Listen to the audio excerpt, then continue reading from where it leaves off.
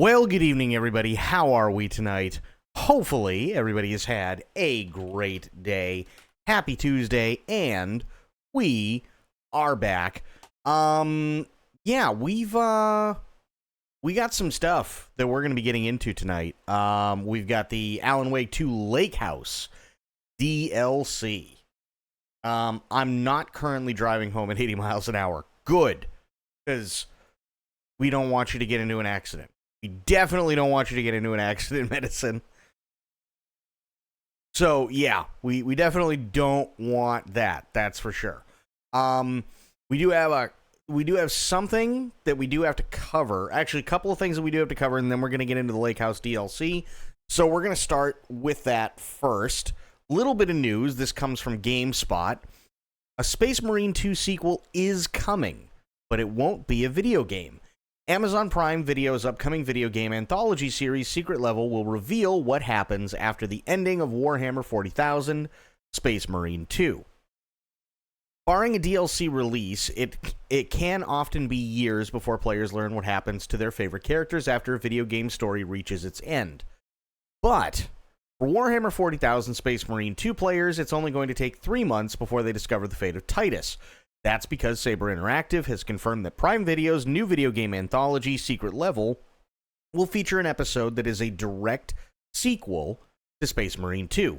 As reported by the Warhammer community, Clive Stannon is reprising his role as Space Marines 2 hero, Lieutenant Titus, for a story that will take place after the events of his most recent game.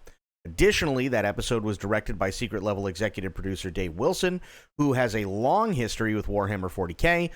Wilson worked on one of the first Warhammer animated sequences for the opening of 40k Dawn of War in 2004. Returning to this universe feels like coming home, and it's been a deeply personal homecoming, Stannon told the Warhammer community. Being part of something as vast and beloved as Warhammer is both a privilege and responsibility. Sophia, good to see you. How you doing? These worlds, these characters, they don't belong to me or to anyone else out here in LA who borrows them for an ephemeral moment. They belong to the teams in the creative dens and factory floors in Nottingham who share what they build with a passionate fan base that has kept the universe thriving for 4 decades. All I hope is that we've made them and you proud. Secret Level will be released on Amazon Prime's Video on December 10th. The series has an impressive voice cast that includes Arnold Schwarzenegger, wow, Kevin Hart, Emily Swallow, Laura Bailey, Ariana Greenblatt, and more. Keanu Reeves has lent his voice and likeness to the Armored Core episode, which is awesome. But it remains to be seen which episodes the rest of the cast will appear in. So we do have a tie-in to the end of Warhammer 40k Space Marine 2 that is coming out. That's going to be part of the Secret Level video game anthology TV series. So that's actually really cool. That's really cool. I think... Ooh...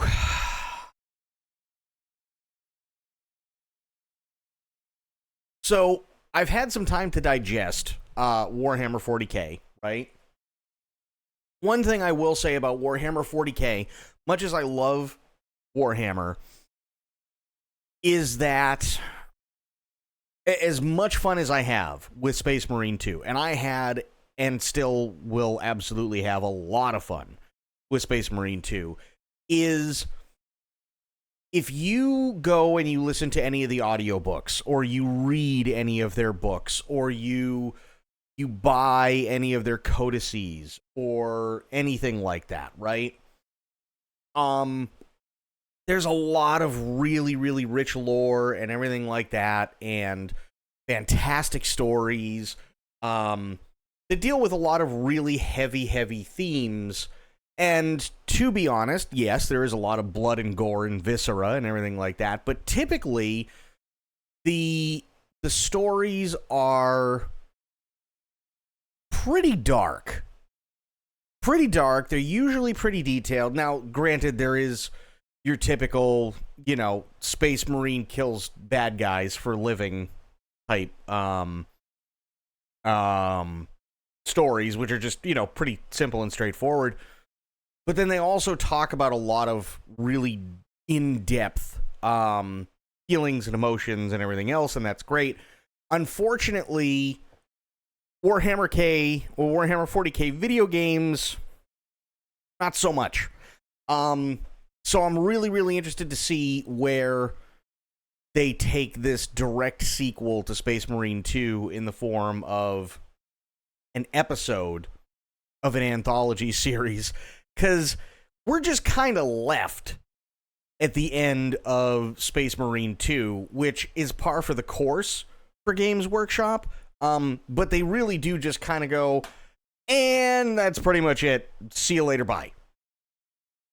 And that's it. Like they're supposed to kind of try and leave you on a cliffhanger, but it doesn't really feel like it. It kind of feels like they just stopped. Right? It kind of, like, I don't know, maybe it was because they didn't have enough time left to, leave you on a really big cliffhanger or whatnot, but it was like, oh, okay, here's the asshole from the first game who fucked over Titus. He reveals himself as being the chaplain, and then he goes, Titus, we have a mission we have to go on. And then Titus goes, verily, asshole brother. And then they get into the ship, and they take off, the end. And it's, oh, okay. And that's pretty much it. So I'm interested to see how it goes, because the video games, although insanely fun, do sometimes lack in story a bit. Do sometimes lack a little bit in the story department. So that is what it is. But we'll see. Also, just so you guys are aware, I have to apologize for starting a little late. ShadowTech had a little bit of a hiccup because they were starting maintenance.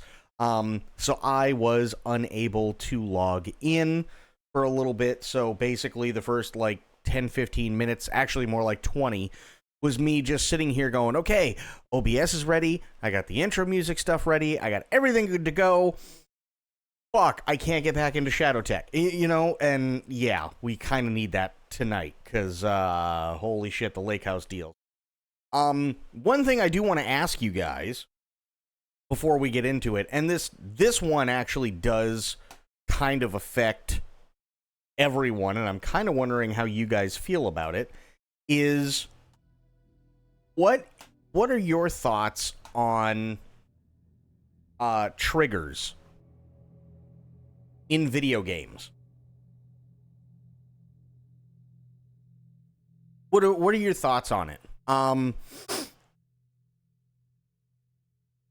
watched a video earlier today, and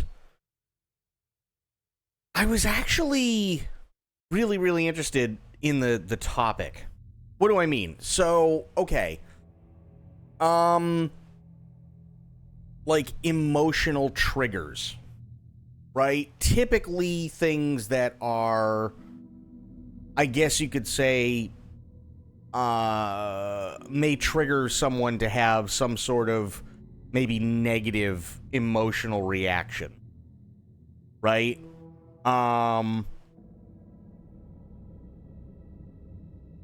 Do you... I'm always of the opinion, and actually it's probably a good thing that this is being brought up now with this, obviously, right? But I'm of the opinion that exposure to triggers is actually not a bad thing, so long as it's controlled, and it is in a safe environment, and you have the option to basically quit anytime you want, right? If something gets to be too much for you, you can close out of it, or you can shut the game off, or whatever. But the big thing for me, and I think it is for a lot of people, because I've grown up with it and I've seen more and more of it over the years, which is really nice, is them putting a warning out stating, warning, this deals with themes such as, and then they list all that stuff, and you can go, okay, maybe this is the game for me, maybe this is the TV show for me, maybe this is the movie for me, maybe it isn't. right? Because they give you fair warning. But what do you guys feel? Do you feel like if there's a story to tell that it should be cut in a certain way so that if, let's say, people don't want to deal with those, they can just, like, choose an option where that's not a thing anymore? Or do you feel like that stuff should just be kept in, but you have the warning? I personally think the latter. But I'm interested to know what you guys think.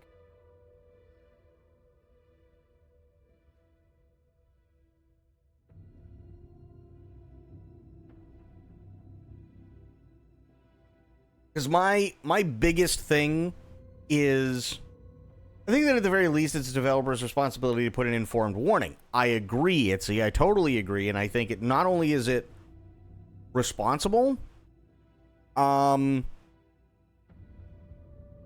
I also feel it's kind of necessary at this point, especially when you're talking about darker themes. Right? I think that's kind of necessary.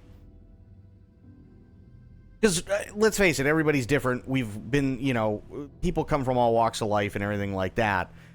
And we don't want to, like...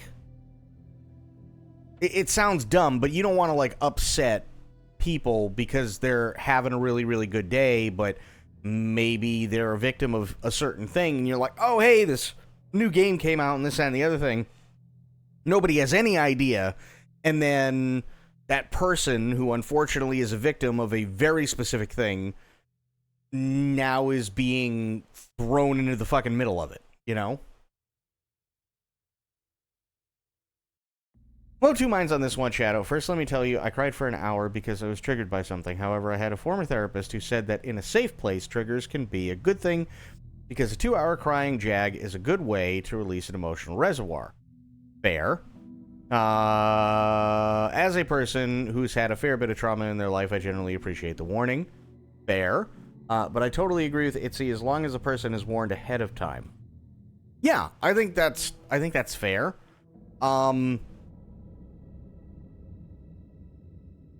Yeah, I think that's totally fair. I feel like... So the reason I'm asking is because this also kind of falls into, like, video games and certain mediums not taking chances anymore to kind of, like, homogenize content, right? To try and make stuff for everyone. And there's a couple of people that I do agree with, where if you make something for everyone, you're not making anything for anyone. Right? So basically, you can't appeal to absolutely everybody all the time. You can appeal to some people, but you're always going to have the naysayers, you're always going to have the people who don't like a thing, you're always going to have people who are like, well, they should have done it this way, or this is objectively bad, or this sucked. I mean, you're always going to have those people, but you took the chance, right? It may not necessarily be the way that you personally would have done it, but for the most part, even if it may not be your particular genre that you care for, or it may not be something that you're the biggest fan of, at the very least, you can appreciate the effort and the work that's been put into it, versus trying to make something where they go, okay, so we got two versions. We got one with all the emotional triggers in it, and then we got an option that you can tick that turns off all the emotional triggers, but now changes the entire story and just makes it a homogenous, general, whatever the fuck it is. And it kind of misses the entire point.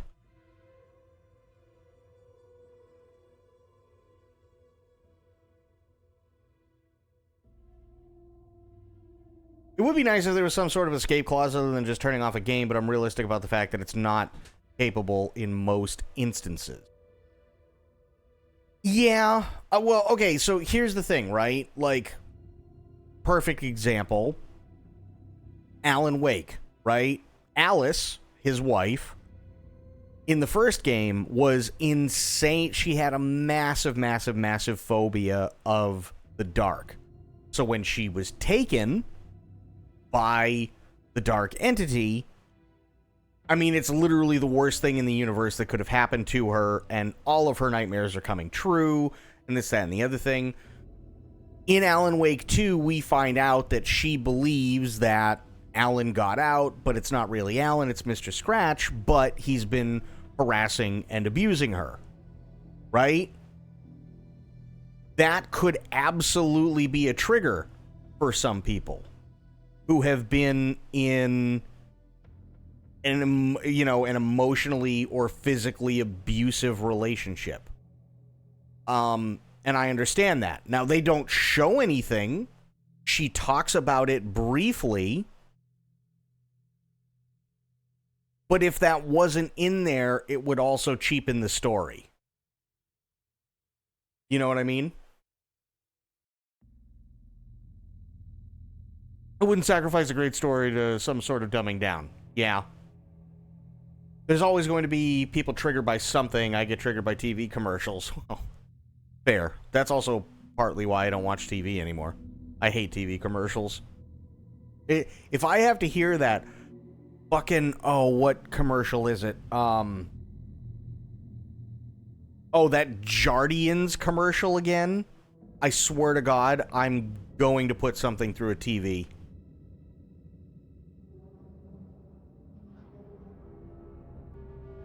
Yeah, you know the one I'm talking about.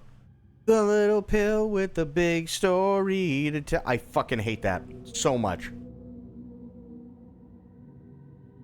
mean, Angela Orozco's backstory wouldn't make sense if you cut that out of the game, right? However, the game says it has such themes and encourages people to seek professional help. This is true. Now it's there for them. That's the worst part. That's the worst part. You remember, here's another one. This is another one that always used to absolutely slay me, right? Another one, this one isn't even on TV anymore. I don't even know if the company exists. I don't even know if the company exists anymore.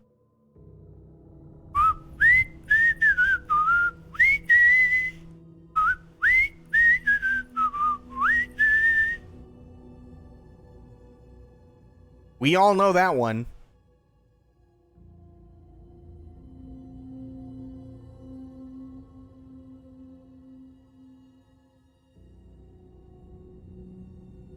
That one, like, that stupid, oh good, I don't know that one, and don't tell me. No, I can't, honestly, I can't even remember the name of it, but I'm almost positive the company that used that jingle isn't even around anymore.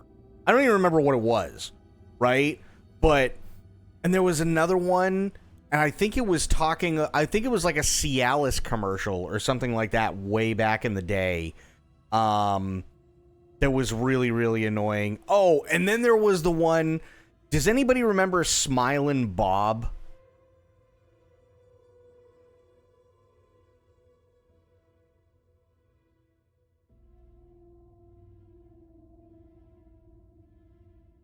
Smilin' Bob was funny until they just played the ever-living shit out of it. And it was this guy, and he just, like... It didn't matter what he was doing, but he'd just stare at the camera and, like, smile. Right? Massive, massive, massive smile. And he'd be like, I love my life. I've got a beautiful wife. And, like, his wife would be there, and she'd be deadpan. And he's like, and I've got 2 lovely kids. And he's smiling. His kids are like, what the fuck? And then, like, he's mowing the lawn. He's like, I've got a wonderful house. And then, he's like, also, I just financed a brand new car. And then you see him up close, and you can tell that something changes in the smile, but you don't know what in the next scene. And he's riding a lawnmower, and he goes, I'm in debt up to my eyeballs. And it was the funniest fucking thing.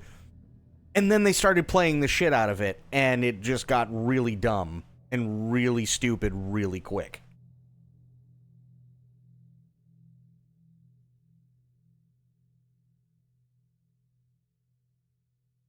Like, they don't do that shit anymore in commercials. It's always fucking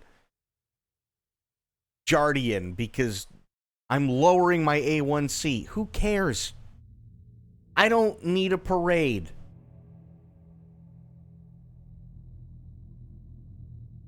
Stop.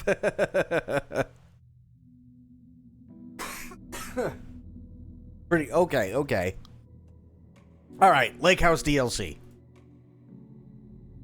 Yes, load episode.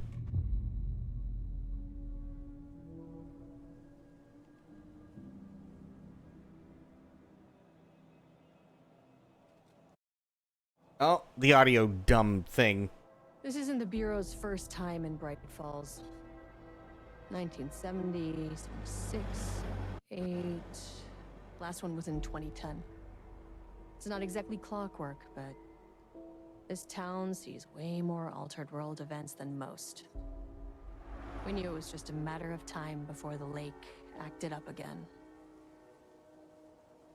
After the AWE in 2010, the FBC's research department set up a facility, the Lake House, to study the threshold in Cauldron Lake, find better ways to contain the entity inside. Audio's stuttering, but I wonder if that's the maintenance stuff that's going on. When we detected a spike in paranatural activity at Cauldron Lake, before I even knew you were on this case, Saga, the Lake House was my first stop. Pretty dramatic, isn't it? Are you sure? Yeah. Hope they could spare some help, maybe give us some intel on the situation. If I had any clue what was waiting for us in there, Saga, I'd have just kept on driving.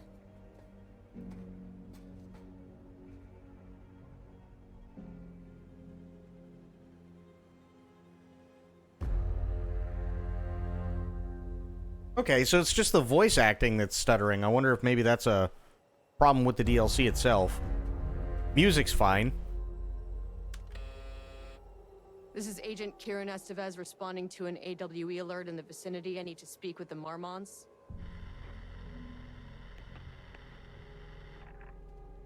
So much for the welcome wagon.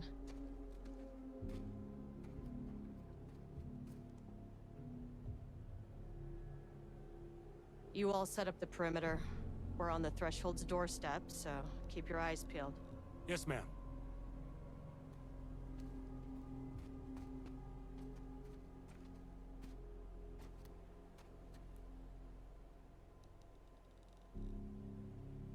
Okay.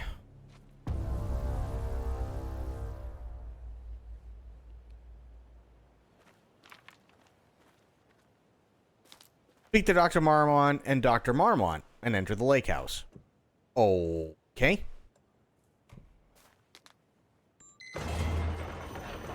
This shouldn't take long, okay? You see anything? Radio me. Roger that.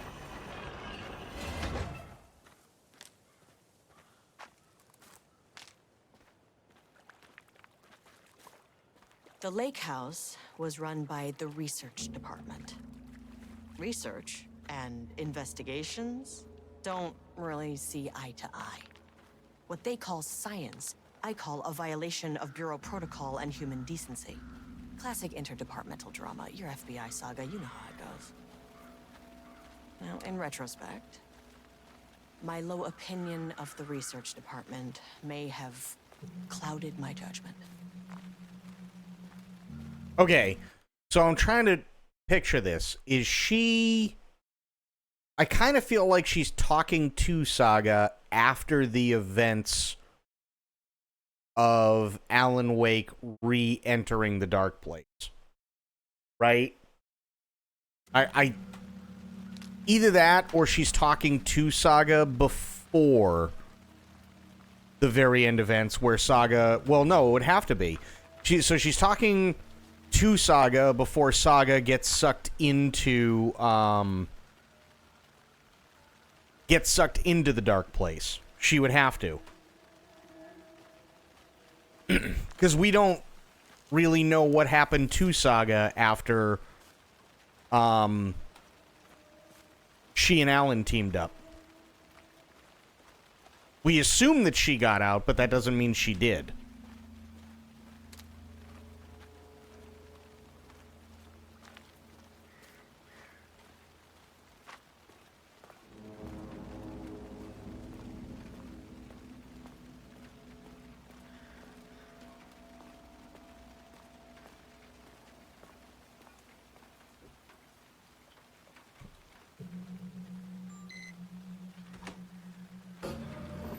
Hello? Agent Kieran Estevez, Investigations Department. No one wants to check the individual carrying a firearm into a restricted government facility? No? Okay, well, it was definitely going in the report. Welcome to the lake house. Hello, and welcome to another exciting day here at the Lake House. As I'm sure you know, I am Dr. Jules Marmont, and this is my wife. Dr. Diana Marmont. And together we are the heads of research at this facility.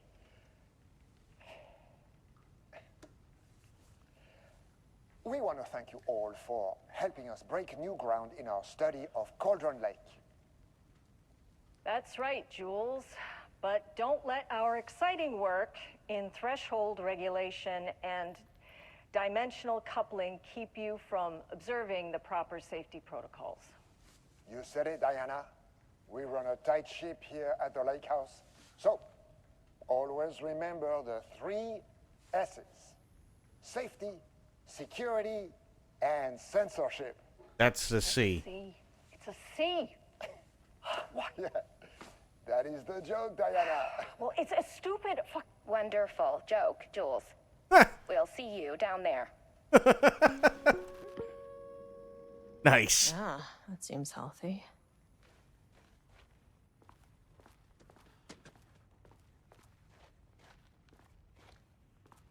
Okay, so first things first. This bears a very striking resemblance to the oldest house, which is kind of cool.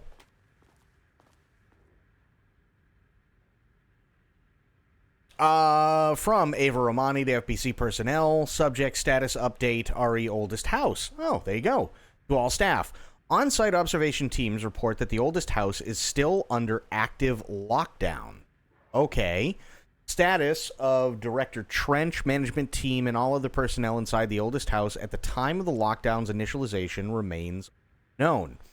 Observation teams have detected fluctuations in the redacted field originating from excuse me, from the oldest house as redacted, increasing in strength as it loops through a specific pattern every redacted hours. These readings are currently being analyzed by research staff in the Boston office. Any personnel, excuse me, with information pertaining to this signal should contact them immediately. Sincerely, Ava Ramani, Supervisory Agent. Okay. Oh, what do you know? The oldest house is mentioned. Took the last cup of coffee, brew a fresh pot. Hey, there's nothing wrong with that. Map. That's handy. Nice. Okay.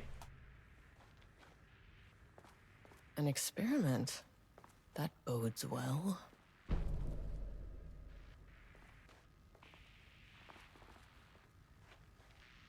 Okay.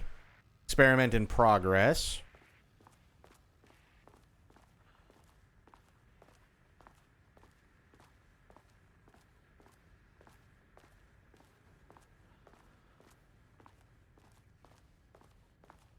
Anything over here? Nope.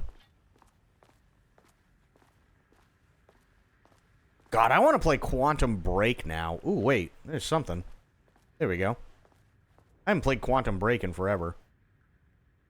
Urgent reminder, lake safety protocols. Please remember that the following recreational activities are forbidden in the waters of Cauldron Lake. These restrictions apply to both civilians and FBC employees.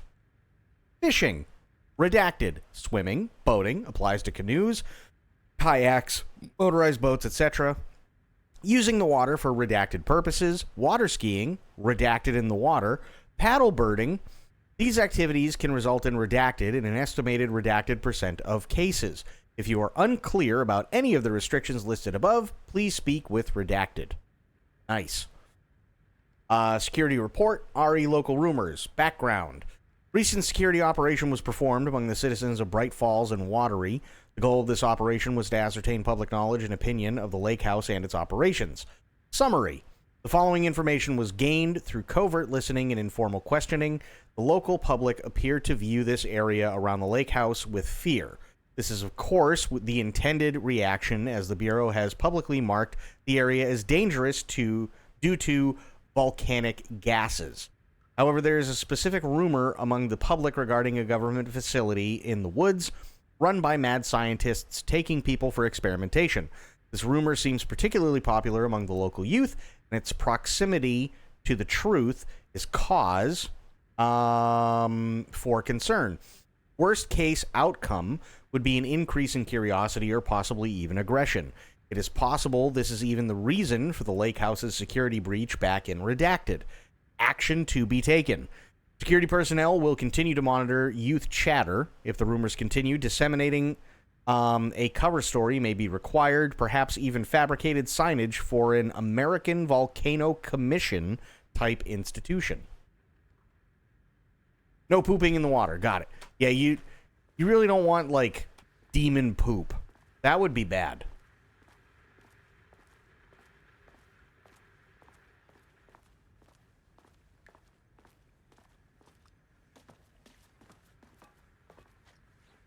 It's locked.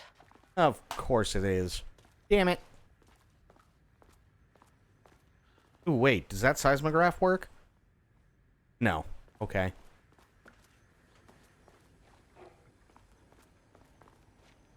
Do not contaminate the lake house with unrelated art.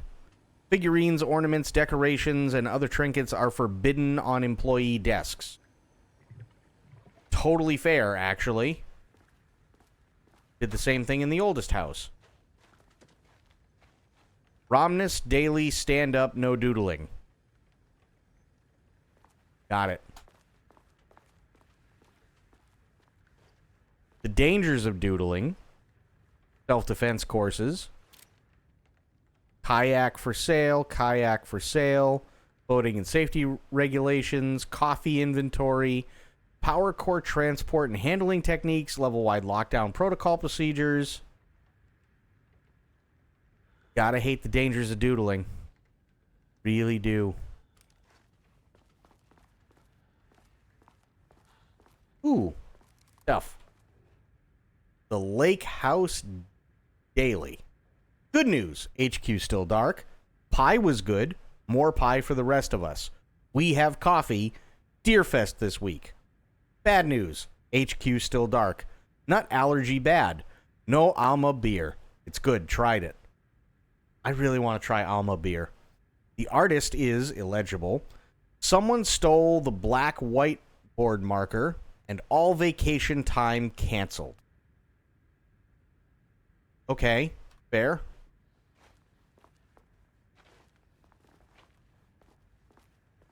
Okay. No. Can't use that.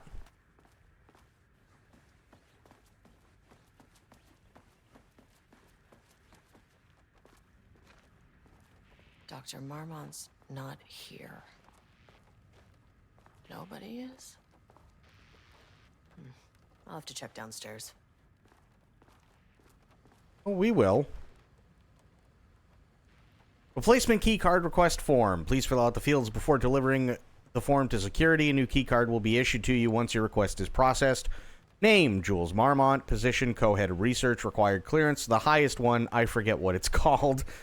Reason for replacement. My old card went missing. Indicate here if your card was stolen. How would I know if it's stolen or is lost? Why do you not put microchips inside them if you are so concerned with this? I am the head of research. On the lower levels. Yep, we got it. I'm the head of... Head down. Mm-hmm. I'm the head of research and expect a new card on my desk by the end of the work today. Got it. Research profile, subject P. Summary.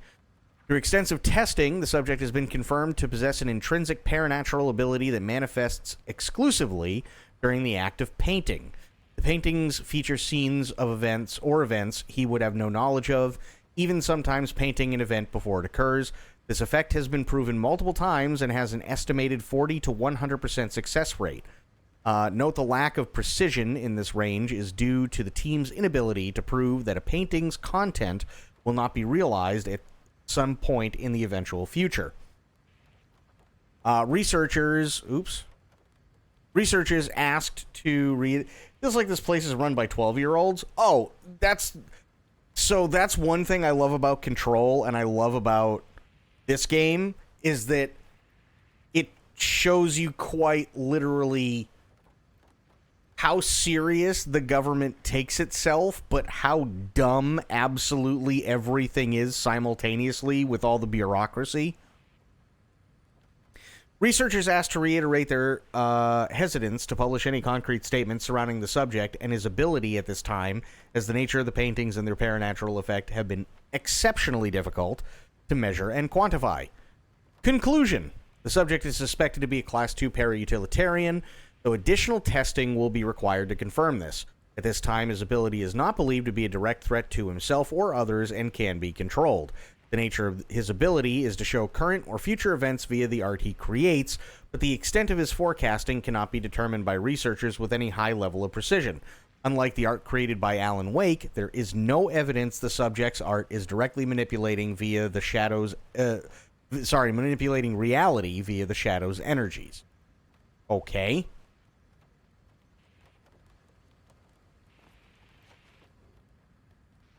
Science fact of the day, September 14th.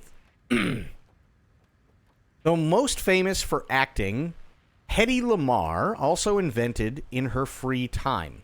She patented a frequency-hopping device for torpedo guidance systems at the age of 38. Wait, is that fucking real? Hang on. Where's my phone?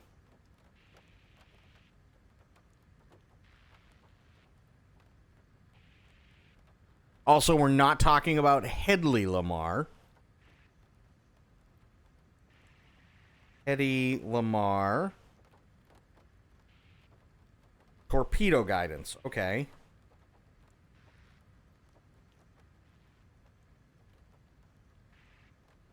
Holy shit, she did. Frequency hopping to make radio-guided torpedoes harder to detect and jam. No shit.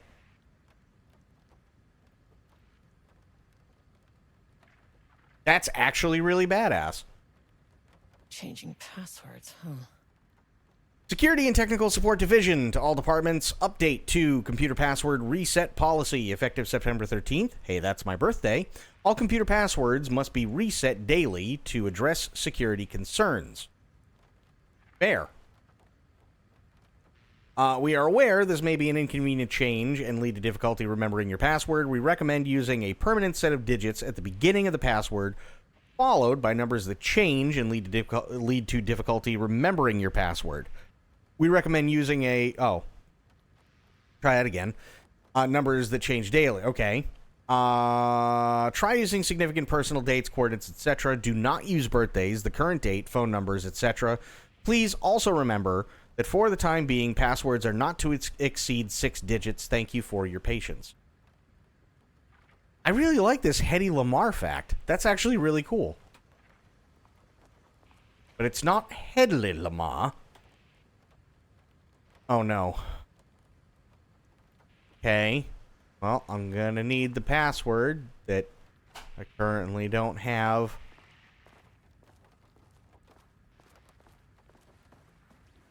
Ooh, what's this? To my new fellow head of the lake house, love, Diana. Okay.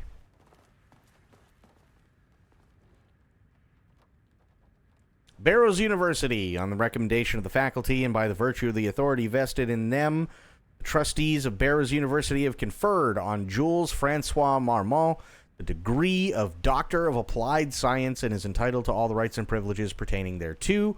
William Devereaux, Chairman of the Board of Trustees. Paul Jensen, Dean of Barrows University.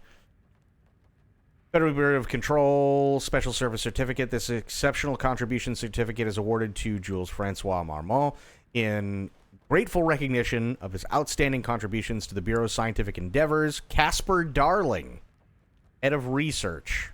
Nice. Okay. Casper, if I remember correctly, he was kind of the freaky salt and pepper haired guy that we saw in all the videos in Control. From Dr. Casper Darling, head of research, to Dr. Jules Marmont, appointment as facility head. Senior leadership of the Federal Bureau of Control has determined to appoint Dr. Jules Marmont as head of research at the facility at Cauldron Lake, Washington. The appointment will be shared with Diana Marmont effective upon the facility's completion on July 18th. Zachariah Trench, Bureau Director, and Casper Darling, Bureau Head of Research. Nice. Okay. I think that's everything here. Let's go downstairs.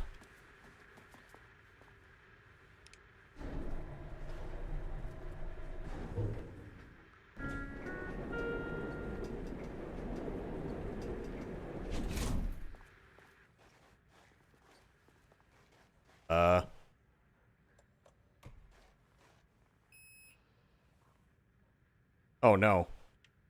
Access denied. Oh, no. Well, you are not keeping me out. Access I need a key denied. card with clearance. Ugh, Access this key denied. card isn't gonna cut it. Damn it.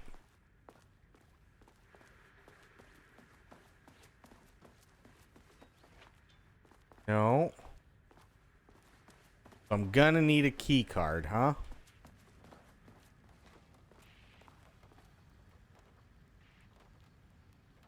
I have no idea what that would be.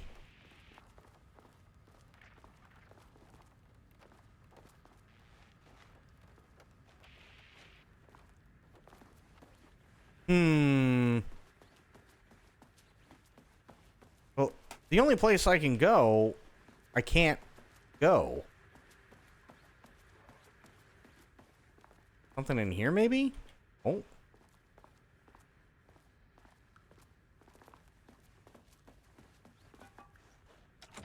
Oh, can't get in there.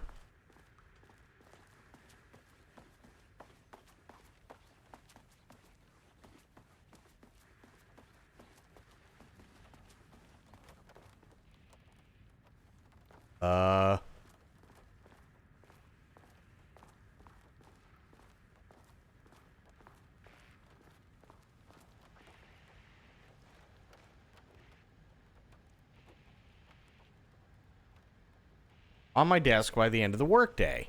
Okay. But this is her desk.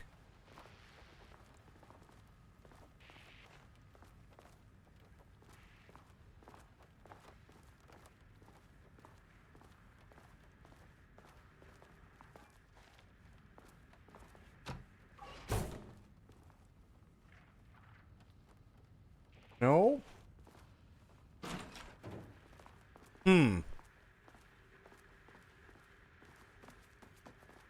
Okay. Nope.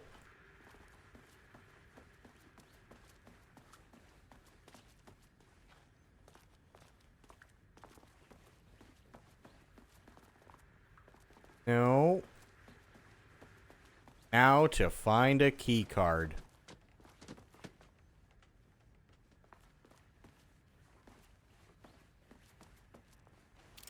Don't touch. Okay. Also, don't touch the projector. Got it.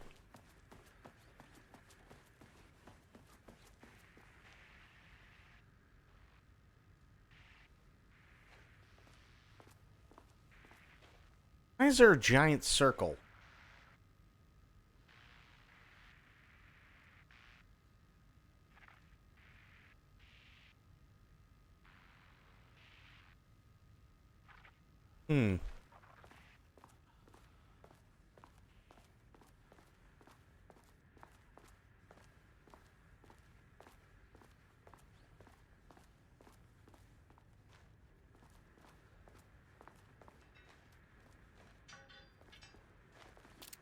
What does that say? Do not unplug 4. Oh, wait a minute. Wait. Hang on.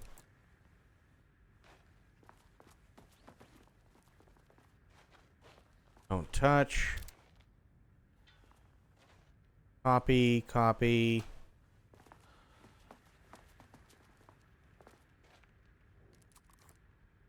Over here.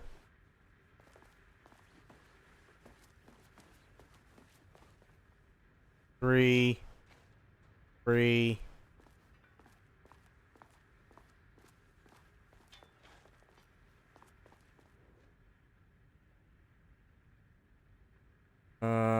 Okay.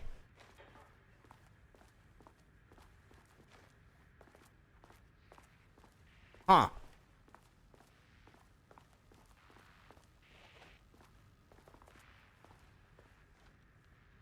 Broken.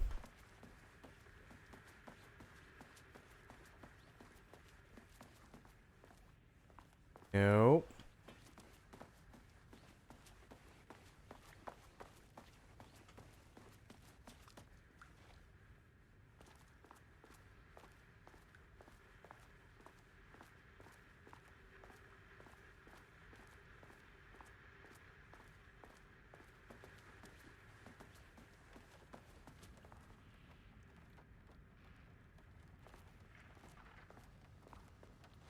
Wait. Hang on.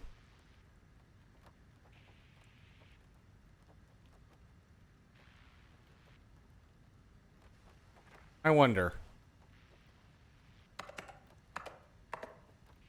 Oops. Wait.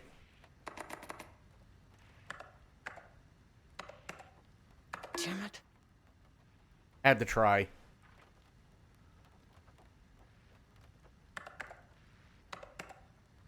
Nope.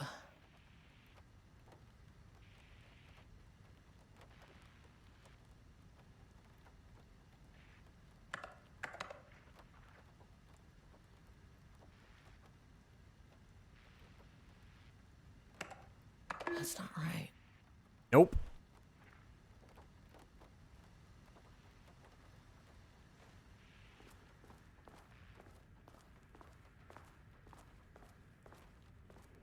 Are there any dates on these? No. No. No.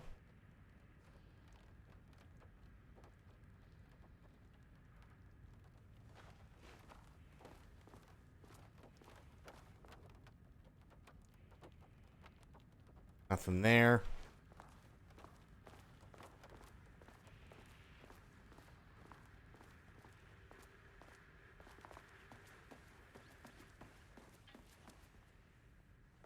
That's the daily. Doesn't do me any good because it just says daily. Omnis Daily Stand Up. Don't touch. Wait, what's the stuff in there? Pretzels. Pistachios. Hot and spicy peanuts. Crackers. Ace.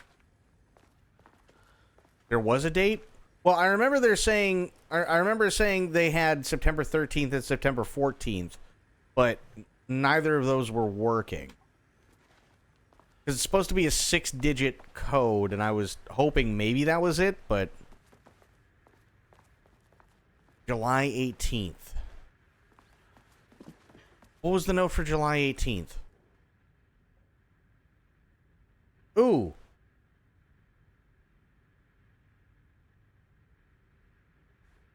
Okay. Try that. Try July 14th and July 18th. Come on.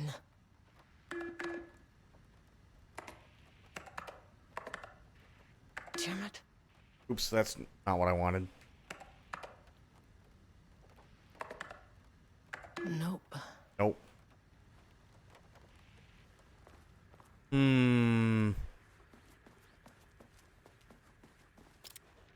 4.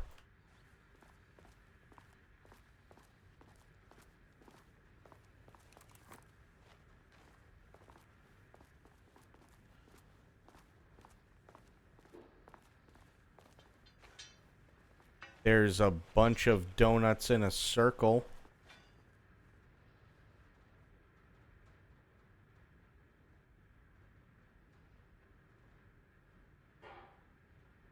There's 15 donuts in a circle.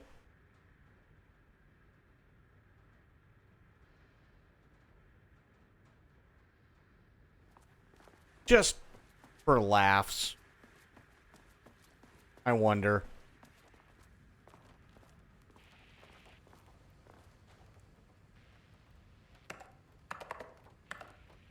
That's not right. Nope. Come on. Nope. Everything is in a fucking circle. Donuts, well, to be fair, that's a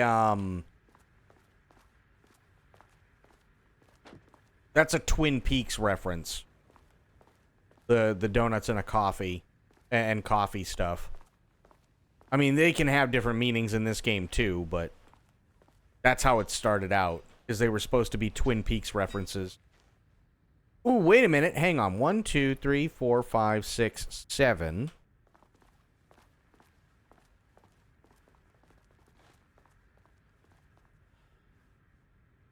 One, 2, 3, 4, 5, 6, 7, 1, 6, 1, 5, maybe?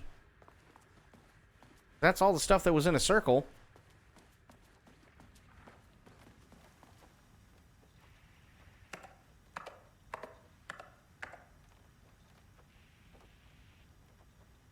No, that's only 5. Fuck. Nope. Oh! Wait.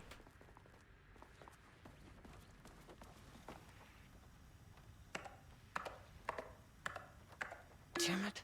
Nope. Because the 3 S's were circled.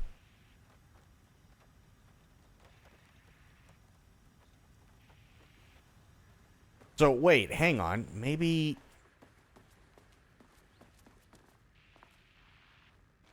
Three S's, so we got 3.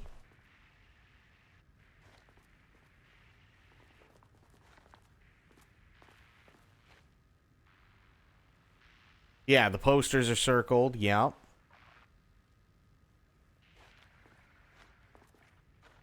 Three, 4. I'm just trying everything.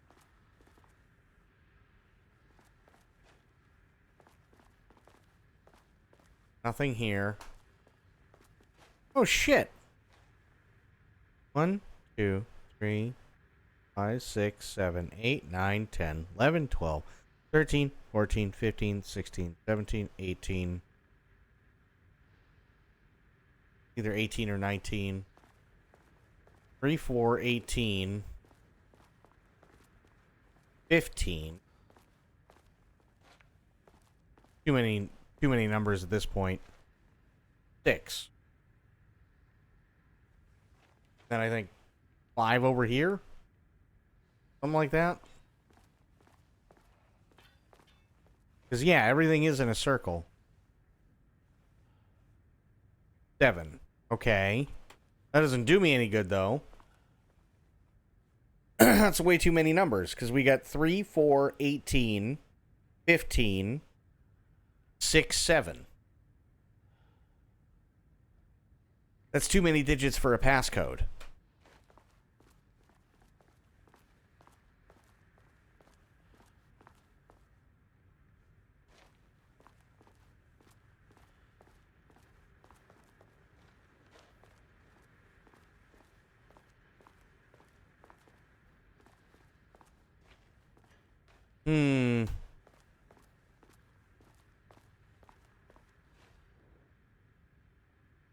Go back to here.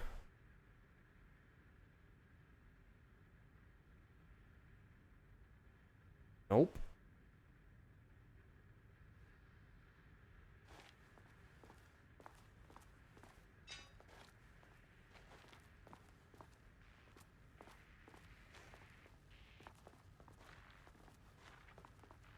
Bloop, what's going on? How you doing, buddy?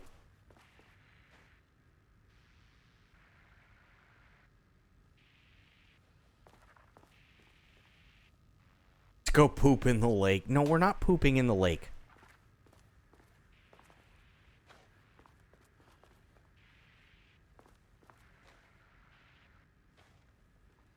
Even the cigarettes in the ashtray are in a circle.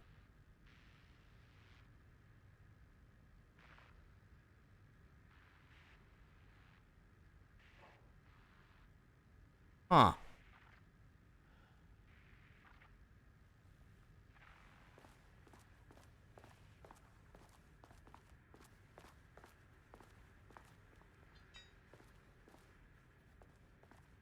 Why? Because it's forbidden.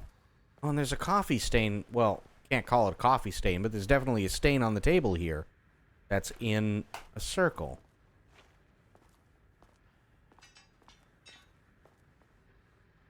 Huh.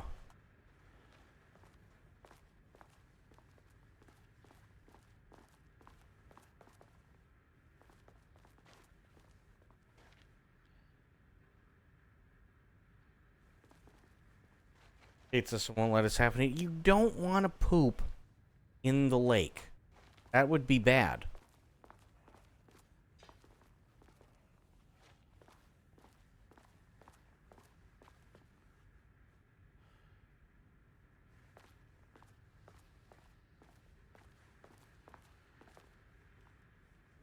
What was this one? Local rumors, safety protocols. Yeah, see? Can't poop in the water.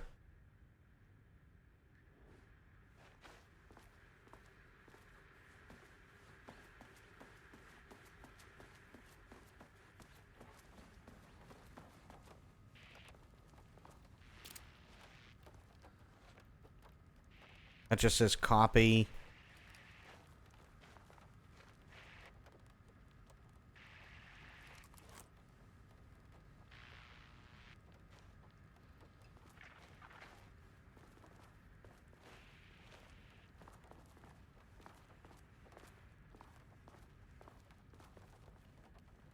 There's definitely something I'm not picking up on.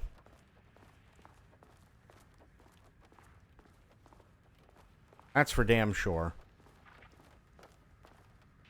Okay, I can't turn any of those off.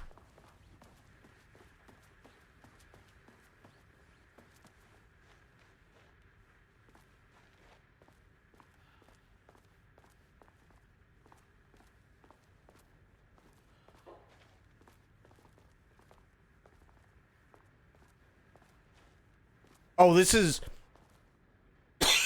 this is how it was in Control as well. So I'm not surprised in the slightest.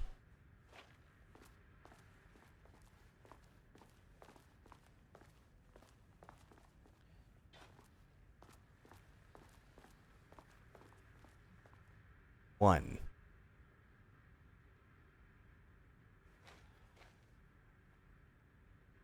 They...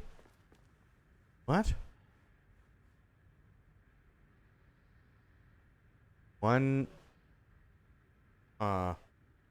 Food in the water and the stench is still in the air. I'm not sure why people would take a shit in the water, but it's clear to me someone had. Fair. So, okay.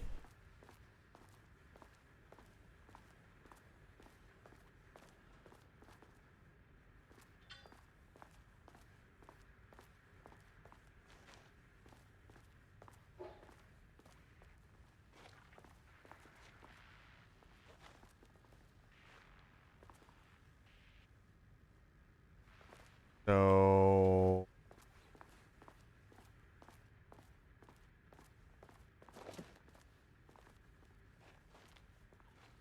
One, two, four.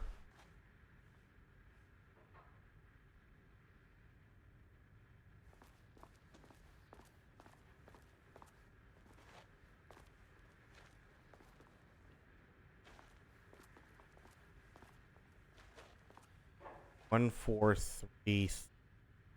So 4, call it 19.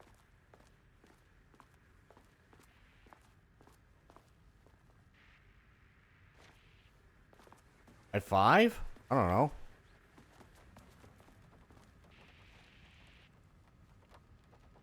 6, 19, 5, 5. No, that's still not right because that's only 5. 1433.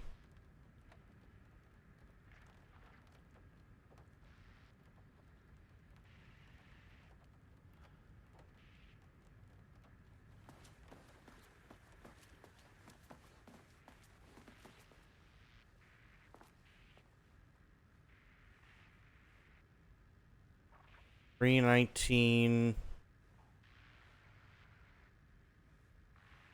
No.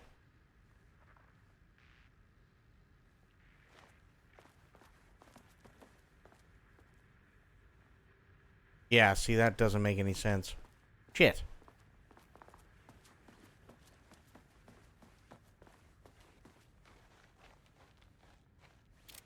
Numbers on here? That just says no. Okay. Don't touch. Huh. Definitely something I'm missing.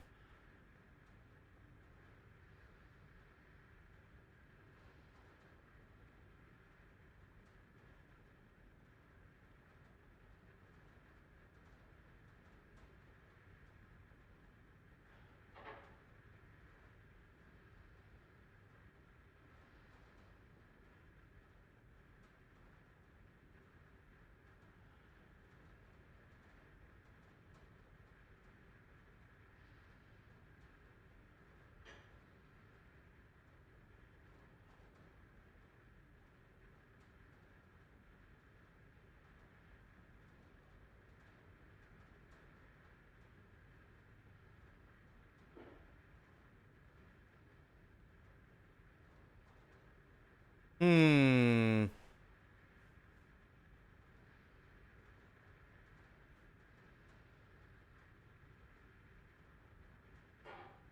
Where was that thing about changing the password? Is it here? No, that's not it. What was that memo about changing the password? Where the hell was that?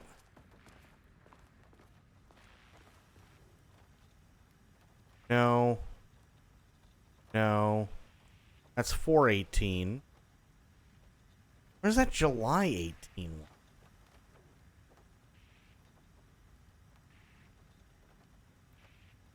Oh, okay. Maybe. No.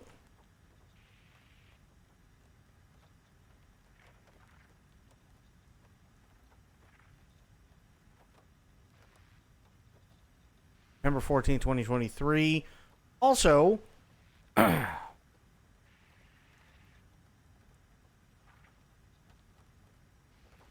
just noticed 38 is bold. I'm wondering if maybe that's part of it. Where's that July 18th one that was talking about changing the password? No. Actually, it wasn't. Where's the July 18 one? This is what? Effective September 13th. Yeah.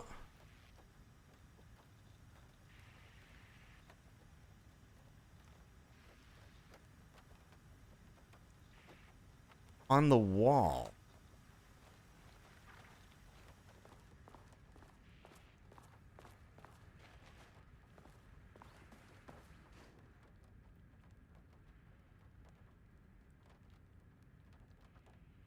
July 18 is in bold.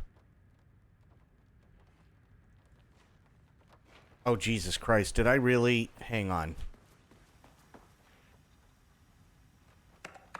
Fuck.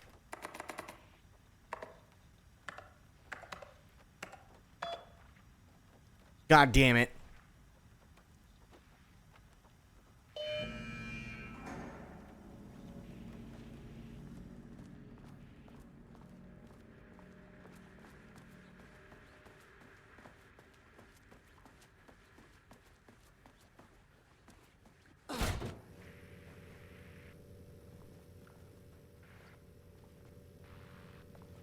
This should get me downstairs.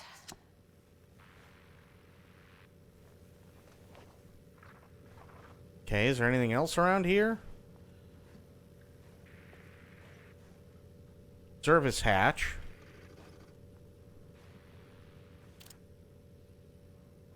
Level-wide lockdown protocols and procedures. When apricot-grade security threat is detected on a sub-level, the entire floor will enter lockdown. Easy peasy. Yeah, it only took, what, 40 minutes? During lockdown, all staff must shelter in place while threat is removed, contained, or otherwise disposed of. During lockdown, doors will automatically close and lock, preventing the spread of dangerous material or unrestrained entities. Once lockdown is lifted, staff will be given verbal instruction regarding further safety requirements. Nice.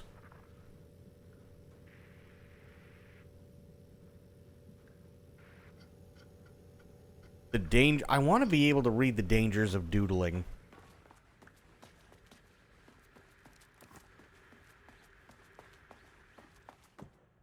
Okay.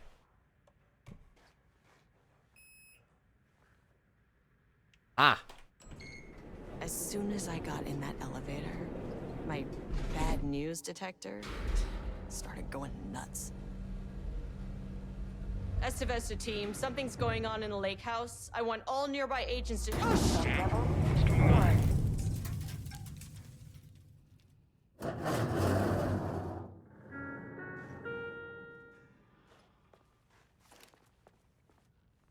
Agent Estevez, what's your status?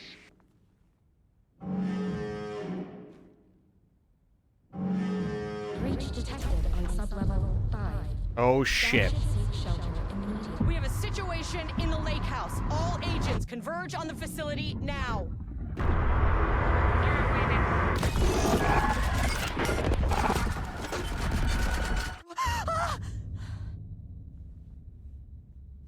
Belay that order.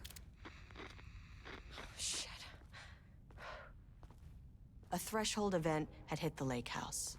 Now, it was the Marmont's problem. Our mission was outside. This feels suboptimal. Yeah. Yeah, that's true. Leave the facility, return to the elevator. Oh, I mean, we could do that. That's nothing. Fuck. We could totally do that.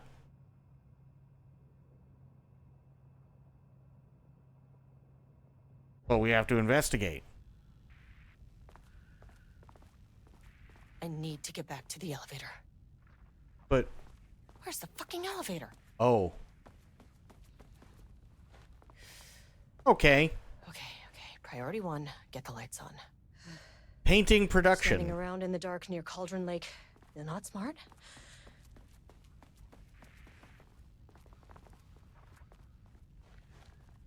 Just get back. That would have been really funny, actually. If they had allowed you to do that. Painting production. What the fuck was that?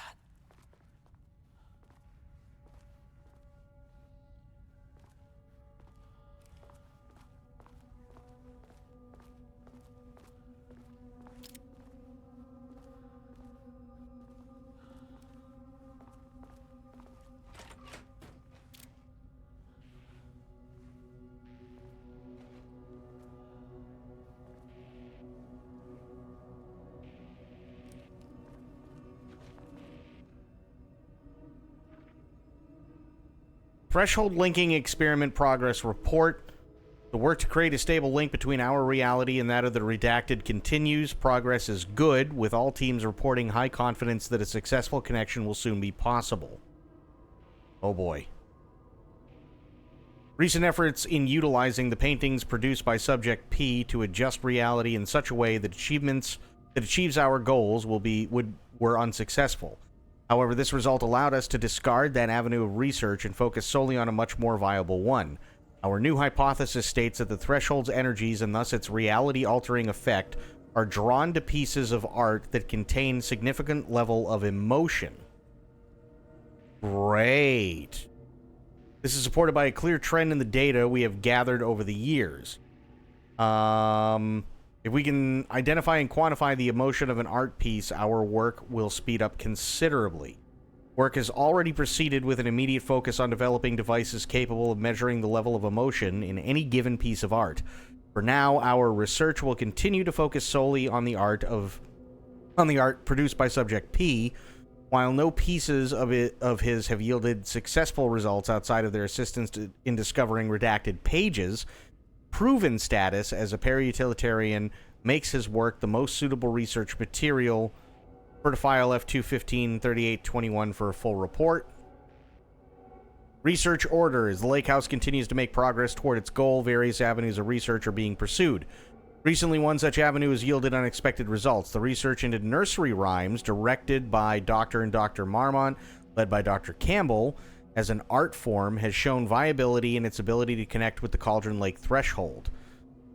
Great. As a result, the nursery rhyme findings will now be carried forward by the co-heads of research and incorporated into ongoing research across the Lake House, effective immediately.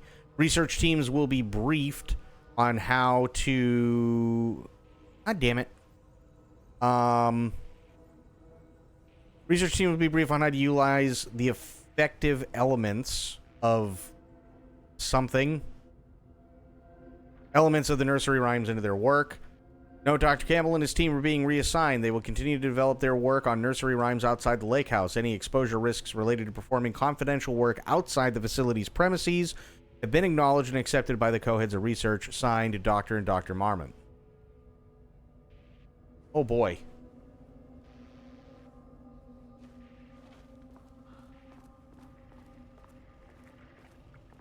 I'm gonna be honest. None of this sounds good. There's a cup of coffee. Well, there's a thermos anyway. Yes. Quick save. Ooh, wait.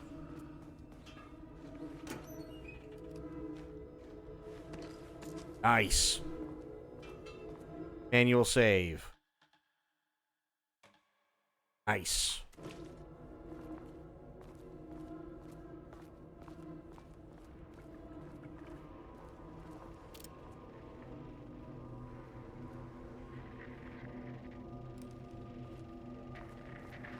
Dr. Darling.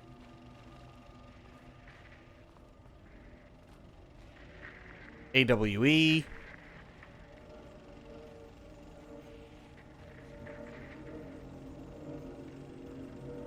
Does this mean nursery rhyme baddies? I don't know. Gonna be interesting to find out. Okay, doesn't do a damn thing without power. Fair.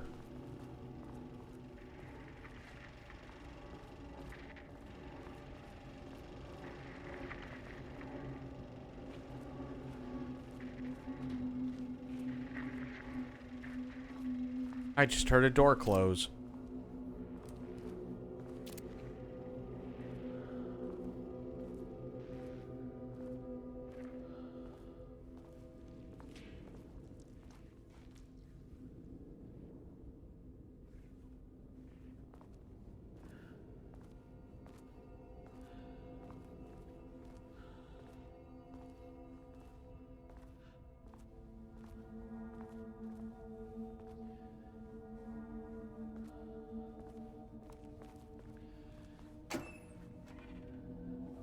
Absolutely give me them batteries.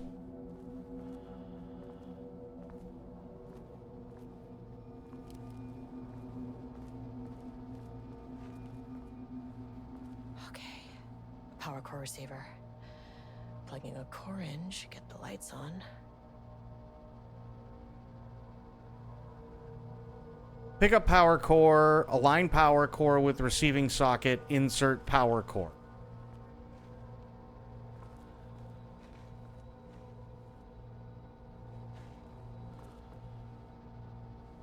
Okay.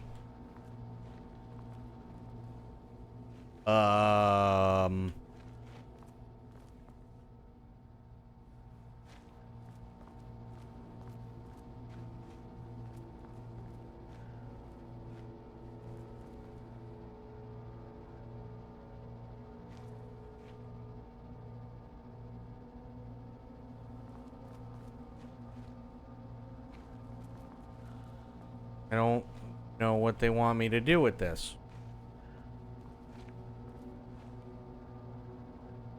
No no power. Fuck. Doesn't matter either way. I gotta get the power back on before I can do much of anything.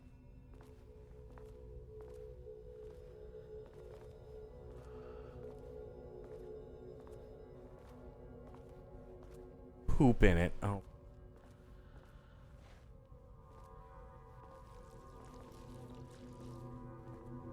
The fuck was that?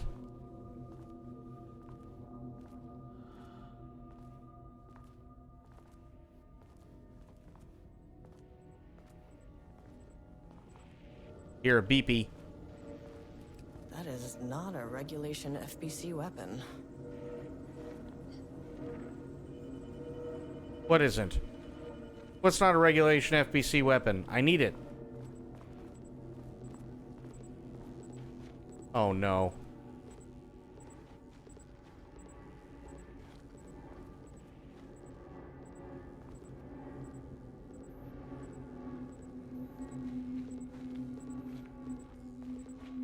What is this? Jules's keycard. Could be useful. Unfortunately, Jules's keycard went missing last night. Huge shame. On a totally unrelated note, I now have a level 3 clearance card in my office, plus a lot of black rock. Oh boy. Been grinding the black rock down to a powder and stashing around in case any gets confiscated. Next steps. Weapon tests using black rock powder. If successful, maybe send schematics to offsite teams, could lead to a transfer out of this shithole. There. Need to think of more applications for black rock now that I have some. There was a researcher at the OH, the oldest house, who had tons of ideas like this. Wish I could remember their name. Nice.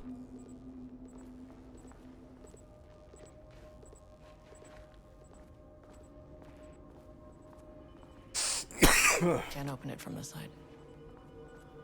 Of course you can't open it from this side. God damn it.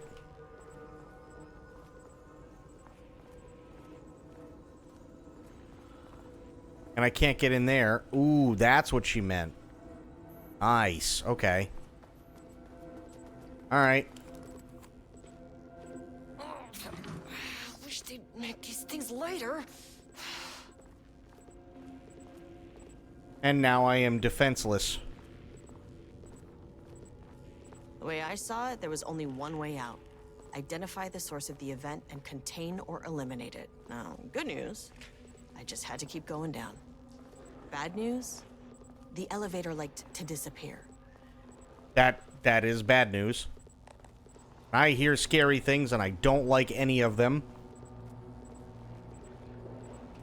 Please hurry up. Please hurry up.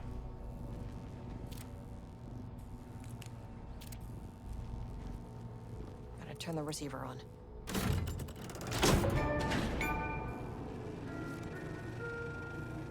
Okay. At least the elevator's back.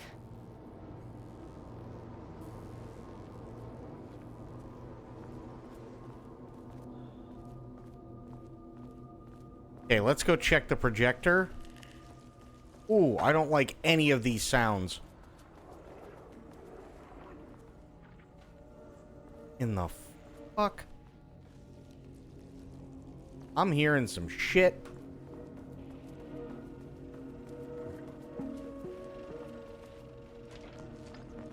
First off, a huge thank you to everyone here. The Lake House has made amazing strides in researching the AWE here at Cauldron Lake. Great work, team. I wanted to come in person so I could check in on the latest work. I won't get in the way. It's not our view, so no reason to be scared.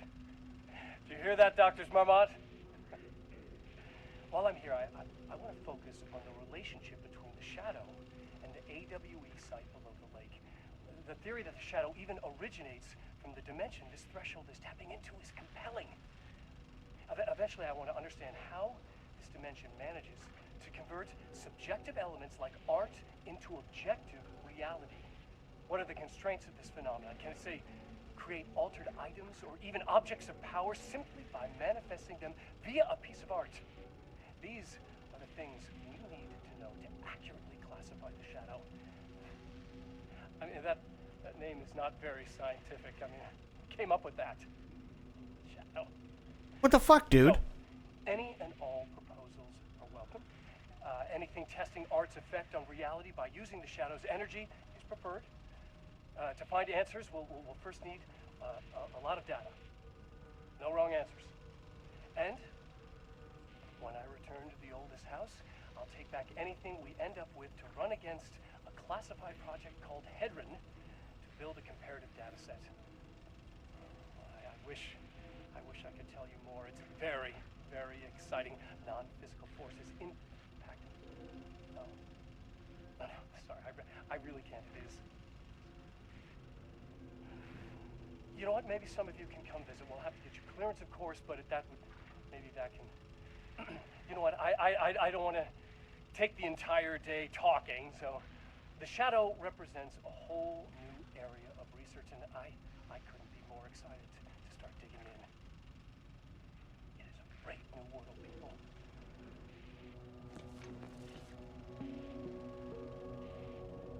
Oh, good. My asshole is so puckered right now. Fair. You know that this scientist is actually swole? I don't know how I know that, but yes. I think somebody might have told me when I played Control.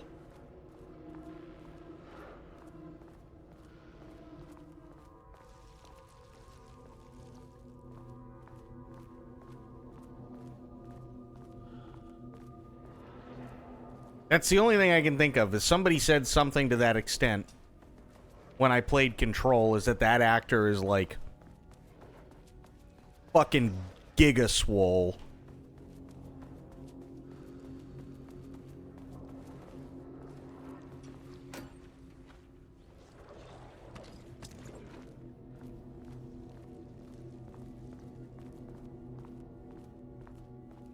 Maybe sleep deprived, but after 400-ish miles, you made it home. Nice, dude. Welcome home.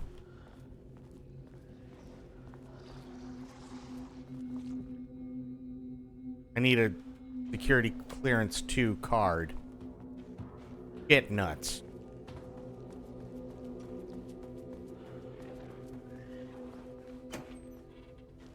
Nothing? Fuck.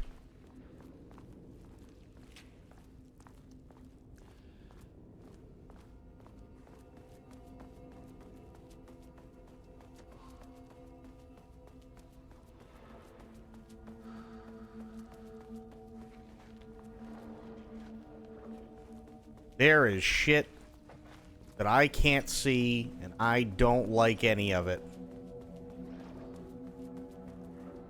I can hear it, but I can't see it, so we should probably just go to the elevator. Or, wait, where's the elevator? Hello? Elevator? I thought they said the elevator was back. What the fuck? She did say the elevator was back, did she not?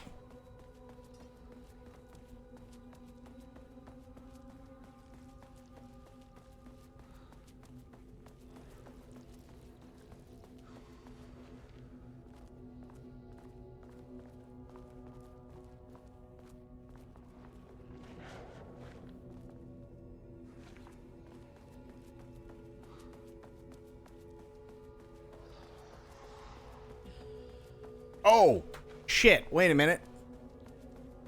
We forgot a thing in the room with the projector.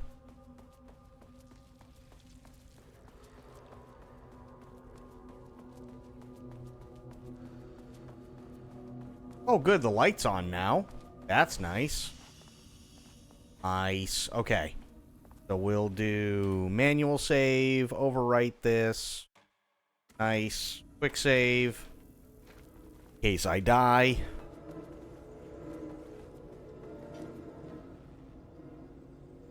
Missing black rock. Attention all staff. There's a significant amount of black rock missing from sublevel 5.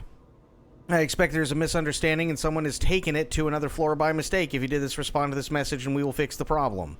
Black rock is a precious material. We only have so much of it now with the oldest house being closed. Perry, Do not release any of those pages. Tell Diana and those fools on Project Arbitus that we misplaced them. An unfortunate filing accident. Tell them we are confident the pages will resurface in 2 or 3 weeks, but we are too busy making progress to look for them right now. Be sure you say that we are making progress just as I wrote it above. Regards, Dr. Jules Marmont, Head of Research. Okay? Hello. A gentle reminder that nut allergies are a serious health issue and making light of them is not appropriate workplace behavior for anyone of any seniority level. Bringing nuts to the office is a health risk and should be avoided for everyone's safety. Thank you. But they have a vending machine with pistachios in it? Pie Day. Hello. To celebrate the arrival of fall, I have brought a variety of seasonal pies from that local diner you all seem to love so much. The members of Project Romnus can come enjoy them in the lobby near my office. All of the staff should visit the other Dr. Marmon's office to see if she brought pie. Also, despite the ridiculous dramatics of last year, I have purchased the delicious pecan-filled pies. Happy fall. Security reminder, hello, please remember to lock your computer before leaving your station for any amount of time. Changing your password daily does not improve our facility's security if you leave your computer open. Thank you, Brian Lopez. Good call, Brian.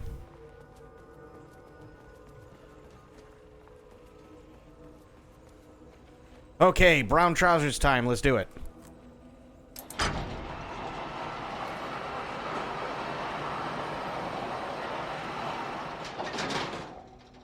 Yep. Hated all of that. All of it. We're gonna save again, just in case.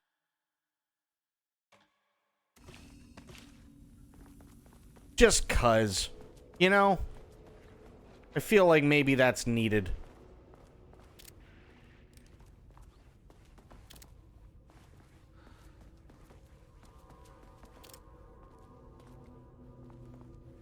Yeah, all the shit got switched up.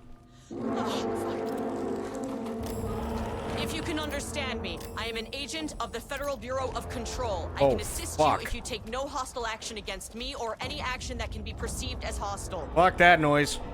Nope. Scary invisible painting things. Don't like. Nope, nope, nope, nope, nope. Fuck were those things? Yeah, that was awful. That sucked. Okay, deep breaths. 1, 2, 3, 4, 5, 6. You never really get used to the shit you see in this job, but you can learn techniques to adjust, to function. Take 6 deep breaths, then get to work. Find the source, collapse the threshold. Mirror, please hold. Please hold. Where am I? Hold. Please hold. None of this sounds good. Good thing she thinks reason with that shows more restraint than most of armed officials. Well, I mean, to be fair, she's a federal agent versus something like police. What is that?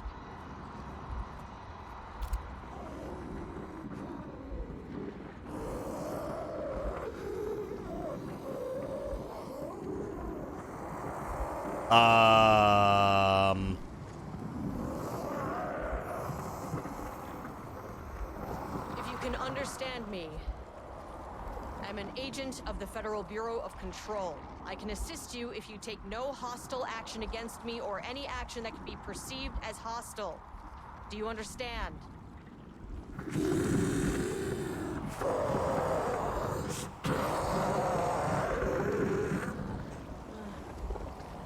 Well, I'll be damned. So what kind of entity are you?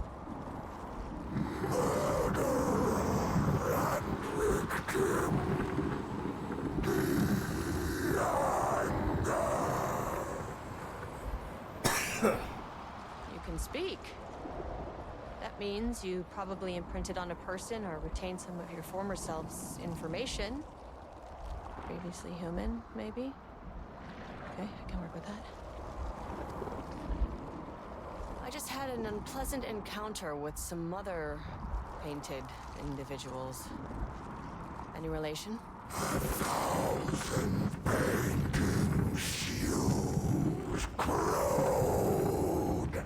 What does that mean?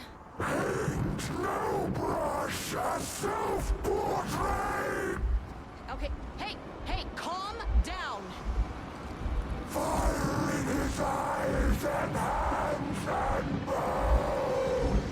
You need to cease all hostility right now. Jesus.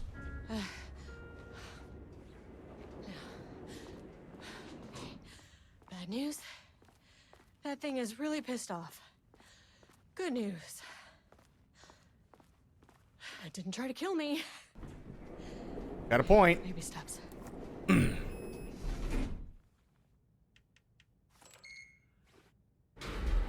Angry living paintings are not typically on the Cauldron Lake bingo card.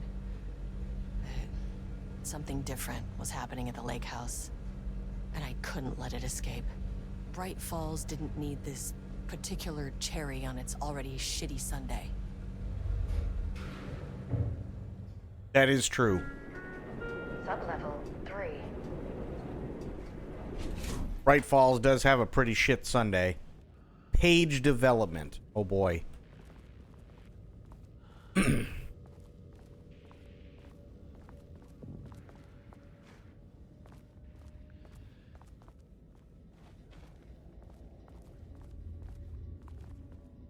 Blood. Not good.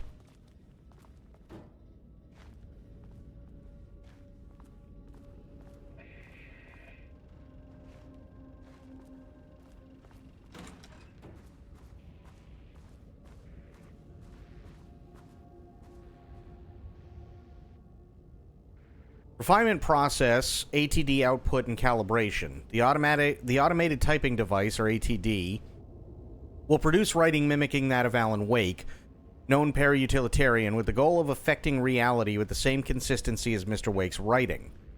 To reach this level of authenticity, each page produced by the ATDs must be evaluated and graded based on its similarity to Wake's original style. The pages will be graded using the following criteria. Comprehensibility. This is the most basic of criteria. The page must use language and develop stories in an understandable, organic way. Style. The page must accurately mimic the typical style of Wake's writing, using pages in the lake house's possession as reference. Tone. The page must accurately mimic the typical tone of Wake's writing, using pages in the lake house's possession as reference. Content. The page must accurately mimic the typical content of Wake's writing, using pages in the lake house possession as reference. Once pages are graded, they will be fed into the algorithm as preferred reference material, thus continuously refining the writing produced by the ATDs until they can produce near-identical stories to Alan Wake. Once that is achieved, we will provide instructions to the ATD on what to write, effectively gaining control of Wake's ability to link the Shadow's power. So, essentially AI learning. ChatGPT for even bigger nerds. Yeah. Pretty much.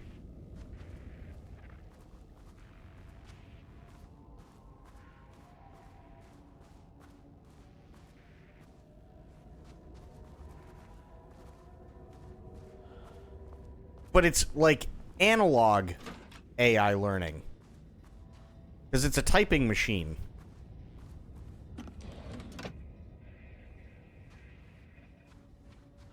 Which sounds really weird, but... What do we got? Organizational update. Moving forward, research at the Lake House will be divided into two distinct projects.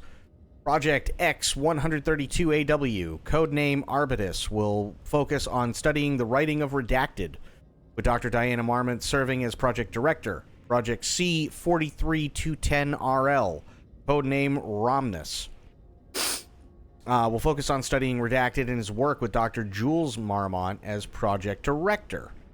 Staff will soon be notified regarding their project assignment and any required desk changes. Your patience is required during this reorganization. This is a confidential facility matter and is not to be discussed with external agents or teams. If you have any questions, please contact me directly. Signed, Harry Kingston, Facility Administrator. September 12, 2023. Notes regarding a page of an Alan Wake manuscript I found in the archives. I checked the records, and this page is not in our inventory. I believe it manifested inside the lake house directly. I won't be filing this page. It'll just send Jules into a panic. The page is written in Wake's usual style, so I can't say for certain if it's being literal or figurative when it calls us monsters. But what's interesting is that the page indicates that a painting succeeded in linking Cauldron Lake's threshold with our facility. Writing has always been the clearly superior avenue of research, but I never considered that the writing itself would dictate a different art form as the catalyst for our success. I cannot accept that. I can't allow Jules to stumble his way into success.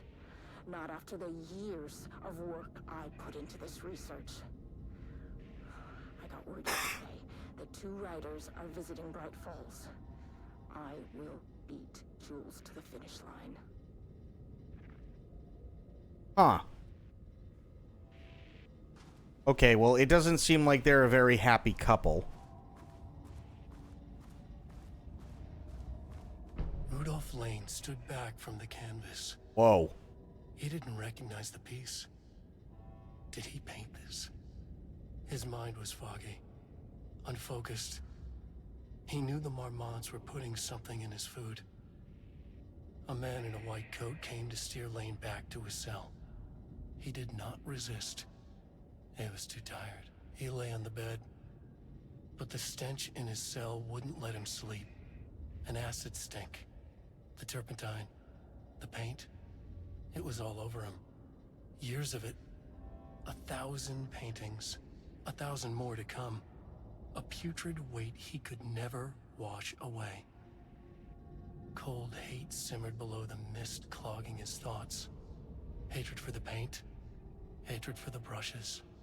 For the Marmonts. For himself.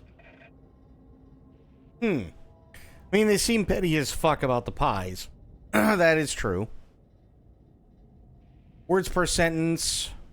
Max 12, minimum 1. Average 6.71 is co-heads 1 word or 2. Co-heads would be 1 word, but it is a hyphenate. Style contains dialogue, clipped phrasing, third person, omniscient, broad timeline, concepts, Marmonts, Diana and Jules, FBC Lake House, conflict, water, dark. And this is what he just read. Okay. What's this one? Diana and Jules Marmont had once been a team. Rising stars in the Bureau, both talented in their own way. Diana innovated and Jules got funding from the bureaucrats. Cooperation led to respect. Connection. Then after a decade of hard work, the happy couple were promoted. Co-heads of research. Their first years at the lake house were good. Challenging, but not insurmountable. Not for them. Gradually, thoughts fell into their heads like drops of dark water. Why does she get all the credit? Why does he get any credit? With that, a crack formed in the lake house. The Marmonts and their work became arrogant, erratic. The crack widened and the water seeped in. This feels like my AP English lit class, and I hate it.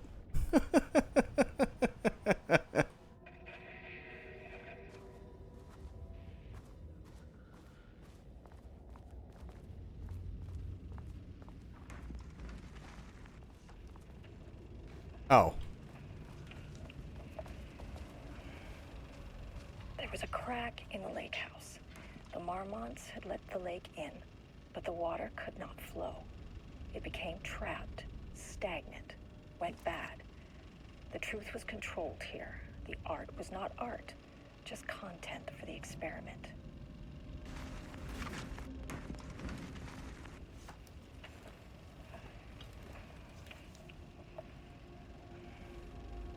There was was a crack in the lake house. The Marmonts had let the lake in, but the water could That's just going to keep going. It became trapped, stagnant, went bad. The truth was controlled here. The art was not art, just content for the experiment.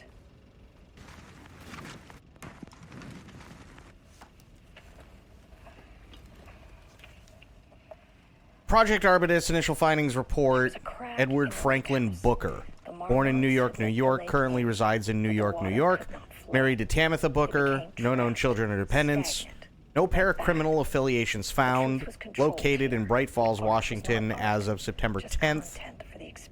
Writer and director of 5-stage plays, unsuccessful. Confirmed artist designation, author, playwright. Disclaimer, background investigation performed in a very short amount of time per instruction. As a result, the information contained in this report is not comprehensive and possibly erroneous. Good.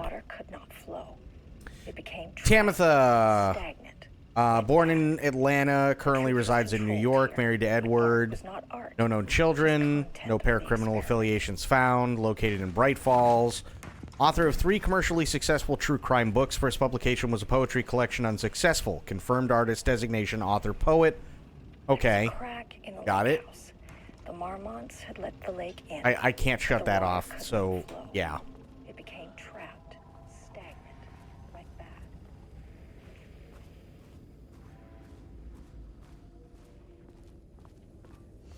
Ooh, stuff. Like stuff. Nice. Is there any more stuff? No.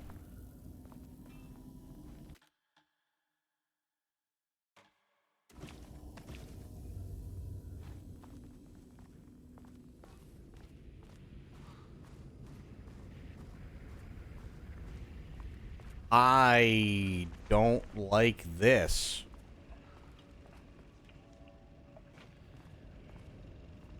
There was a crack in the lake house.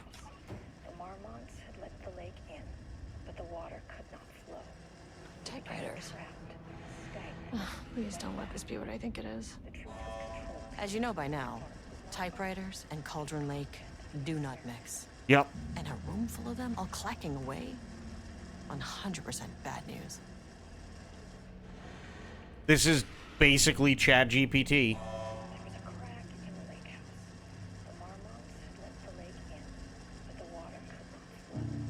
It became trapped.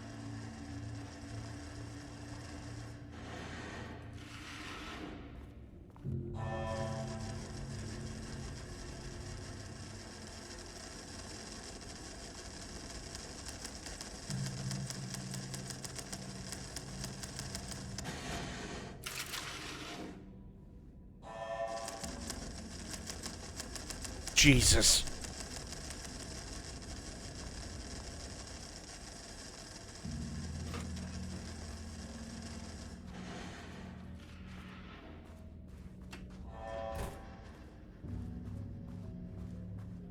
Just in case, you know? They will eventually generate Shakespeare. Fair.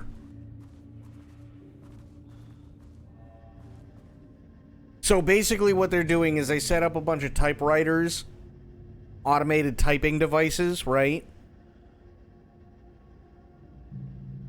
And it seems like what they're doing is they're timing them, and they've programmed them a certain way, so they're trying to make them write like Alan Wake. See if they can change reality the way the Wake does. Which is fucking weird.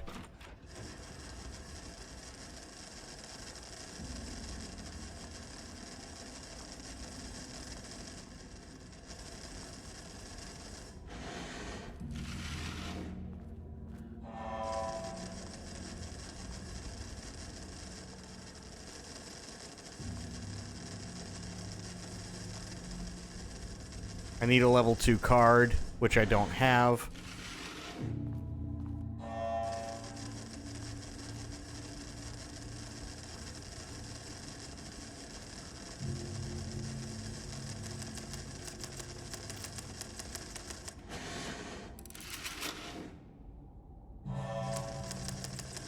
Typing in progress. Please do not turn off the machines. Oh, cool.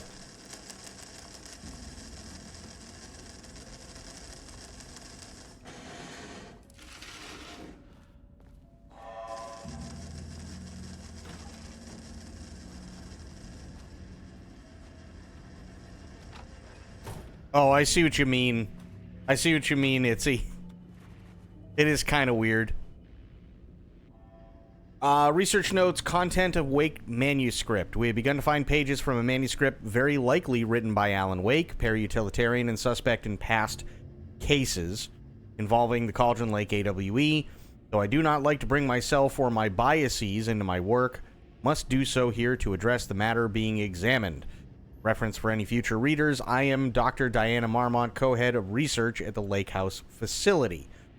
The page we recently found summarizes my life with Jules Marmont, husband and co-researcher. It has turned us into characters for its story, making generalizations and assumptions that I must attempt to evaluate without emotion or prejudice. The accuracy of the writing is intriguing. It reports our past in the Bureau, but also details inner thoughts that an outside recorder would have no way of knowing. Jules and I have indeed been having more and more interpersonal conflict this past year. This raises many questions.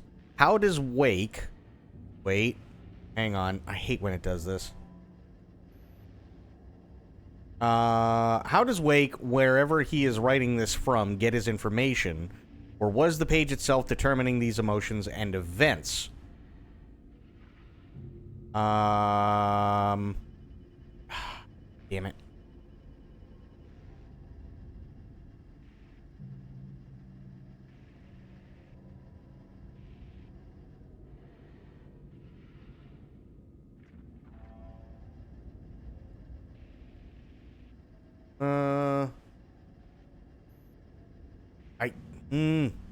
This is the only thing I hate is when trying to read shit, it goes wonky sometimes.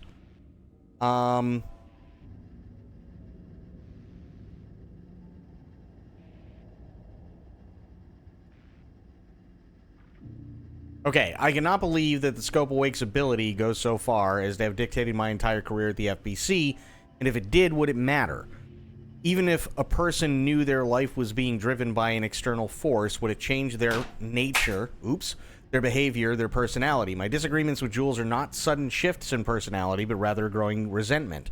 I firmly believe that, though I have no evidence to prove it, which brings me to a new research query for our team. What methodology can one use to prove that their actions, their mind, their love, or animosity are theirs to control?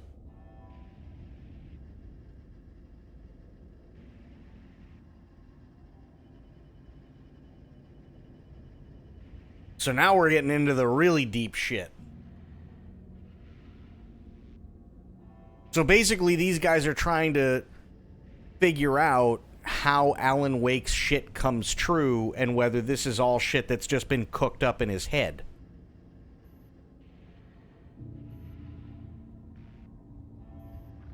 Where he's quite literally the author and everybody's just a character in his story. March 7th, 2018. Notes regarding Dr. Emil Hartman, founder of the Cauldron Lake Lodge, where he manipulated artists in an attempt to control the power of the Shadow. I've gone through his notes, which were confiscated by the Bureau after his arrest in 2010. Overall, Hartman's work was sloppy. Complete disregard for proper scientific method.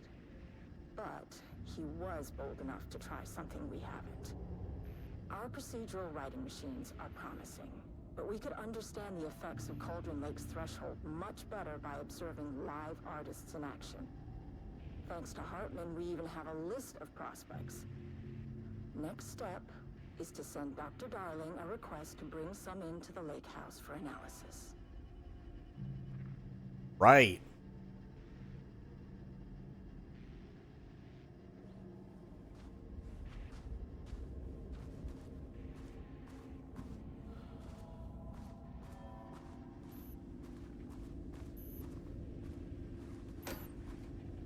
Oh. Yep. Wait, what do I have? Hang on. Oh, nice. Got a flashbang. Hell yeah. Hang on. We're gonna... Oh, it's already quick slotted. Even better. I like it.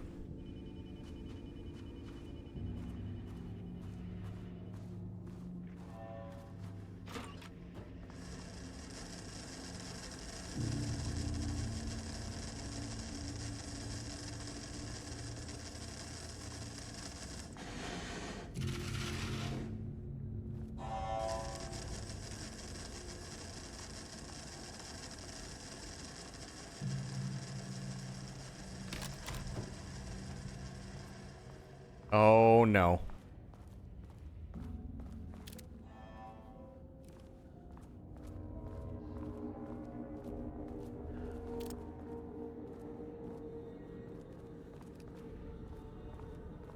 Oh, no, dead people. Shit. Shotgun? Never say no to extra firepower. Absolutely.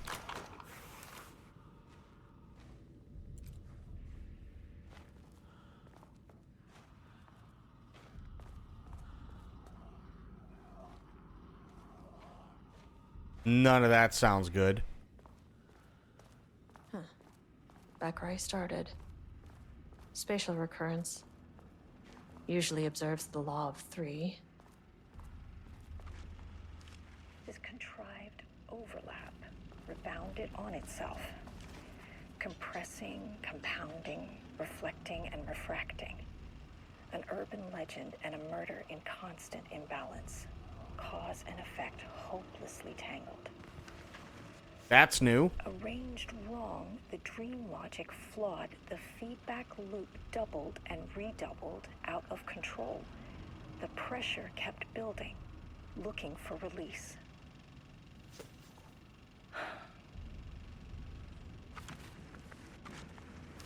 This contrived overlap bounded on itself, compressing. Defo, what's going on, buddy? How you doing?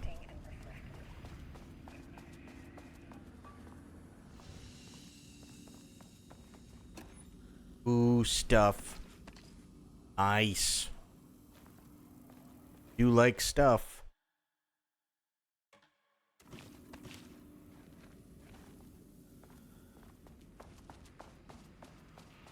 Building, looking for release.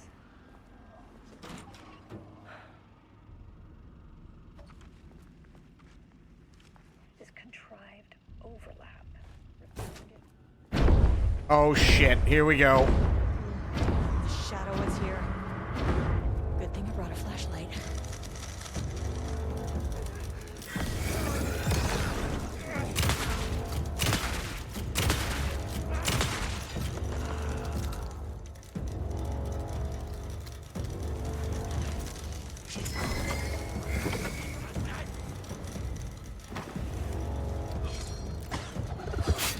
Whoa.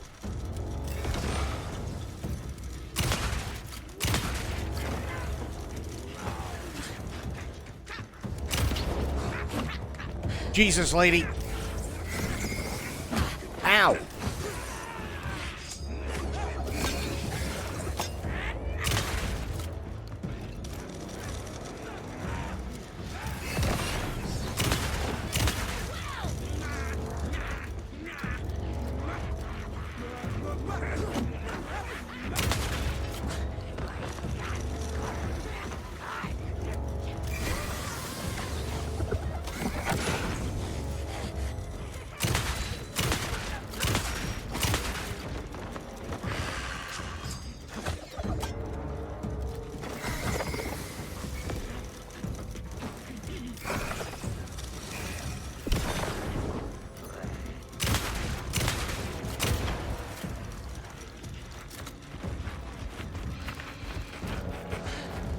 Holy fuck.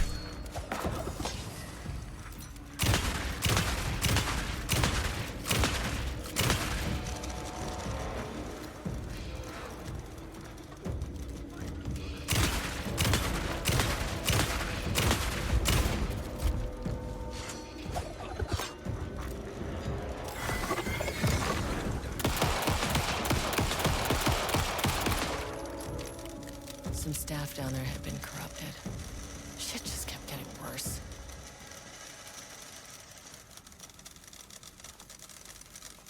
Jesus Christ. Ever feel like someone should just kill Alan Wake?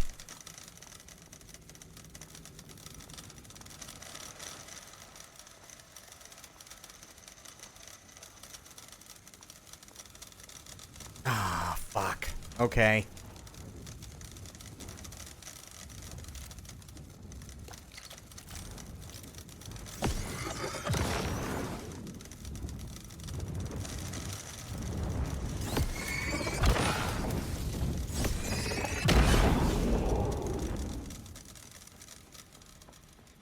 I'm doing pretty good, Fafo. How you doing? Now that I can actually answer you without just getting my shit rocked.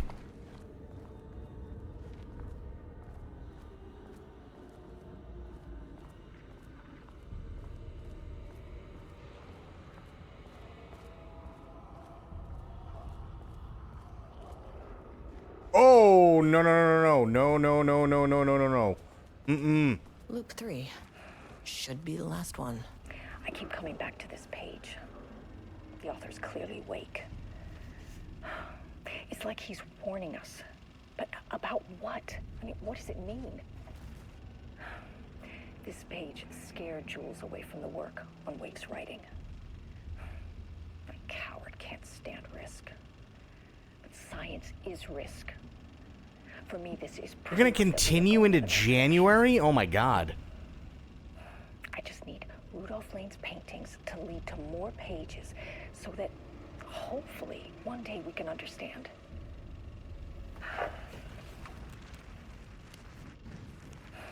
That sucks. I keep coming back to this page. The author's clearly awake. It's like he's warning us. But about what? I mean, what does it mean? This page scared Jules away from the work on Wake's writing. A coward can't stand risk.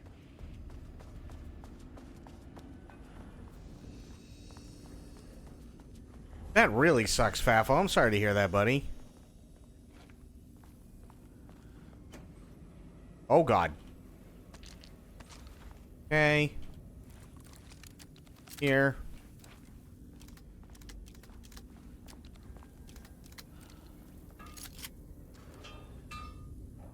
Might not be enough power to supply next winter here. I can't wait for power shorts or my bill to go up. That's fucking ridiculous. Nobody should have to worry about power. Nobody.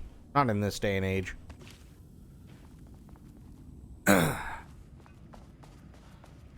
Call me idealistic or whatever the fuck you want, but... I keep coming back to this page. The author's clearly awake.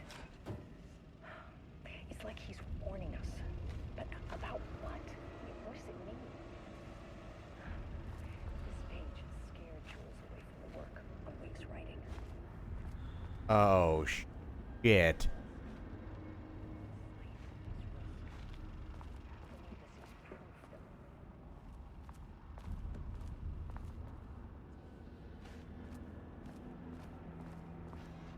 This just goes on forever. That's bad. Yep. Thought that might be the case.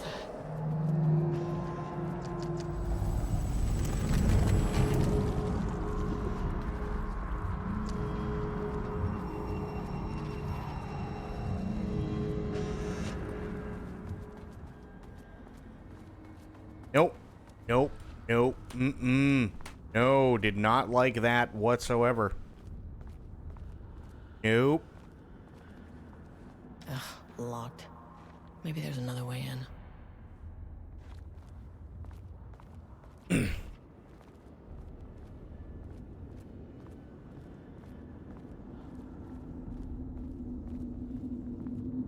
Nope. Okay. Can't go that way.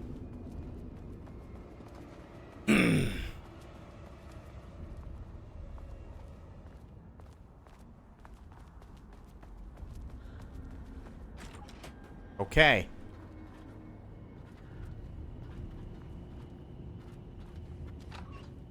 Close that for now.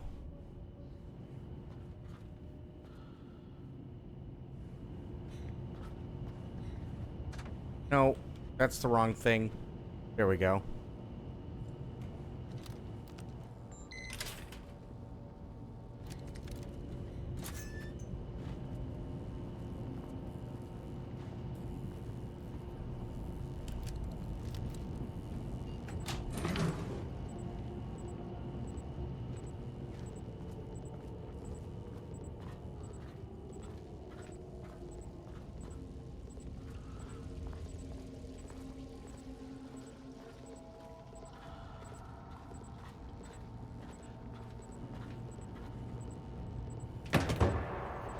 Log into WoW. Oh, God. I mean, hopefully you got something to eat.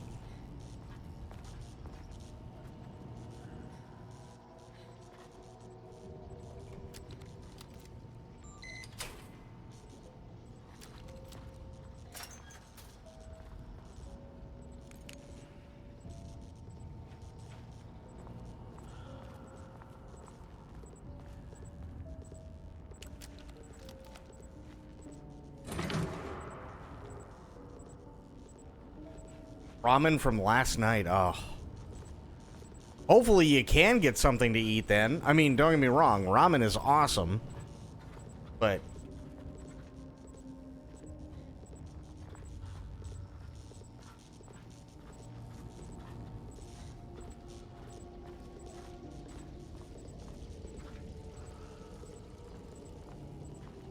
yeah, but you need something.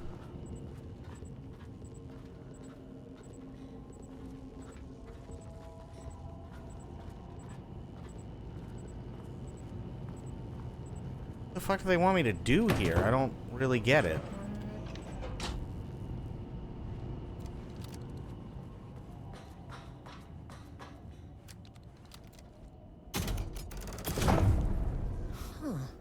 Controllable shifting phenomena.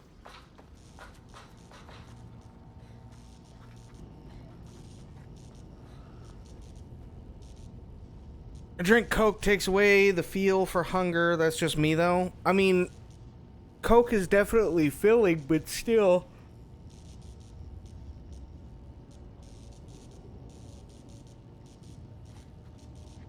But to be fair, I'm also not taking my own advice, so there is that.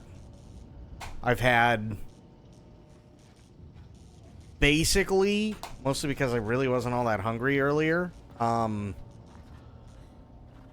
I got like a bag of like... actually, what even do they call it?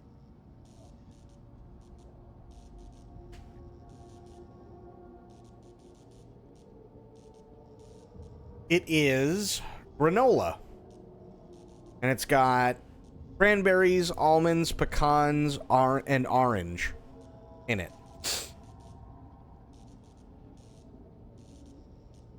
What advice to eat?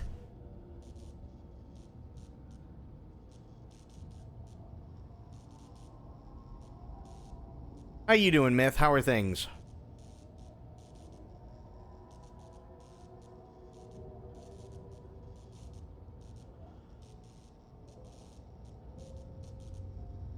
Tired? I hear ya. Order some gyro? Nice. Ate a whole container of butter cookies.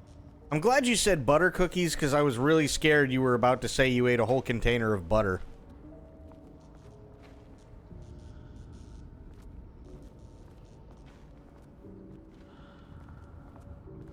Things are better at work? Good.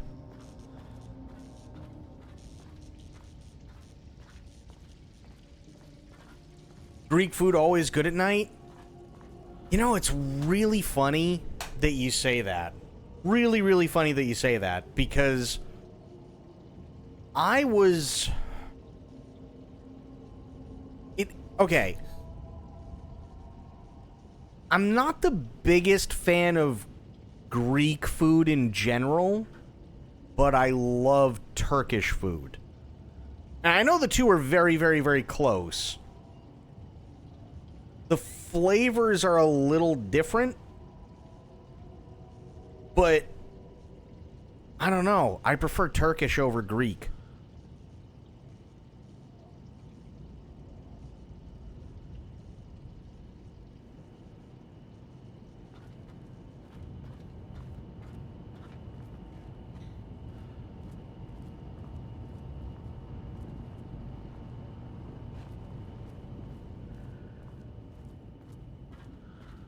Turkish food is nice, but I feel like it lacks seasoning.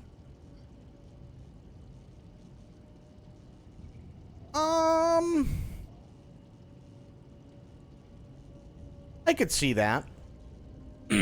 I could totally see... because, like, a lot of the time you have, like, kofta, right? Which kind of, like... Especially with Turkish food, because some Turkish food can be like really dry. But the only way to combat that is you have kufta, right?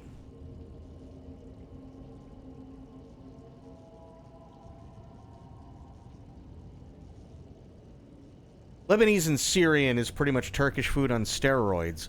I've never had Lebanese or Syrian. Persian food is pretty great too. You know, honestly, I've never had Persian food. I've always wanted to try Persian or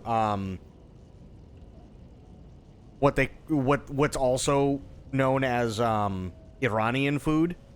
I've never been able to try it though. I had one friend when I was a kid who his father was from Iran, and he never made anything.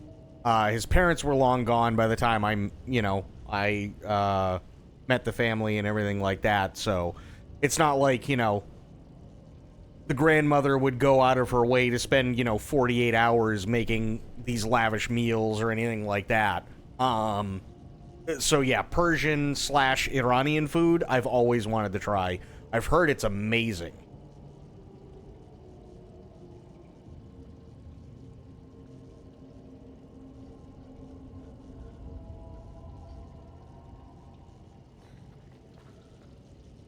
High school boyfriend was Iranian, and his grandma cooked for me all the time. Oh my god. Lucky. It's so good. I don't doubt that for a second. I do not doubt that whatsoever.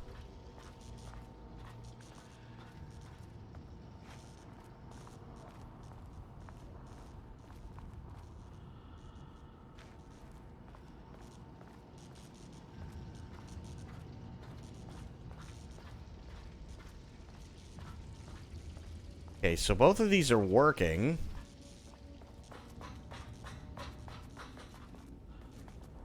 So, what exactly do they want me to do here?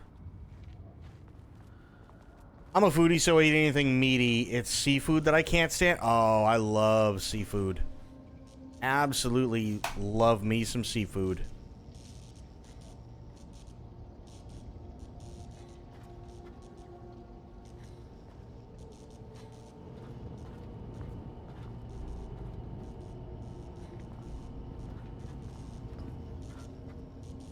Okay, so the wires have been cut, which doesn't do me any good.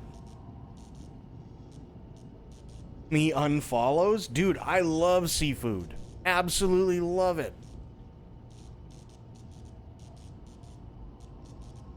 Oh no, they removed it. I guess. I could never get that to work, honestly. Can you eat gas station sushi on stream then? Fuck that. Fuck that shit. Yeah, see, the test thing works.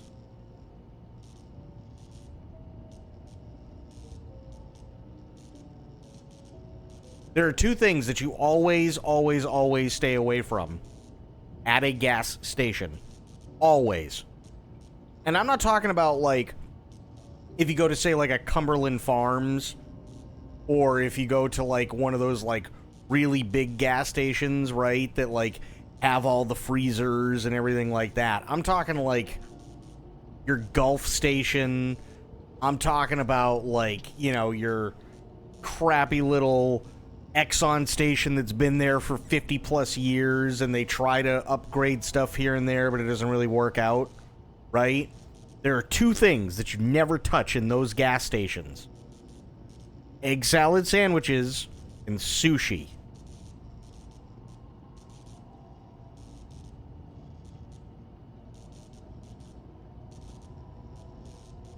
Oh, God, okay. Itzy, I agree with you wholeheartedly, and it's the same reason why you do not touch the gas station egg salad sandwiches. It's the most disgusting thing I've ever had in my entire life. When I was working hospice, right, there was a gas station that I always used to fuel up the truck at, and, you go in there, you buy your snacks and stuff like that for the day before you head out, buy your drinks and all that shit. And then you fill up the you fuel up the truck, you get going. Cool. And one day I was like, you know what? I haven't had an egg salad sandwich in a while. And this is where this rule came about.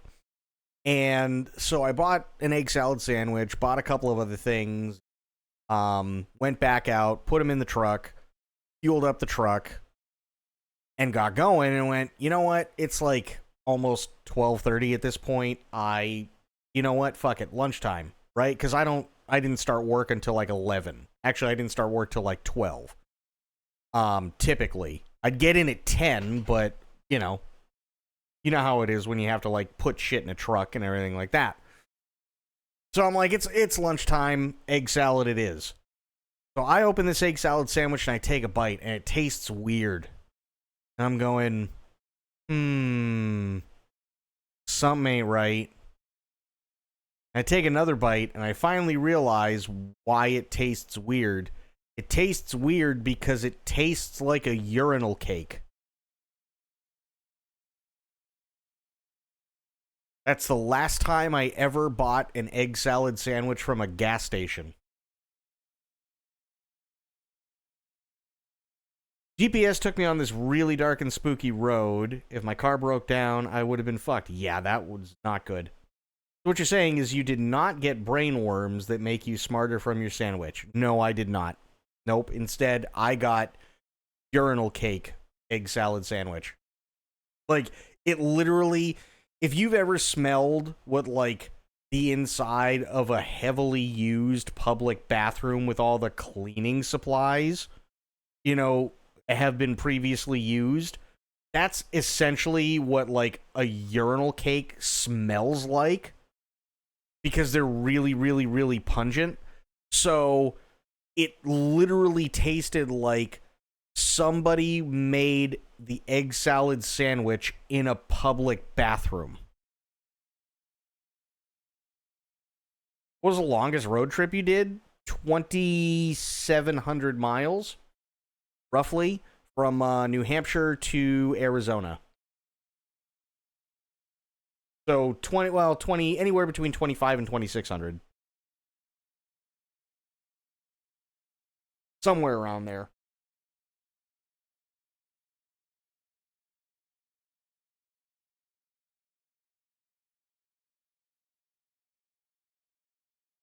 That took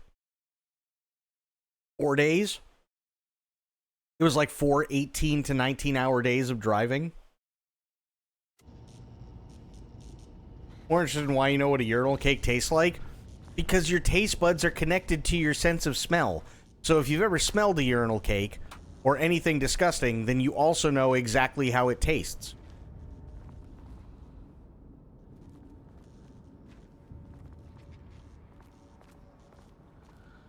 Which, also awful.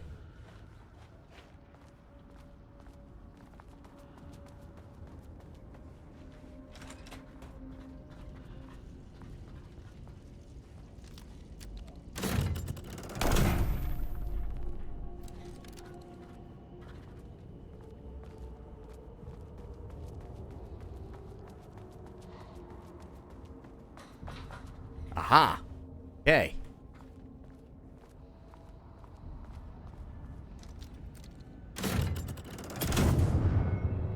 Balls.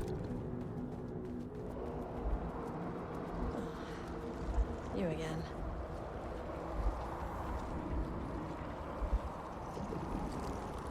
Alan Wake's writing is being studied here. Do you know anything about him? Names don't matter. 1,000 more to come. They say clear communication is the key to any relationship. You and I have some work to do there.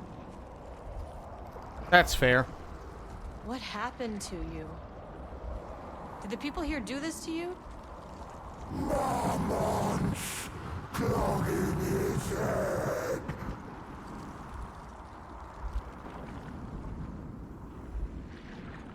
Okay. You said Marmonts before. Do they do this? Where are they now? Misery, hate. Tell me where they are.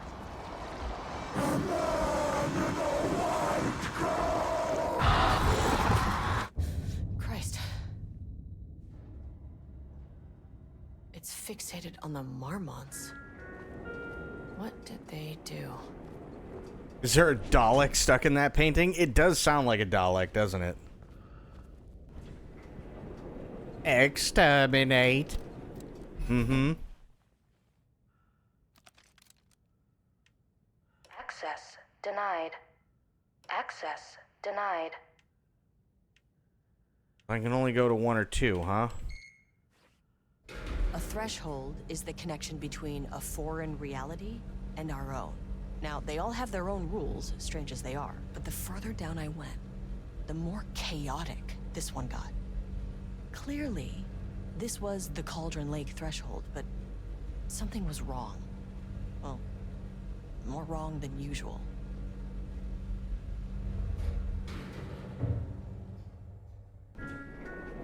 Sublevel 1.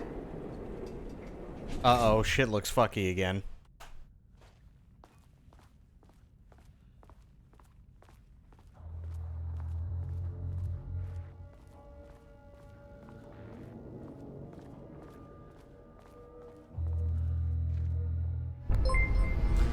Medicine coming in for 40. Oh shit, 49 months. Thank you so much, buddy.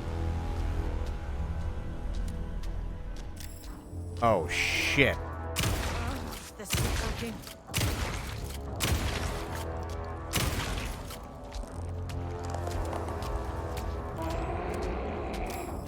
What the fuck? Oh no.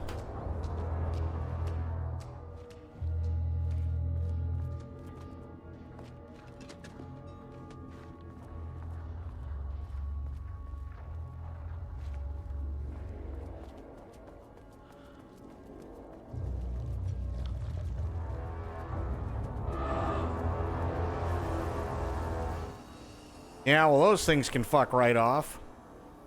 Jesus.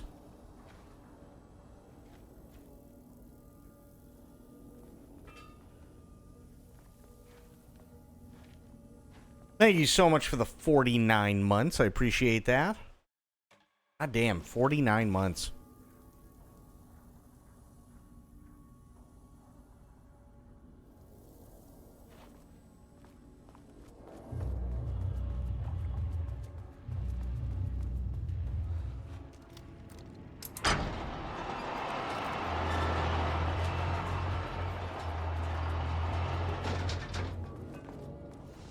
Okay, let's see what kind of shit I just did to myself.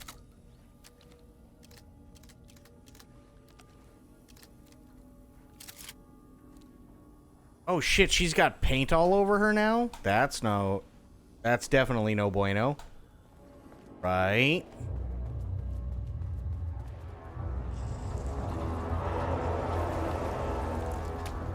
Nope. Nope, time to go. Nope, nope, nope, nope, nope, nope, nope, nope, nope, nope, nope, nope.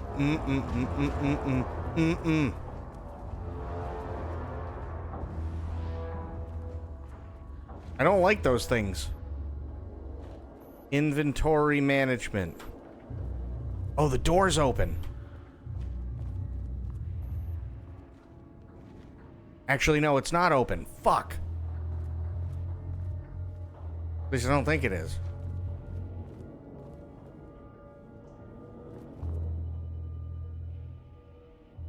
Bingo. That keycard's gonna get me to sublevel 5.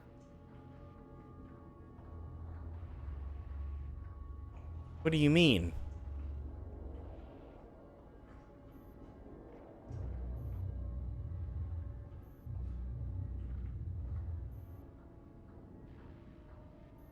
Okay, but where's the key card?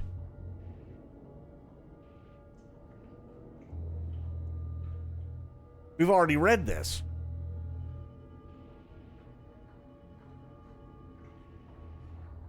So who put it out?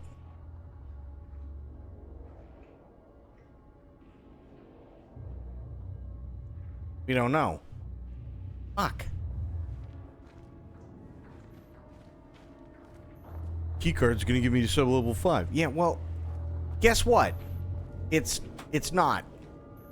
In fact, it's doing the opposite of getting me to sub-level 5. Kind of like it's not getting me to sub-level 5, you know?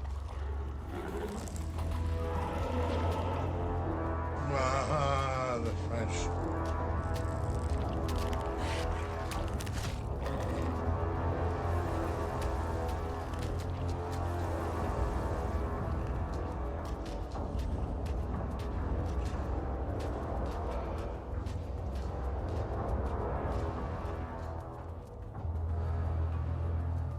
Fuck that shit.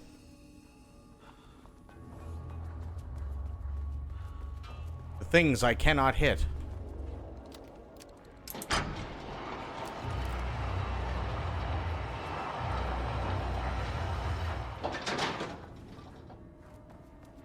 Shit's weak. Of course, they have to make me go through this again.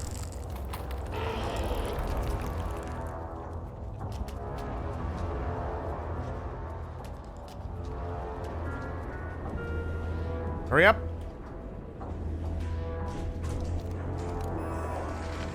Ooh, okay, that was a little too close. Didn't like that. Nope. Hated all of that.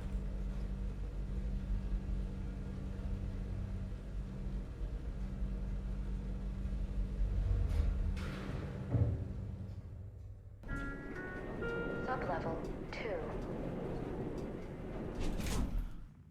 Level-wide lockdown in effect. Please remain calm. Level-wide lockdown in effect. Please remain calm.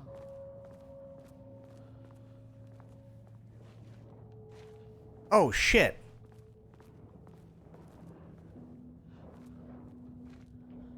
Uh-oh. That's not good. Spectre, what's going on, buddy?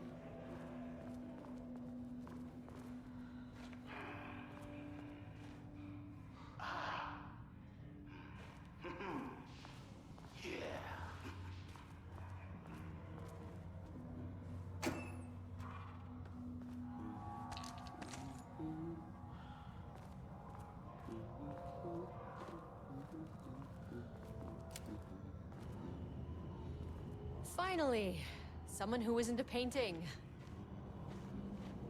Oh, shit. Okay, I didn't realize that guy was going to be back. This is the guy... This is the playwright from the main game. Tired, just came back from work, but good. How are you guys doing? I'm doing okay. Been kind of an off day today, but, you know, getting there. Hey, hello. Who are you? Sorry, got a flow going. Can we do this later? No, we cannot. I'm Agent Kieran Estevez. I'm with the government, and I need your name. I'm Ed Booker, the playwright. And I'm hitting my stride here, so can you guys stop with all that banging and screaming? It's throwing me off. Where do you think you are right now? In an immersive writing workshop. Well, bad news, it's not a writing workshop. Good news, it's not a writing workshop. Right. It's a government facility studying the power of creativity. That makes way more sense. I mean, okay, he's got a point. Then yeah, I guess it's the newest Batman thing, but it's VR only. Yeah, Arkham Shadow would be cool to try out if it wasn't VR. Look around you. How is this a workshop? You have to stay in character. I get that. I'm in the theater business too. And look, the sets, the costumes, all great in that, campy, 70s sci-fi kind of way. But you could dial down the role-playing like 15-20%. Just some professional advice. That game is real? Thought it was a meme? No, it's an actual thing. No, it's an actual game. They they decided the next Arkhamverse game was going to be or Batman Arkhamverse game, I should say, was going to be VR only.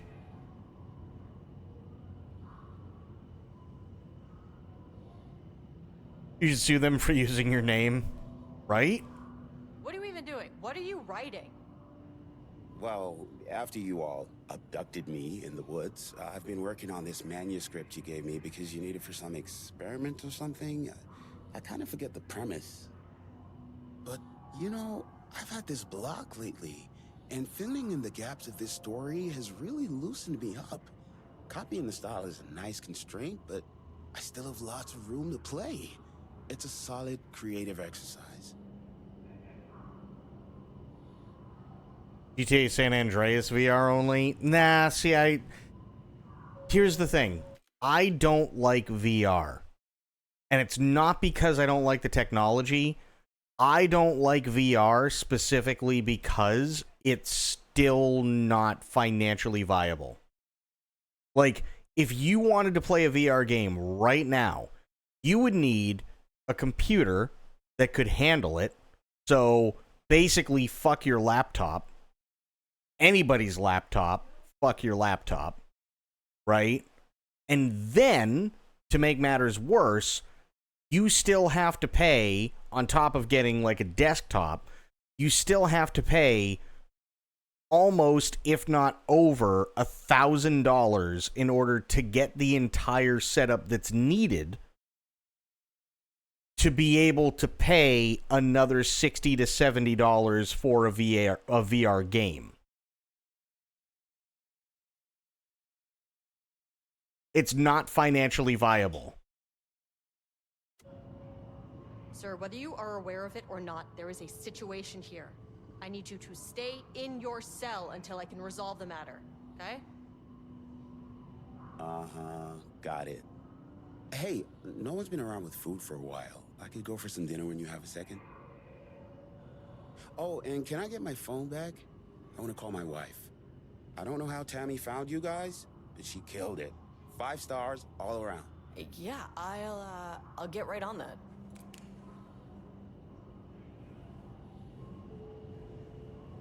Shadow monsters represent capitalism, which means the flashlight is the power of the artist.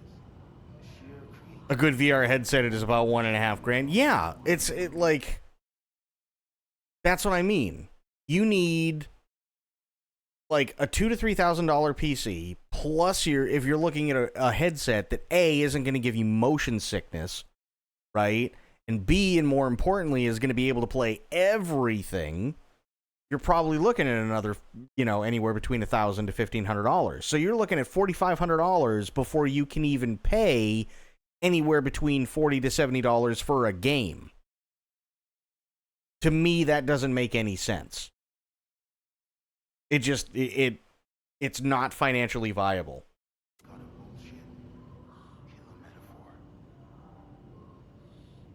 Booker's writing. I just want to see people play GTA in VR. First piece of content produced by the subject is severely disappointing, and it's not remotely similar to the content Awake's pages we provided as reference. So why is it so focused on my marriage? Why is Jules the protagonist? Why is it set in an actual lakeside cabin? And what is happening at the end? What the hell is in the sky? Did anyone brief Booker about the concepts he has to write about? The lake house? The shadow? We need him to match Wake's style exactly. It's not going to work if he has no clue what he's writing about. We need to get this sorted. We need progress now. And why isn't he taking this seriously? When I spoke to him, he thought I was an actor. I want him to understand how serious we are, whatever it takes. Continue the story from page ID Alan Wake 02. Match tone, style, and content of Alan Wake 02 as closely as possible. The crack was an emotional one. A line right through their marriage, their foundation, their lake house. These thoughts and more flooded Jules' mind as he stared out through the lakeside cottage's windows. The sun was setting on a stormy day. Rain-heavy clouds hung low, weighed down with the burden of purpose.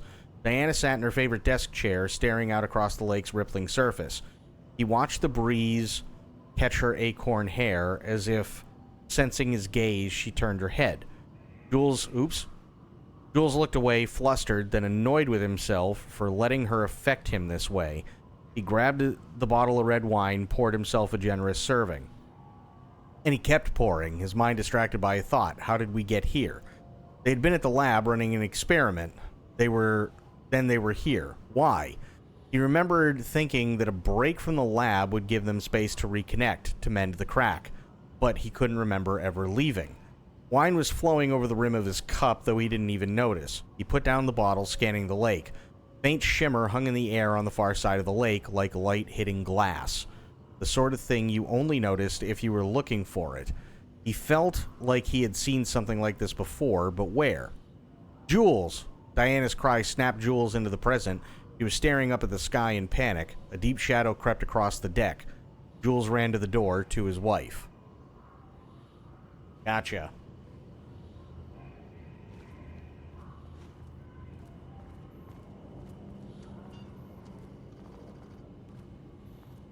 Yeah, see, GTA in VR does nothing for me. It really doesn't.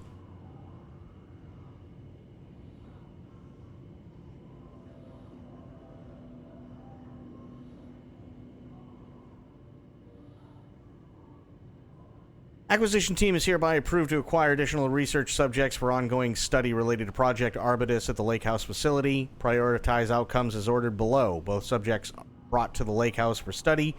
Tamitha Booker. Her work is more commercially successful, thus more likely to yield results based on proven cases. Edward Booker, less successful than Tamitha, but theater is more widely recognized as art than true crime novels. Observe the subjects at a distance and only move to acquire if the opportunity arises. Under no circumstances can this operation draw the attention of local law enforcement. Gotcha.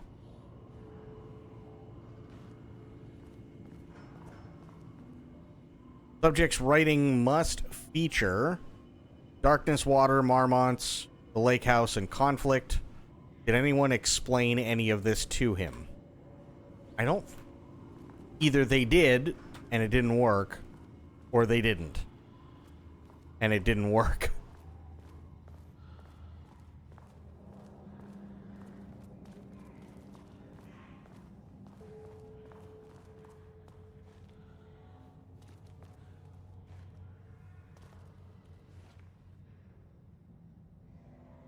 Work order, wall removal and transport, location, sublevel 2 lane cell, ordered by Marmont Jules. Work required, a section of the cell's southern wall needs to be removed for transport to sublevel 5.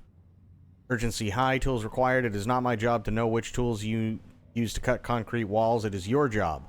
Additional details, important, the wall must be removed very carefully. Painting on the interior side of the wall must not be damaged. Right. I wonder what happened here. Stuff and things happened. I think that's a key card over there.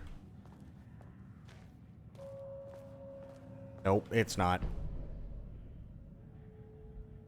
Current situation is a yesterday subject refuses to touch his supplies. He claims he will not paint anymore and wishes to leave.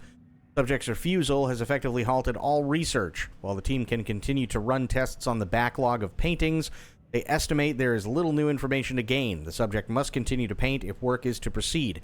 However, the team is concerned that convincing the subject with force or coercion may only entrench him further in his position. Action to be taken. Oh, come on. Don't do that. There we go. Dr. Jules Marmont, co-head of research and project lead, has suggested that a high dose of redacted be introduced to the subject's food to cure his redacted. If the subject's attitude does not improve, then low doses of redacted will be introduced in order to improve his compliance. Project Romnus. Background info. Rudolph Lane, subject P, has shown a decline in redacted over the past several months. Initially, this redacted presented as an increase in resistance, frequently declining requests to work. However, given time and pressure, subject would always relent. Subject's attitude toward art has also undergone a change recently. He is disinterested in his work, quickly becoming frustrated and sometimes even damaging or destroying the piece before it is completed. In the past few months, his work has become much more abstract, no longer showing true-to-life subjects or landscapes, but rather conceptual art that is much harder to define or categorize. Whether this sudden interest in abstraction was a form of rebellion, a consequence of growing redacted, or source of genuine artistic interest is unknown. I can't paint anymore. I know you want me to paint, but I can't. I'm empty. Rudolph, no. You love to paint. And you are such a talent. This is just the classic artist slump. No. No, I hate it. It's just taking from me now. When can I leave? You said you'd let me leave. Rudolph, but you volunteered to come, remember? We are helping you, like Dr. Hartman did. Perhaps you need to see our doctor? I can arrange that. No, that's... I am feeling better. Much better. I will paint. This is wonderful to hear, Rudolph. I knew you would come back to your old self. Great.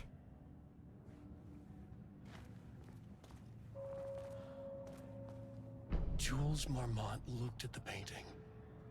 He didn't understand it. Saw only random whirls of color. Drugging Lane made him more compliant, but his work had turned abstract. Jules needed more art his team could parse, could test, trial and error.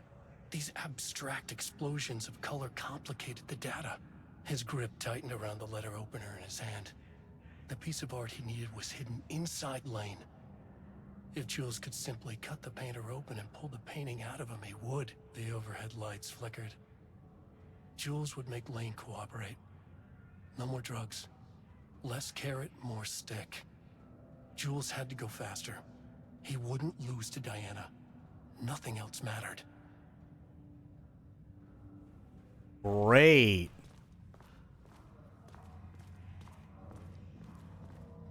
They seem like a very well-adjusted couple. Don't they?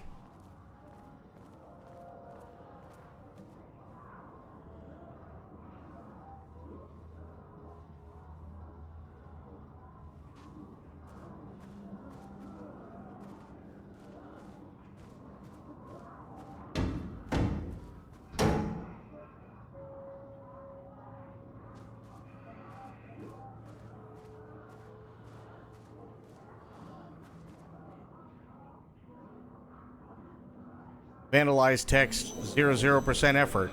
Hey, buddy. I'm assuming that was supposed to be a jump scare. No, this is the lake house, which is very much like the oldest house.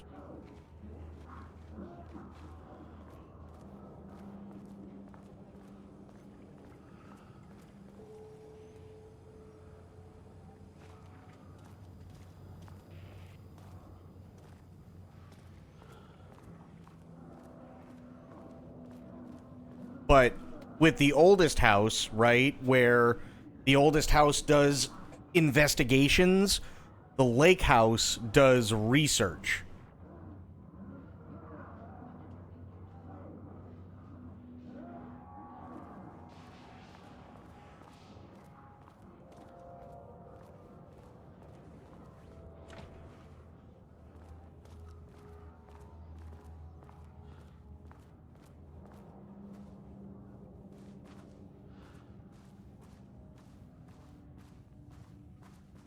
Ooh.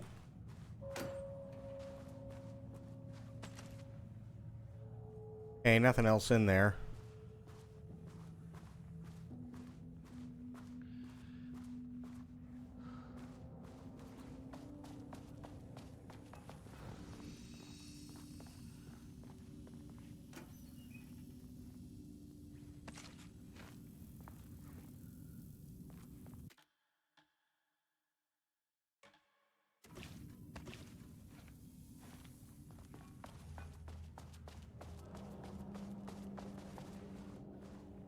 Control center.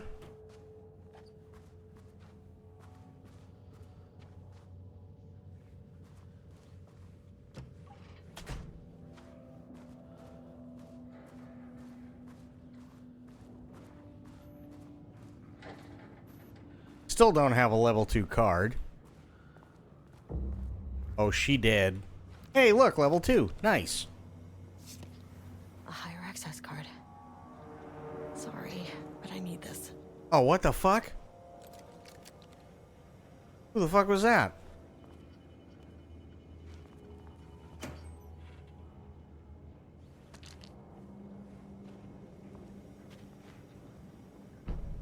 How many paintings did they have this guy make?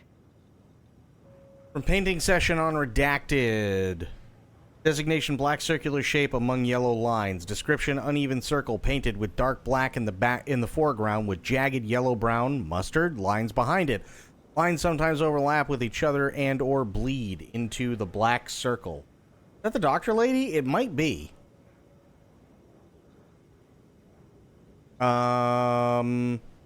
Empty road and forest, dark gray streak across a green landscape, presumably a forest at night. The gray streak is likely to be a road due to its location, color, and the way its width reduces in line with the perspective.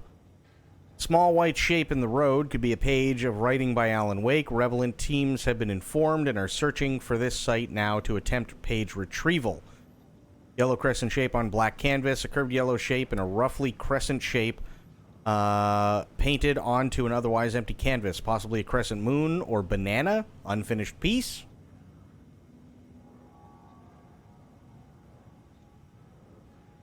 The lake house related to Cauldron Lake? Yes. It's literally on Cauldron Lake. 3 uneven circles, 1 red, 1 yellow, and 1 green, roughly arranged in a vertical line. Background is black and gray with dark red streaks along the border of the canvas, possibly a traffic light. Gray vertical stripes, likely the skyline of a city in the bottom third of the canvas with a vivid blue-gray sky. Geometric shapes painted in thin white lines can barely be made out among the colors of the sky. Deep black void covering the entire canvas with a few small specks of darker light gray able to be seen on close inspection. A large number of rough spirals painted in black, ranging in size from that of a quarter to that of a basketball. Though the canvas appears quite covered, it is blank aside from the spirals. Brown shape, vaguely triangular, with what are presumably horns extending from the shape. Likely an animal head, possibly a deer or elk, black background. Banana baddie.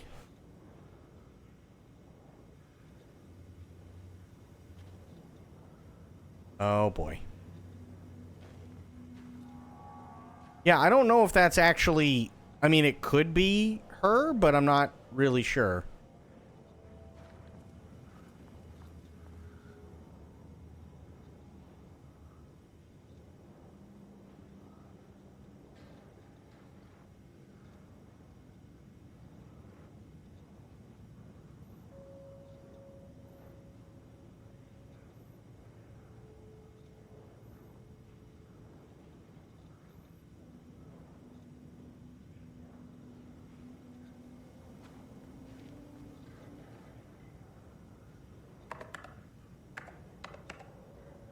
Ah, okay. Come on. That's not right. Nope. Damn it. Nope. Hair and the glasses the same? Yeah, I don't know if that's actually her or not, but it very well could be.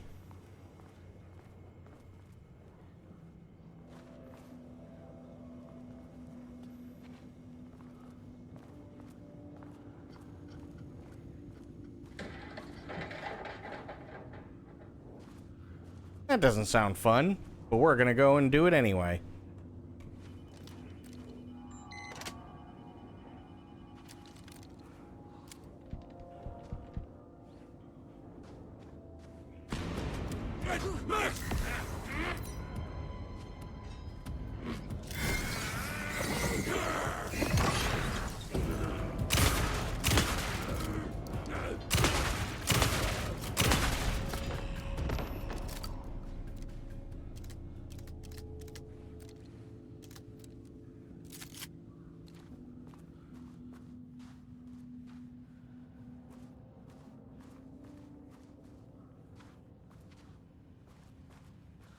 Okay, so what was in here that was so important? Ooh, okay, wait. What do we got? 9/14/23 made that reservation for our anniversary, which I certainly never forgot, was a week from this Friday. Let's take separate cars from the office. Can't have the bosses see us leaving together now that those hypocrites have banned inter-office relationships. Have a good day. So 9/21.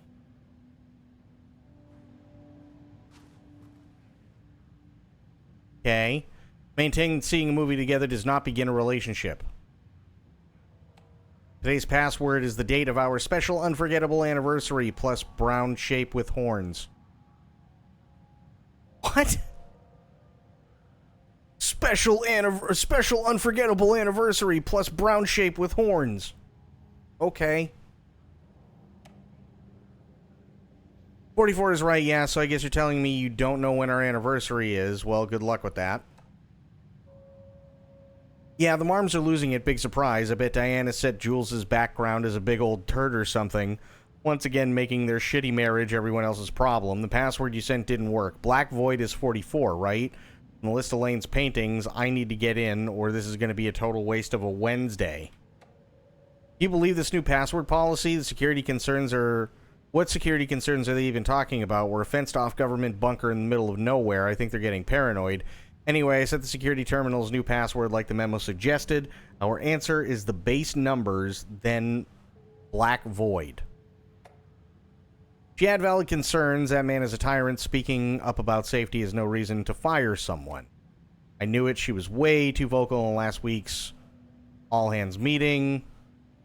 I just found out what happened to Trisha. Jules fucking fired her. Oh, that's bad. Calendar math sucks, right? Okay. Brown shape with horns. So special unforgettable anniversary. Brown shape with horns. So 9/21. Brown shape with horns.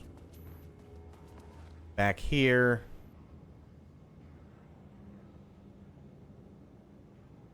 $25. 9/23/25? No, sorry, 9/21. Nope. Fuck.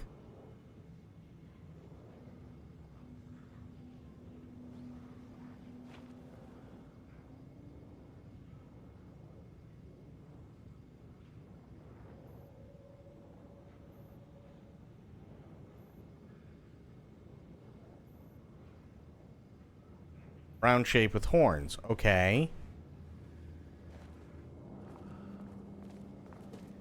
So, wait, what do they mean? Hang on. 225. Okay, so 9/21, because 14 plus 7. Yeah. 225. So, let me go back here. Double check the... Oh, it might be... No, that's just emails. Right? A week from this Friday. Week from this Friday? What?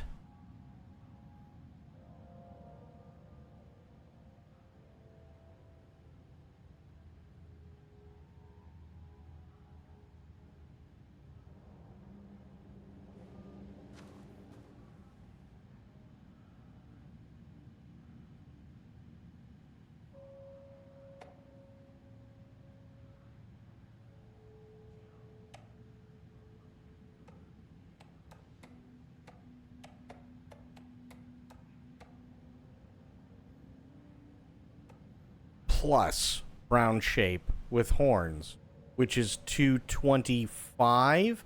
So if it's 21, that'd be...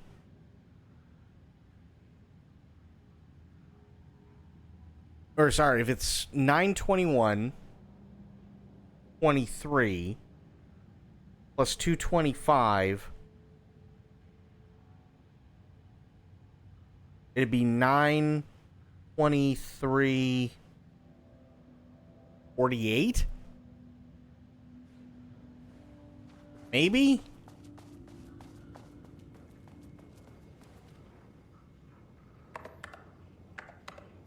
Come on.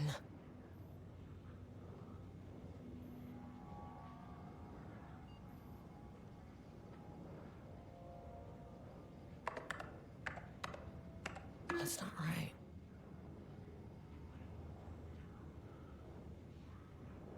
And I don't...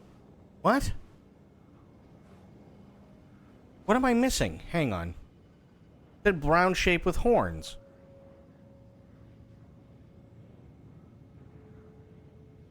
Hey, sober. 14th was a Thursday. So it's the 15th. Shit. That'd put it at the 22nd. Okay. Hey, sober, what's going on, buddy? We are not in the oldest house. We are in the lake house. So where the oldest house deals with investigating, the lake house deals with research. So it's a week from this Friday. So 15 plus 7 would be 22. So it'd be 9/22/23. I'm going to say it's only 25. But maybe it's 225. I don't know.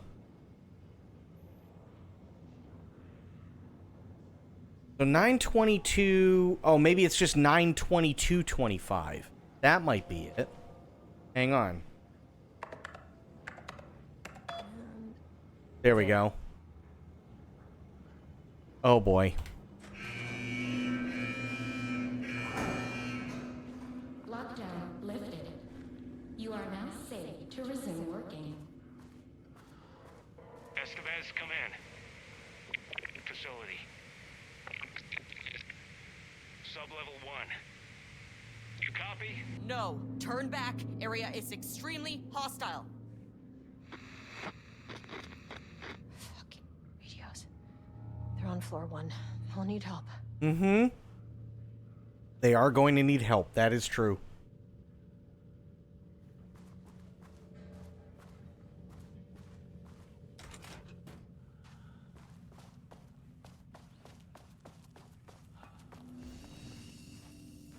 Any more ammo? No. Here. Good. So how you doing, sober? How are things, buddy? Alright. Shit's about to hit the fan.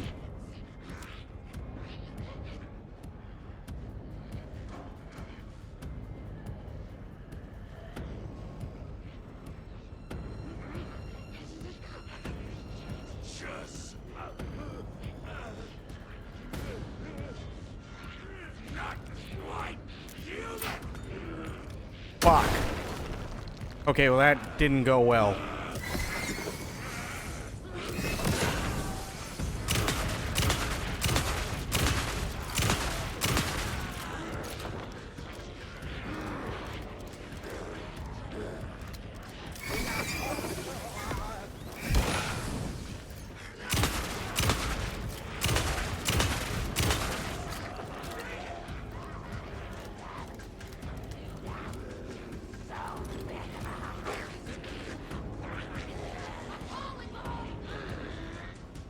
Come on, assholes.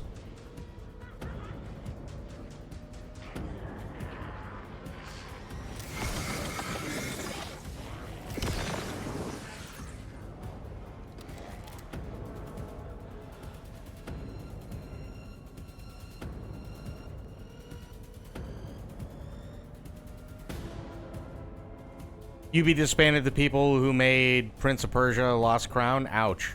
Quiet day here mostly. How are you? I'm doing okay.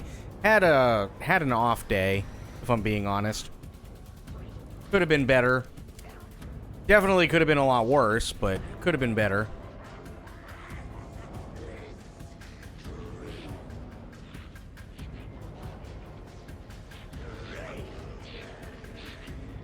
But definitely happy this is out. There we go.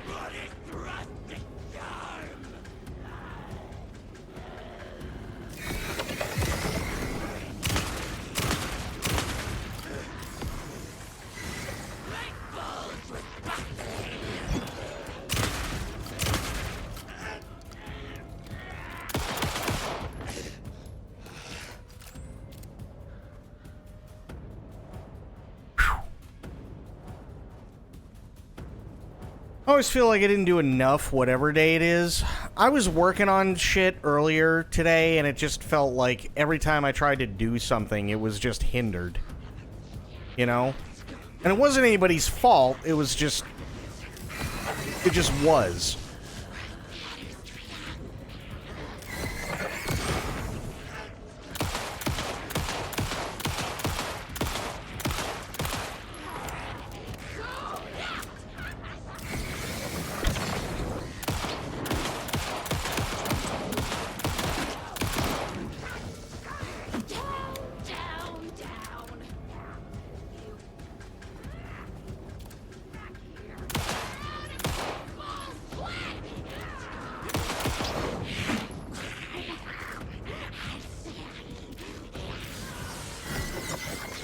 Shit.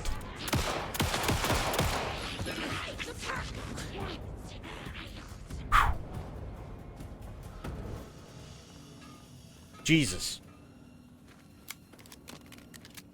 Yeah, it definitely wasn't anybody's fault. It was just... Every time I tried to do something, it just did not go well.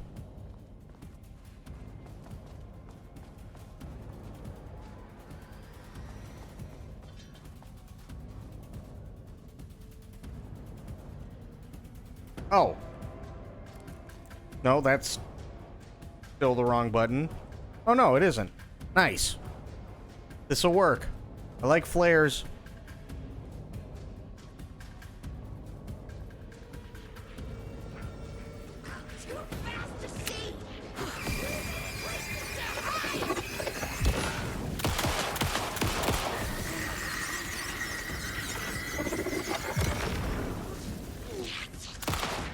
Oh, shit.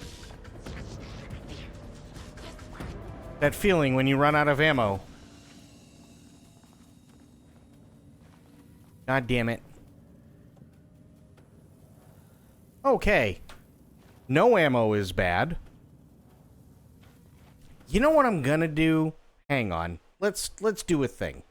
Let's do a thing, 'cause I'm thinking there's a better way.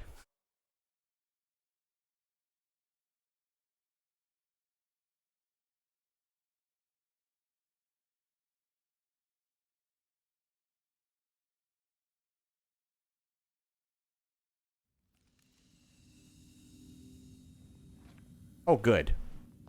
I have ammo again. Nice.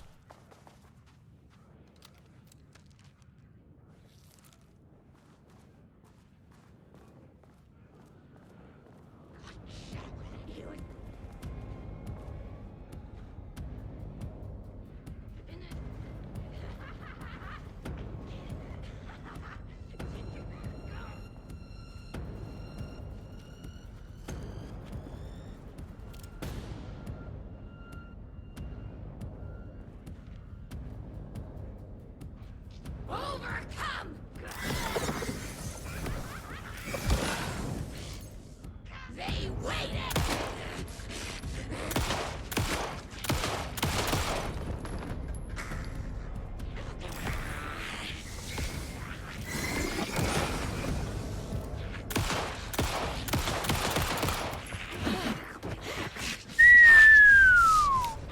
Wow.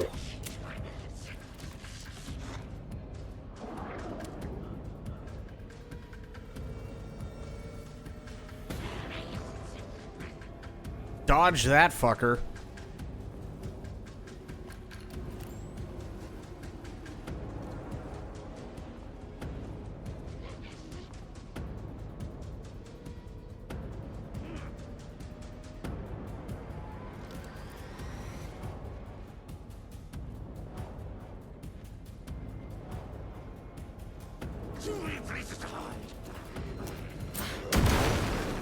Oh.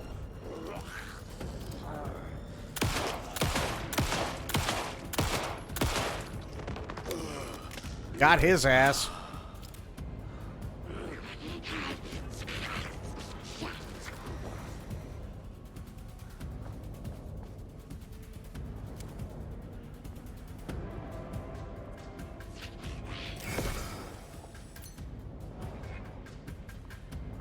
Damn, she came up quick.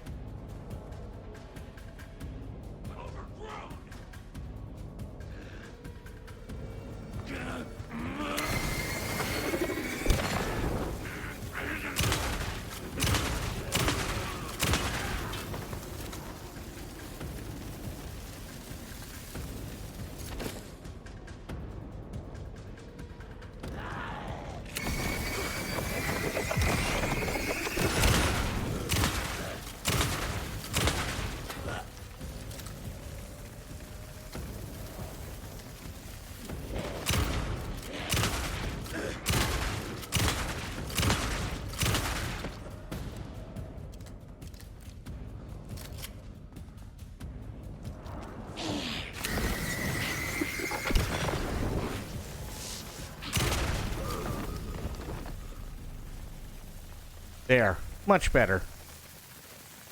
Whew. Now that I've killed literally everyone.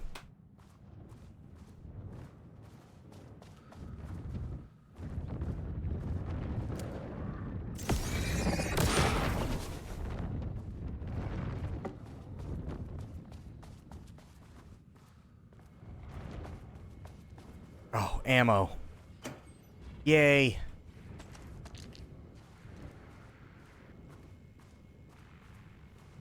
Oh, that's the painting stuff.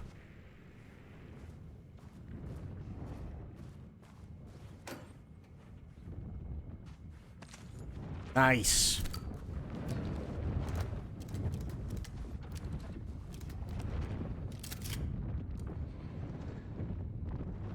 I had a thought today, a possible avenue for further research. When we think of art successfully affecting reality, we always think of Alan Wake and his writing. This could be due to recency bias or simply the amount of recorded evidence skewing our opinion. But also, I wonder if writing's very nature is an advantage. Text can describe events in such explicit detail. The story gives the shadow blueprint, a map of what to make real. But not all art is like this. Music, sculpture, dance, cuisine. In our case, a painting. When the source material is open to interpretation, how will the shadow choose to interpret it? I think Diana will find the question very interesting. Most likely, she already has an answer. That's why I love her.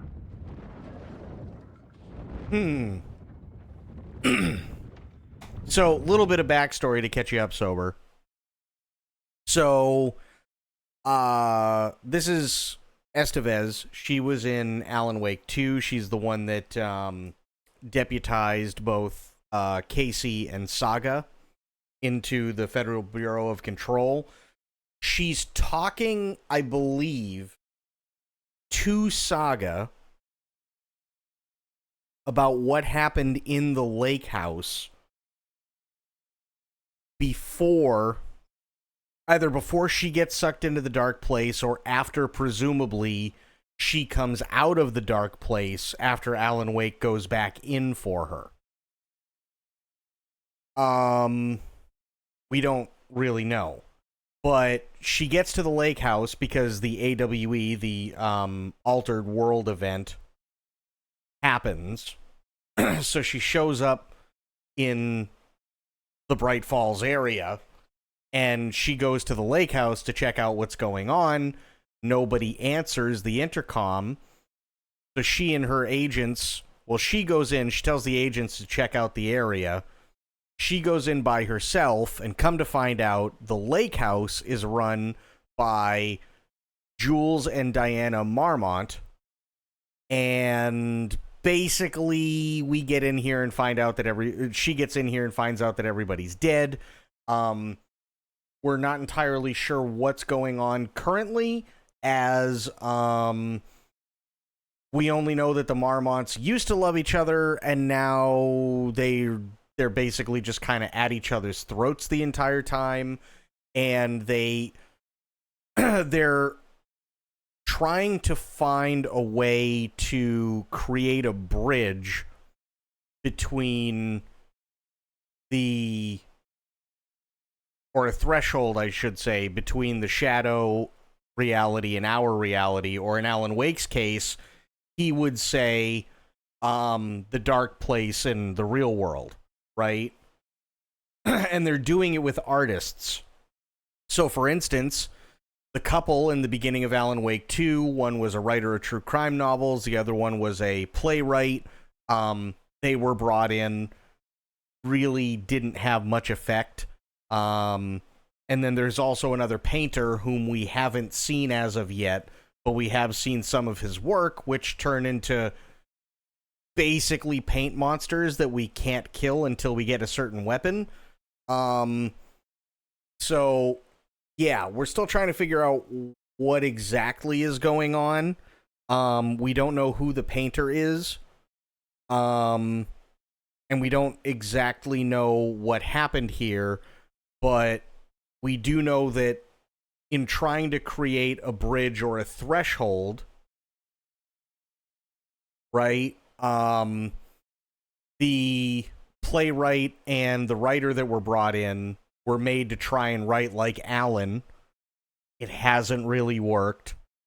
They've also tried basically recreating Alan's work through the use of like thousands of automated typing devices, which has very little success.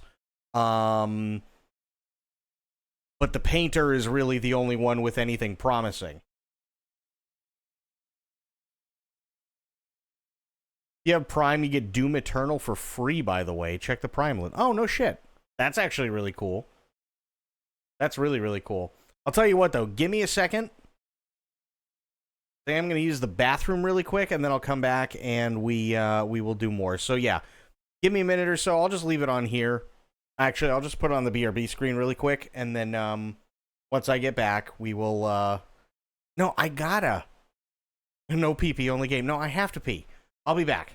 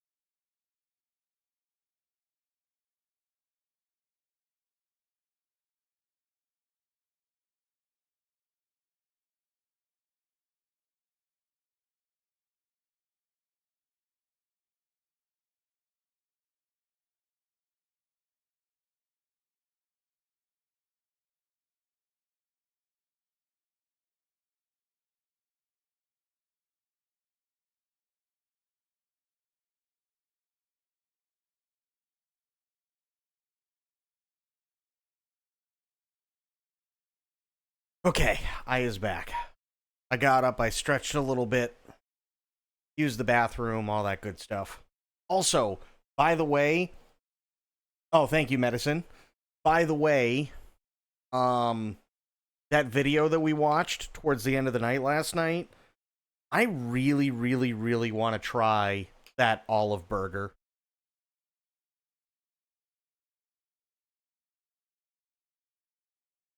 I really, really, really want to try that thing. That's been stuck in my head all day. You're planning to make it this week? Fuck yes, dude. That olive burger looks so good.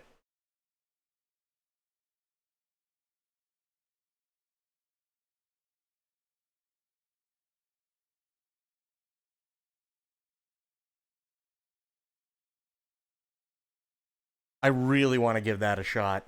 And honestly, I'm excited to see what you think of it. I really want to know what you think of it when you make it. Because it sounds so interesting to me. I don't know why. I love olives, so it's a must. I mean, that's totally fair. I typically prefer black olives. I love green olives with the green pimento olives. I do love those. But I've never had olives on a burger before.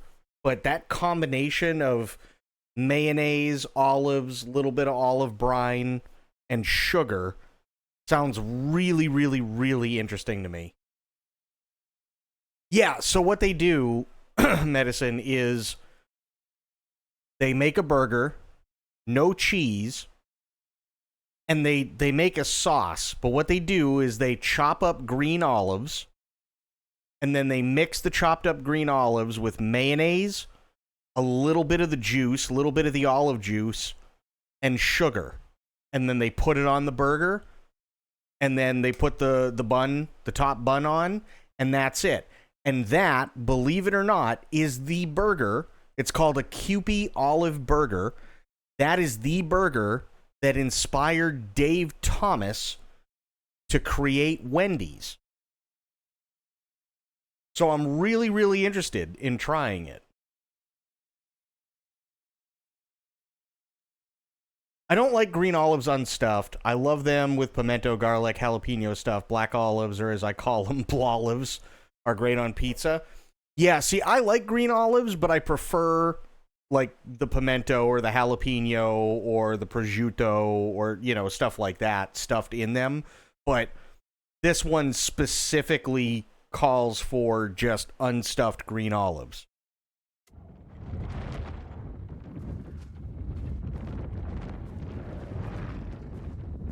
Kalamata? I don't think I've ever had those.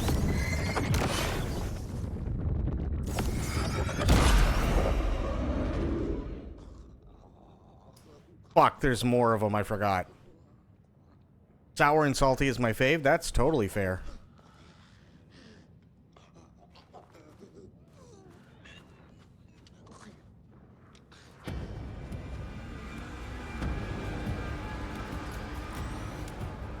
Yeah, I thought that might be the case.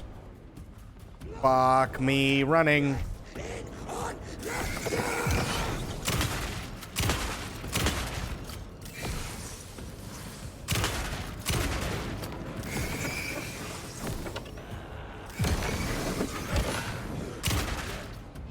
Come on, come on, come on, come on, come on, come on. Reload, reload, reload.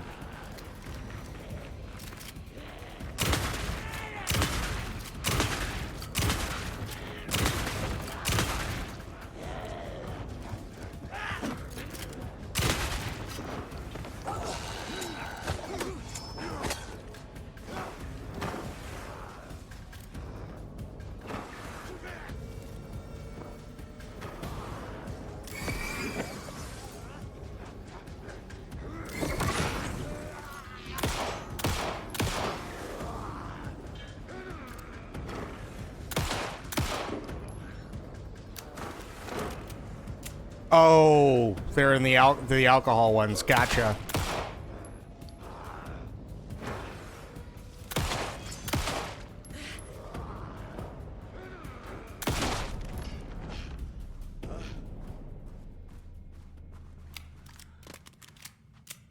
Fucking hate how zippy these guys are. Yeah.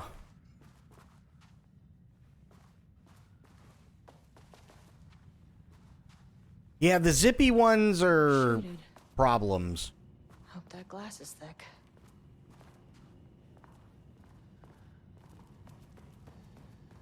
What's this guy doing?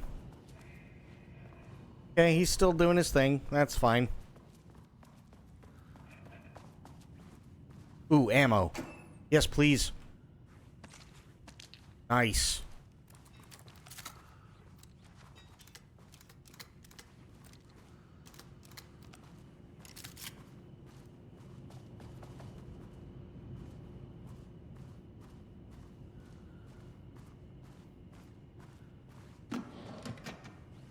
Nice.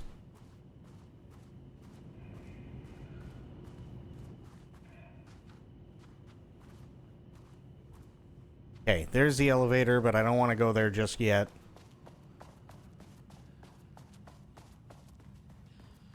Dumb as that sounds.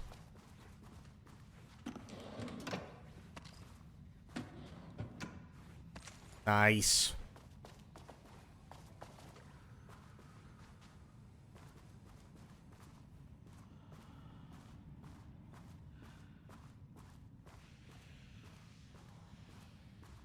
Oh, that's 3. I don't have 3. Shit.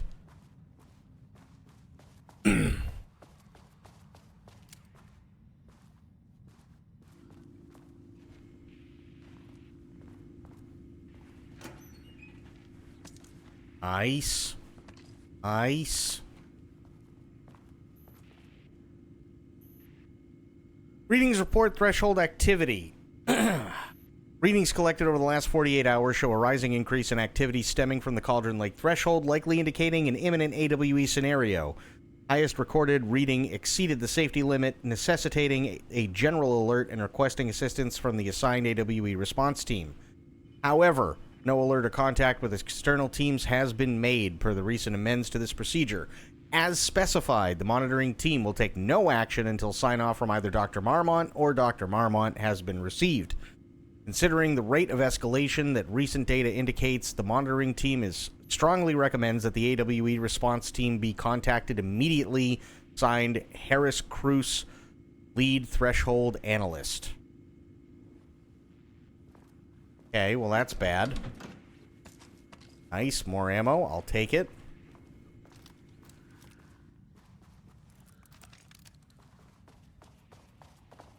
That's where I came from.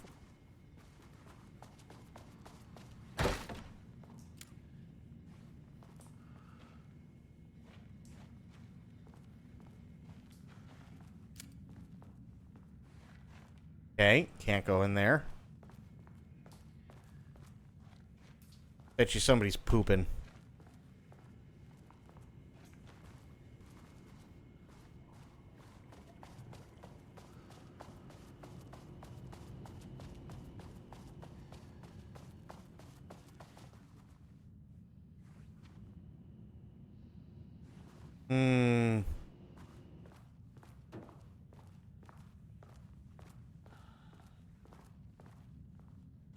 True, somebody is always pooping. Team notice, as you may know, a valued member of our team was recently reassigned off of Project Arbutus. Carla Livingston's designs and engineering expertise were always a key part of the creation of the ATDs. Their contributions to the project cannot be overstated. The project team should rest assured that their reassignment was an error that should be corrected soon. Our project director, Dr. Diana Marmont, would like to remind all team members that any directives or assignments from Dr. Jules Marmont have no bearing on Arbutus staff and should be ignored. Thank you for your attention. With 8 billion people on the planet, I wonder if there is ever an instant in time when nobody is pooping. That's definitely a shower thought. You are absolutely not wrong there. The pie! We found the pie. Nice.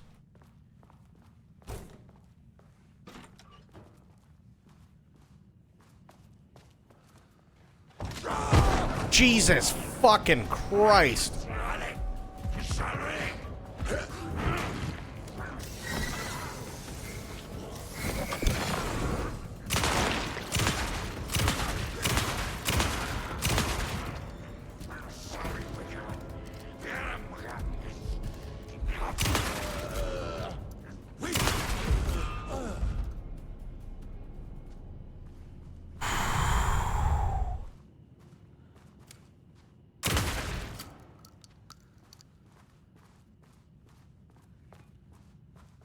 That one scared the shit out of me. I was not expecting that one. Definitely was not expecting that. God damn it.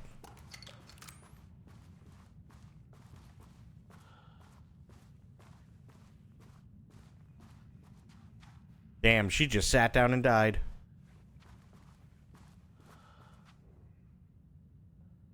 Background report, Rudolph Lane. In 2010, Lane was inadvertently involved in AWE 35 while residing at the Cauldron Lake Lodge, where he lived under the care of Dr. Emil Hartman. See case number 74, Washington 04 for information, RE's crimes and arrest. Lane was seriously injured during the AWE. He received medical care in Seattle for 2 months, during which time he was questioned and cleared by FBC staff. After the Cauldron Lake Lodge was seized and closed by the FBC, Lane moved to Watery, where he currently resides. Recent surveillance confirms he has no known personal relationships or affiliation with paranatural groups. As requested, the observation team has confirmed that Lane continues to paint as of the date of this report. Okay.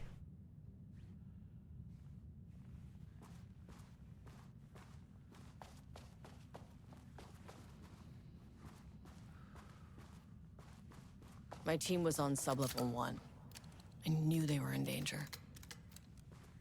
Yeah, it's only taken me an extra 35 fucking minutes to get there.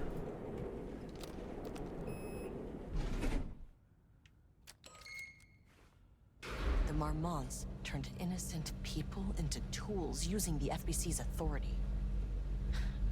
They thought they were untouchable out here, hidden away in the woods. No. Actions have consequences.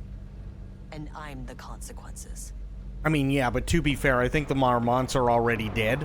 Oh, shit. Sublevel 1.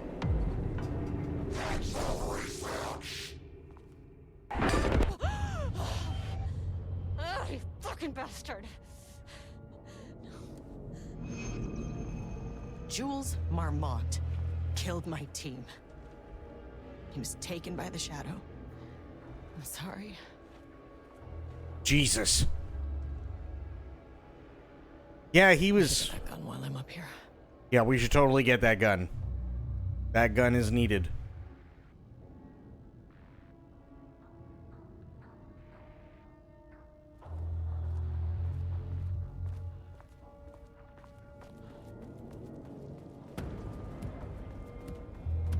Fuck.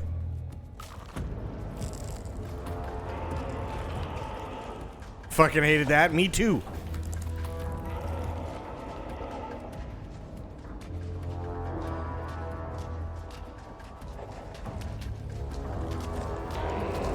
Ass shit nuts.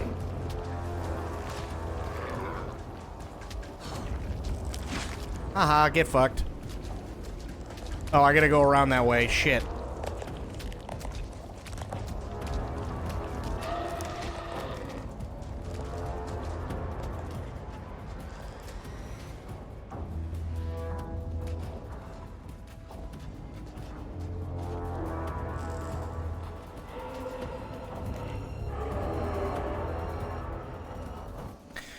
Those are things that as of yet I cannot kill, but hopefully in a minute, when I go get the new gun, I will be able to. I just have to change the paintings around. I mean, that name is not very scientific. I mean, who came up with that?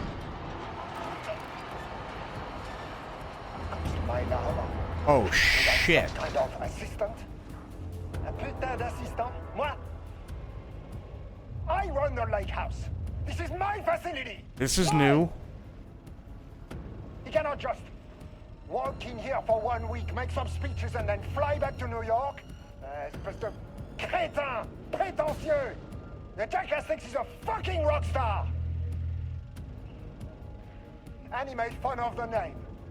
Oh, the Shadow. The Shadow is good. It's evocative.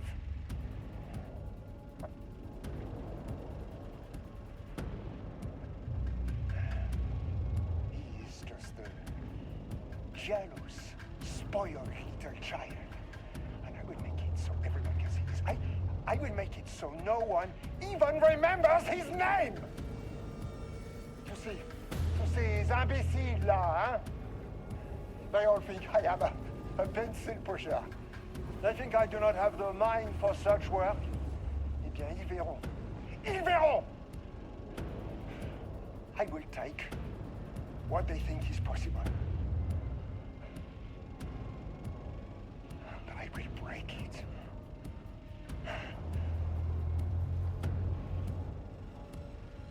He's very well adjusted. Also, he says that the shadow is evocative. Right. But he is also French, so he is also probably very well aware about the Canadian swimmer during the Summer Olympics that was forced to swim in, like, E. coli-infested river water and then puked his guts out after he got out of the water. And probably thinks that's just how races go.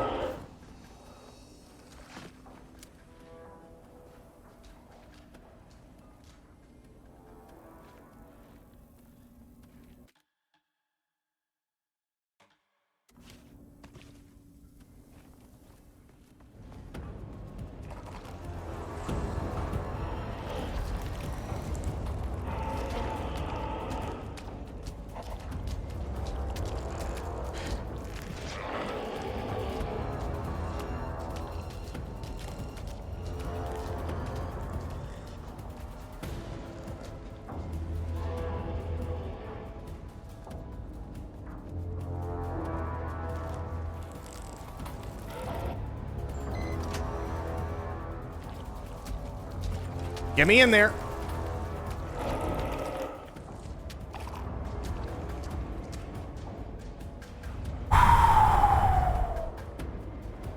Closed door. Thank you.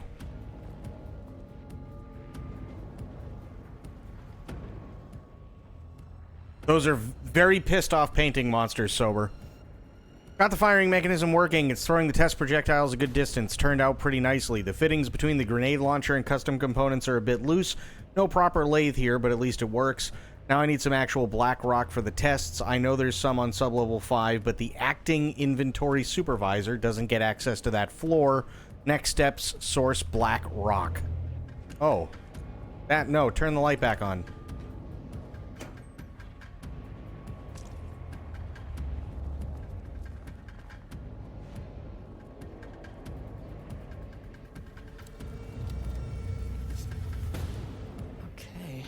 This should get me down to sublevel 5. That's great, but I just wanted the gun. And this should get me past any other problems. I don't know what it does, but I like it. Black Rock Launcher. By holding down, charged shots go farther and deal more damage on impact. Ooh, okay. Interesting.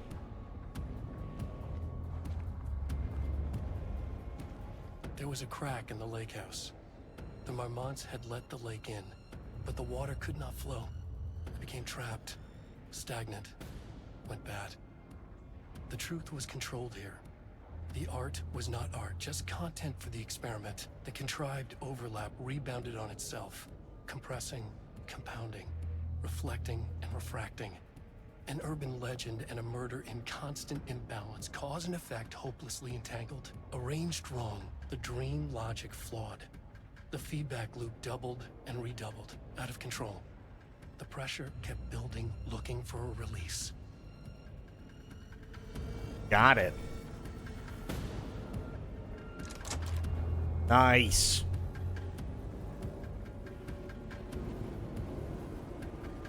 I don't really want to use this if I don't have to. You know what I mean?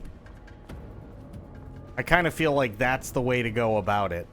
Don't use it if you don't need to.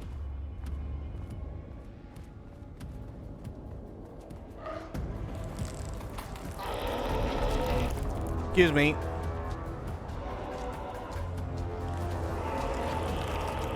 Excuse me.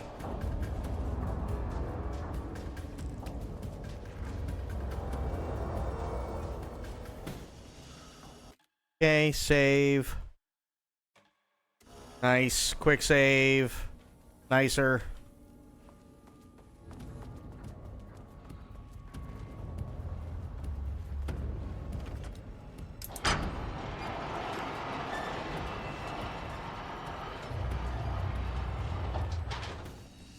Save again. Nice. Now we'll go and run.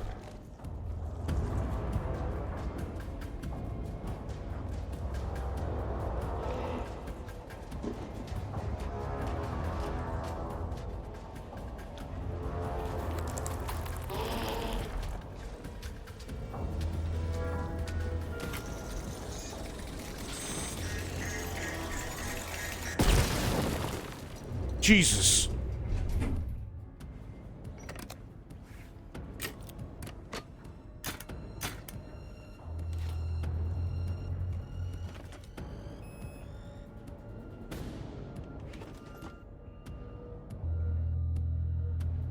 What's on 4, though? This is probably a dumb idea. The Shadow had changed Jules Mormont into a hostile, paranatural entity. That made everything simpler. No arrest. Prefer my painting monsters calmer and not existing near me. That's fair. Please hold. This is not level 4. Please hold. Please hold.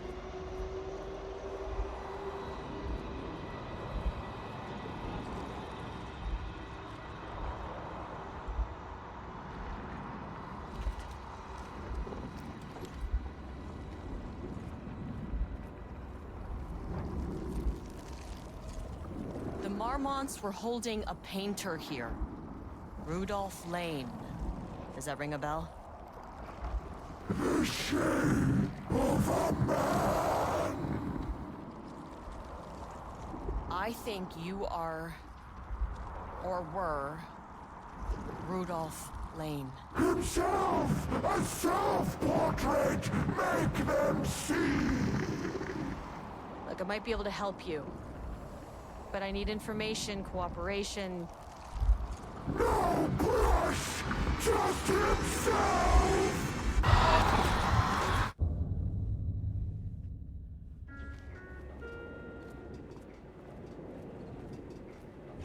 In fact, my very favorite kind of painting monster are ones that don't exist at all and do their non-existing especially far away from me. I mean, that's totally fair.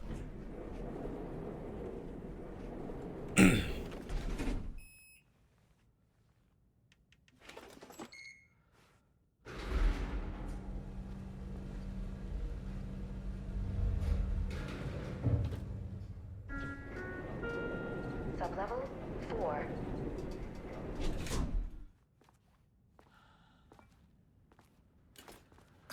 Where'd the elevator go?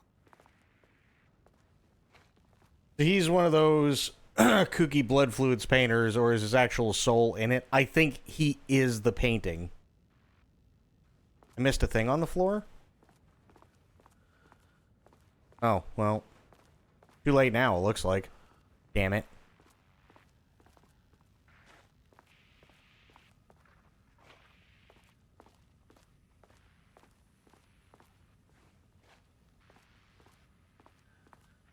That would be Diane. Oh, okay.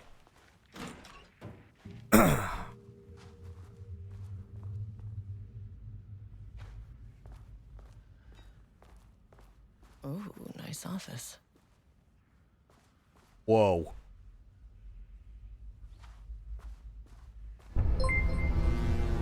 Mongo coming in for 24 months. Thank you so much, Mongo. How you doing, buddy? Who's Alan? And more importantly, where are the tiny sandwiches? The tiny sandwiches. Which tiny sandwiches? Thank you for the 24 months. How you doing, buddy?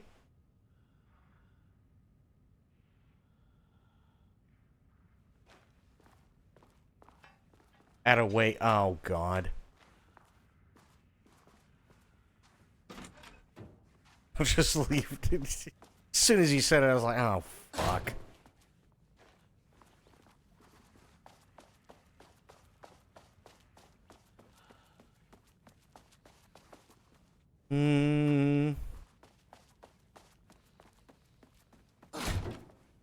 Oh, good. There is a shelter. Like it.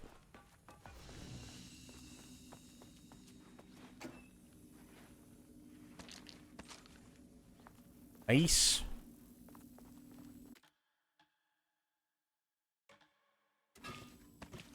Nice. So how are things with you, Mongo? I feel like I'm about to walk into a shitstorm.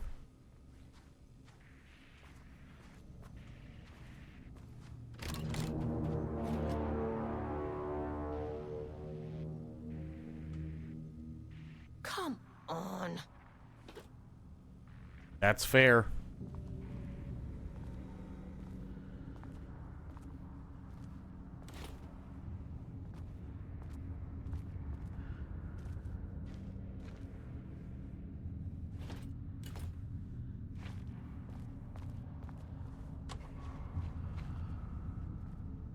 Oh, good. Nothing.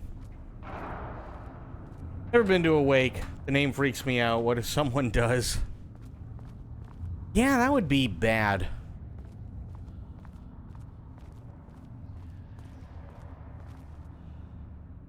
Can the music just relax? No. This is Alan fucking Wake. Kind of busy trying to get in better shape. Hey, there's nothing wrong with that. I've been okay. I was sick for a couple of days last week. So I ended up taking Saturday off. I still got a little bit of a cold, but I'm definitely not... Oh, fuck. Definitely not feeling like death, which is really nice.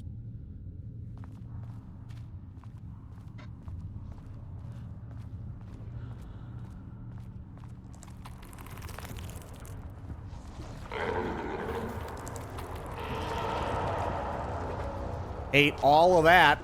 Nope. That's all bad.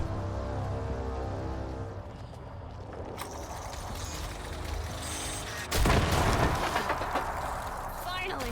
Something works on these bastards.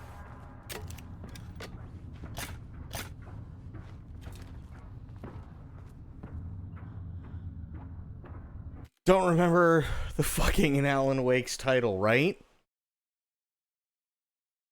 Goddamn full-time job. Yeah, dude, like, trying to get yourself in better shape is an absolute full-time job.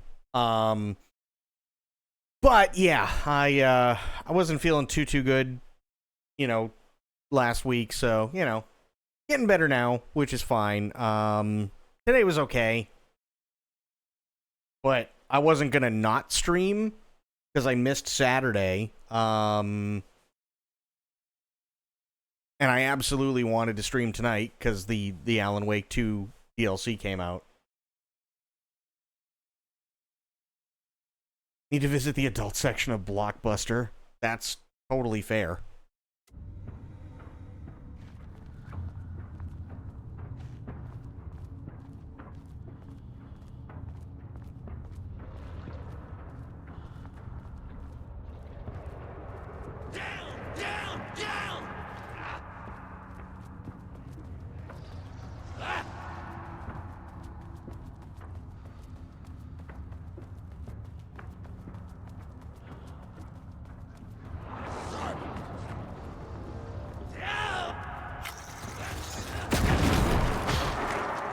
Ow.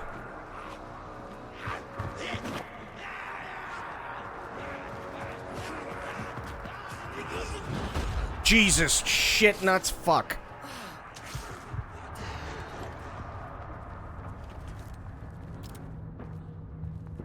I hear some Lunchly food packets are coming with some extra fuzz. Oh yeah. Yeah, I heard about that very briefly. Apparently, there was a streamer who was eating some Lunchly, and she thought it tasted weird. And then she opened another one, and yeah, I guess it was more than a little fuzzy.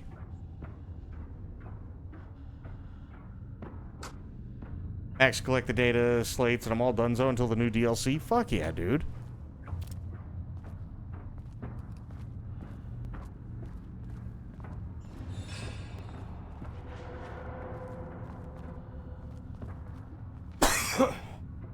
Frozen waffles are being recalled for listeria. Oh, Jesus.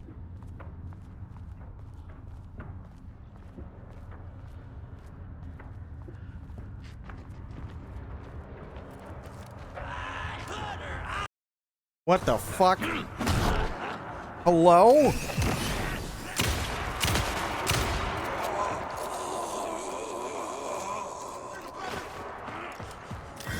Oh, shit.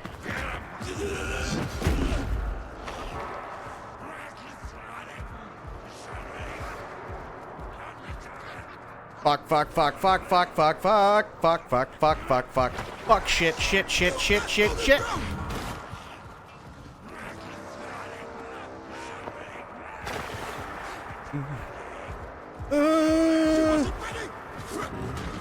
Fuck, fuck, fuck, fuck, fuck, fuck, fuck, fuck, fuck, fuck, fuck, fuck. Okay, we're fine. We're good-ish. Jesus, shit.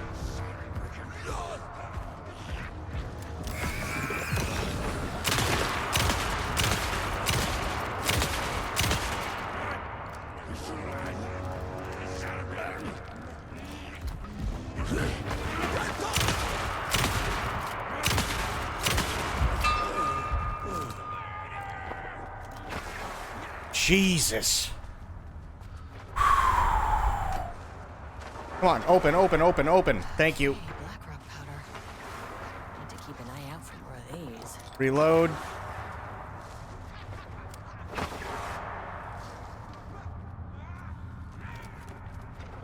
Holding 4 shells in one go, right?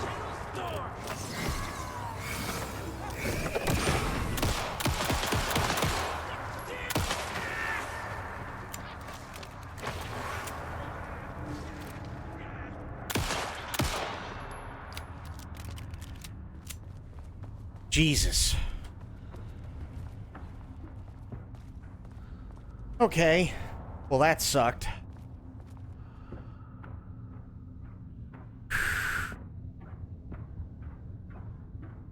I don't know if our frozen waffles are dealing with that. I have no clue, honestly. Where the fuck am I? Oh, good.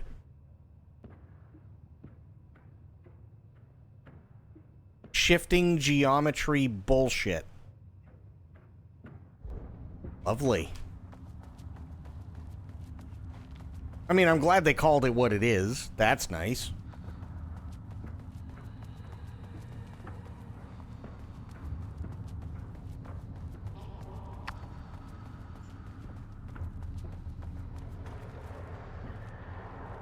Like Trader Joe's, Food Lion, Walmart, Publix, Target, and Whole Foods, and Aldi are the stores recalling. Oh, damn. Okay.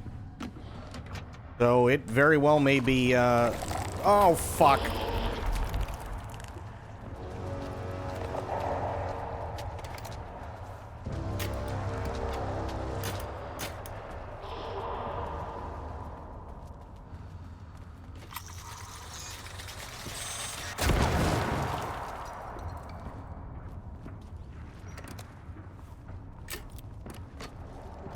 Holy shit, how did I make it?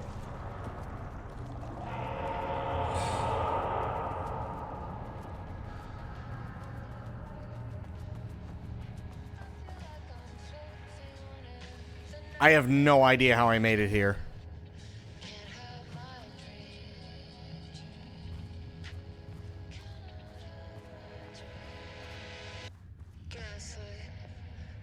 Maybe it was a U.S. article I read. We don't have Trader Joe's or Target or Publix. Yeah, Publix is a regional thing for like Southeast and South. So yeah.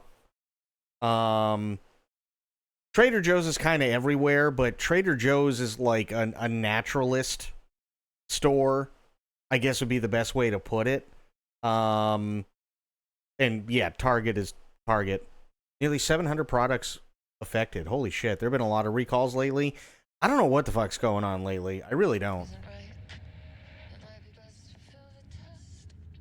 Follow-up report. On the morning of Redacted, the musician held at the lake house for research purposes was discovered missing from her cell. Security footage of the cell from the night before was damaged by electrical interference of an undetermined nature. Redacted, known professionally as Redacted, had produced a song called 6 Deep Breaths during her time at the lake house that was considered very promising as research material by Dr. Marmot and Dr. Marmot. Redacted somehow used her song to orchestrate her escape. Efforts to find Redacted were brief, with any wider search considered an unacceptable risk to the Lake House's mandate of confidentiality. An investigation is currently ongoing as to whether any staff at the Lake House were involved in the disappearance of Redacted. An investigation is currently ongoing as to whether the subject used the song they created as a redacted means of escape. All material related to and work produced by Redacted will be stored in the archive for future reference.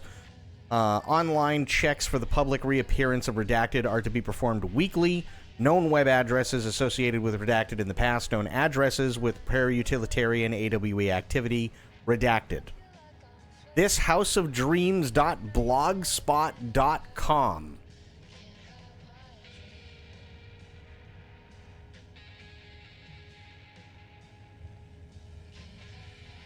She does say 6 deep breaths. Yeah. Hang on, I want to try something.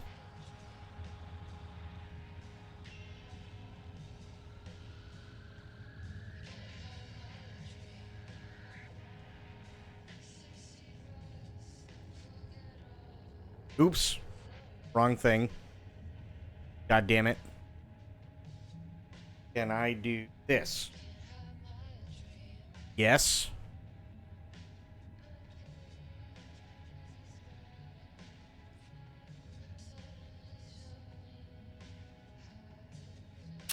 I want to try these.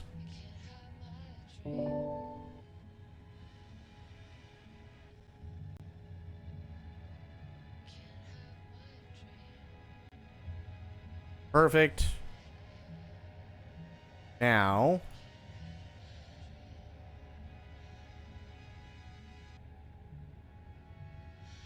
Okay. I can bring the other thing back. I can bring Alan Wake back up. Which is fine, but let me type this in here. This houseofdreams.blogspot.com.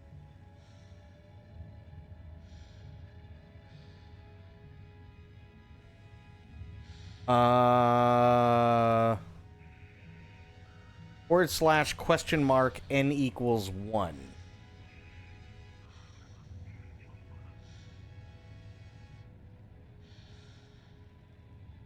See what we got. Oh, shit. Okay. Interesting. Here, look at this. This is the Blogspot website.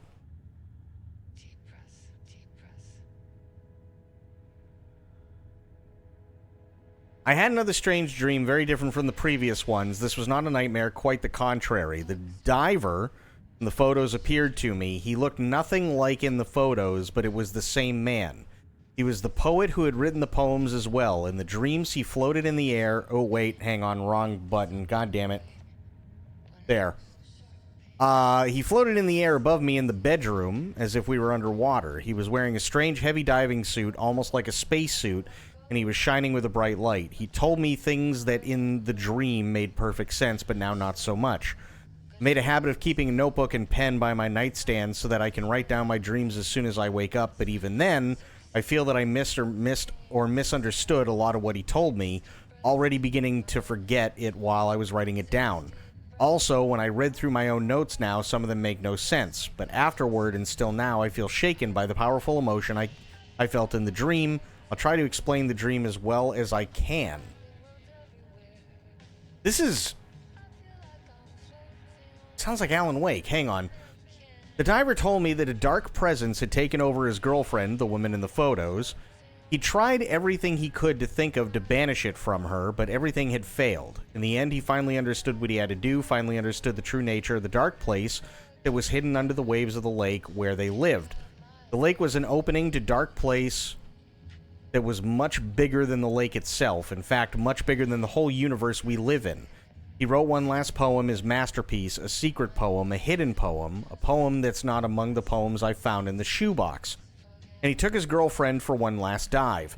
Together they sank down into the depths, far deeper than he had ever dived before.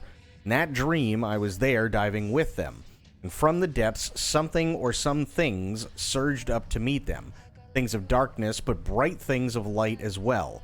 The diver explained that these things or these presences were forever fighting a war between the forces of light and darkness. A dark presence had taken over his girlfriend, and a bright presence now came to take over him. and he surrendered his body to it, but at the same time, the essence of who he was kept diving deeper, ever deeper, holding the essence of his girlfriend, their spirits, their souls. The diver, or what was left of him, his true self, spoke the words of his secret poem. The poem described a new world, an island in this sea of darkness, a safe haven, a paradise, a baby universe. The nature of the dark place was such that anything dreamed up there, any dream or a work of art, would come true, just as true as anything in our world can be. And the poem came true, and the essence of the diver and the essence of his girlfriend escaped from the darkness and disappeared into this new world to live there happily ever after, while their shapes is now taken over by a bright presence, as his girlfriend's had been taken over by a dark presence, surged up through the opening in the lake to our world to continue their battle there. When I woke up, I felt overwhelmingly happy and privileged of having been shown this. I've never been so moved by a dream and didn't think it could even be possible. Even now, even though I've forgotten many details, the feeling remains, a feeling of hope. I know that something amazing is coming, that something wonderful is going to happen, and at the same time, I know that when it does, it will be something totally different from what I'm expecting, something I could never have imagined, and I know it might take a long time before it does happen, but no matter how long it takes, I'll be there waiting. Interesting. Samantha? Here, I don't want to... Just on the off chance, because I don't actually want to dox anybody, let me put it on the black screen for a second.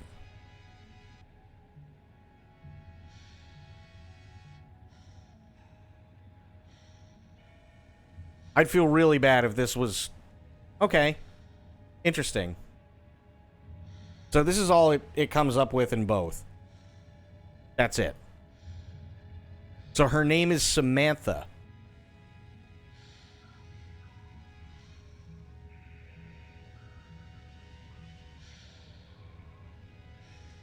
You got... Holy shit. These... Damn, okay. This is kind of cool, though. What's it... Wait, let me see what the other one is. SirenSociety.io. Okay. Give me a second, I'll bring that up.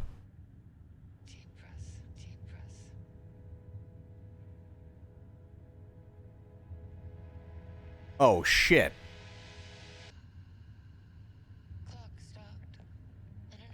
What the fuck is this?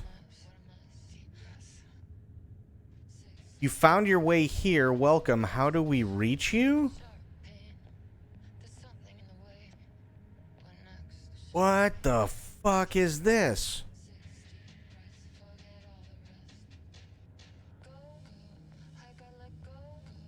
Yo, this is fucked. They went full ARG with this shit.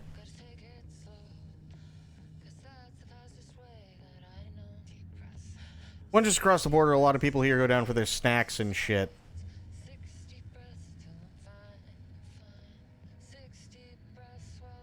No, Spectre, they've literally taken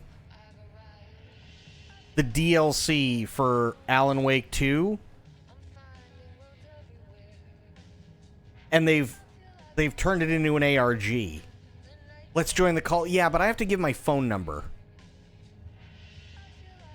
You know what I mean? It's like,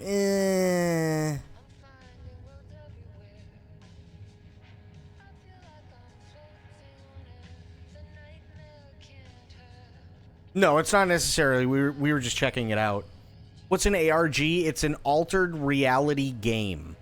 So basically what it is like people will put stuff on like Twitter, or people will put stuff on Instagram, or people will put stuff on TikTok, but it may start out on like YouTube with like videos of weird things happening and stuff, and then they'll continue it as if like it's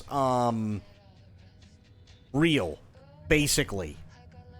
Right? So you have to kind of suspend disbelief. So the people who will follow a game, an ARG, they'll literally go, oh, well, okay, the sun is gone, right? There's literally an ARG called Where Did the Sun Go? Or something to that extent, where literally the sun just does not exist anymore. And they put up videos and they put up things on Twitter and like everything else, and people are trying to figure out like what's happening in the story and how things are happening and so on. And they're directly interacting with the author and the creator of the game, who typically plays the main character and stuff like that. And then they leave clues or introduce new characters or things are seen or what. It's actually a really, really cool concept, but it's really, really tough to actually, like, make a good one. So basically what they've done is they've taken, like, an actual Blogspot website and they've turned it into part of the game. Right? So these are from February 2012 all the way till July. These are all like blogs that somebody named Samantha posted, right? Who apparently is the one that somehow escaped and supposedly the one that we're hearing play in the background in the music right now. Then there was another website called the Siren Society. And it just says, "You found your way here. Welcome. How do we reach you?" And they want your name, email, and phone number.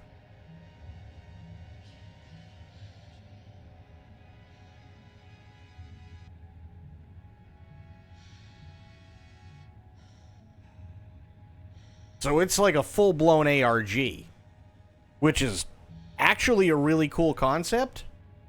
Sounds like a scam. No, it's not a scam. That's the funny thing. It's probably for promotional stuff for like Alan Wake and whatnot, and like the entire shared universe, if anything. I'm definitely gonna look into it more, but yeah, I think that's what it is. I think it's an ARG, which is really cool. But I want to do a little bit more research before I just go, oh yeah, fuck it, and put my phone number down, you know? Definition of art. A study by Dr. Diana Marmont, PhD. To truly comprehend the threshold within Cauldron Lake, we must first understand its attraction to art. However, even the definition of art is as varied as the range of crafts that fall under the name. To that end, we must open a track of research dedicated to defining and quantifying art, ultimately rendering the concept into a unit of measurement. To begin, let's not try to understand humanity's definition of art, but rather Cauldron Lake's preferences. Past cases of Cauldron Lake's threshold affecting reality have centered on writing. Wake 2010. Cinematography is also suspected, though not directly confirmed. Zane 1970. What about other mediums? We will need to test the viability of painting, poetry, music, photography, sculpting, dance, and so on. Not to mention the myriad of genres or other methods within each medium. And what about crafts outside of the most common artistic expressions? Does any act of creation on a high level of expertise merit the title of art? Baking, woodworking, etc. What about non-physical mediums? Why is music an art and philosophy is not? Does something become art due to its medium, its quantity, its quality, or perhaps simply through the intent of expression, or an equation made up of all three? What would be the order of importance? What thresholds must each factor reach for the equation to succeed?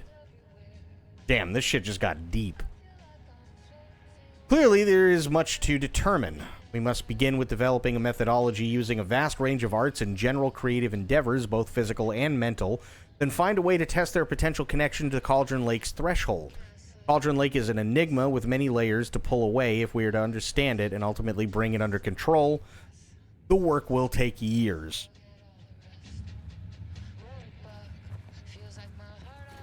Oh, wait a minute.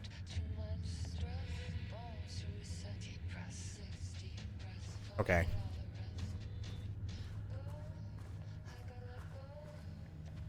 What do we got here? The lake house was underwater. The Marmont's ambitions had finally been realized. Jules had dangled the painting like a lure and hooked an ocean. Their machines couldn't hold it. A fault in the system. The water rushed in, filled it until it was ready to burst. All their successes and failures had led them here. The work had made them into monsters, but the lake house was still theirs. It always would be. They could feel an outsider trespassing in their labs. I know you're here, they called out to the dark.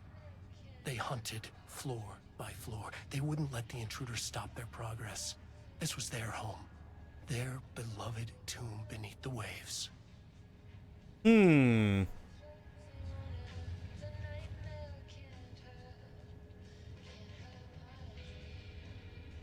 685298.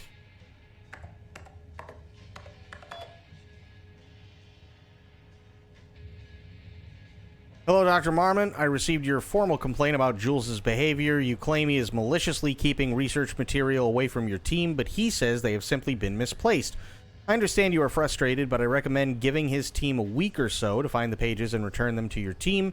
If this issue persists at that point, then let's discuss your desire to escalate this issue. Does that sound agreeable? Sincerely, Harry Kingston. Can't forbid anything. You are not going to keep me from the most important work of my life. If you're too much of a coward to keep pushing ahead, then I'll finish what we set out to do here alone. We have plenty of ongoing lines of research. I suggest you pick one and leave Wake's writing to me. You always needed me more than I needed you. Ouch. No, Diana, I'm looking at the page right now. Constant imbalance, out of control, a crack in the lake house. If we continue with this research, we will lose our facility. Perhaps more than that. What is the point in succeeding if we are dead? I am a head of research here, and I forbid you from proceeding. Oh, boy. Don't pretend like you are worried about them, Jules. You're just looking out for your own ass. The fact that the pages are detailing future events means they are the correct method. We have to learn how to harness their power and dictate events to meet our goals, not Wake's, whatever those may be. The ATDs are producing better and better results. We just need to keep doing the work. Diana, considering the details on the new page we have found, I believe we need to abandon the research into Alan Wake's writing. He must not endanger our staff. No, he refused. You know protocol does not allow this sort of thing, and he says he will be making a trip to the lake house to check in on us soon like we are children. This is very bad for our reputation, Diana. Please, if you have any idea like this, come to me first. What did he say? Was it approved? Diana just received a letter from Darling about a request you made to bring in live subjects. What were you thinking? Do you know how that looked?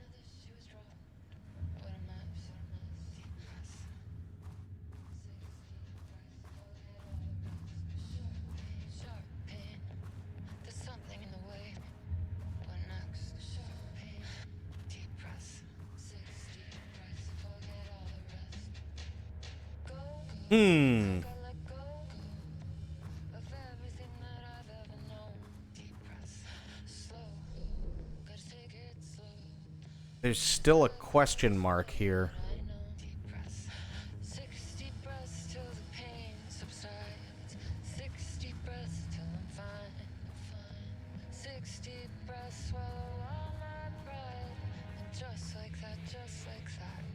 Oh, here we go. September 13th, 2023. Notes regarding the concept of the tortured artist. A romanticized image of the sensitive artistic temperament, yes. But there may be truth in the cliche. It's no secret Rudolph Lane has been unhappy here for years. But the aggregate data shows his art's viability score trending upward over time. If Jules hadn't neglected to hold regular psychological exams, then we could have quantified the subject's emotional state, creating a sort of distress rating to compare against the art score. I'll make this a sub-goal of my study of Edward Booker. Once we set the variables and establish a control reading of his art and mental state, then we can begin inducing negative emotion. Limited food and water, perhaps. An increasingly tight living space.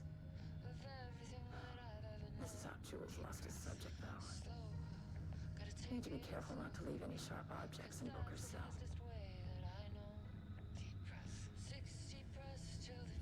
Right.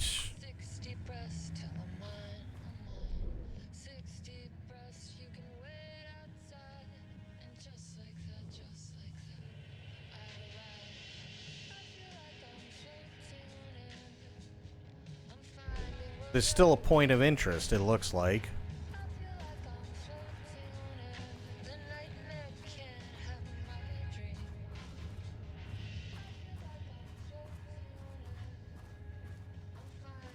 Maybe this was it? Not much else.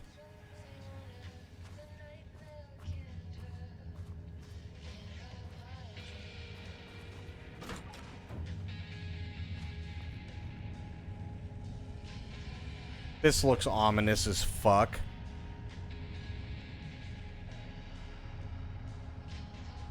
Was Jules Subject the guy's wife? Good question.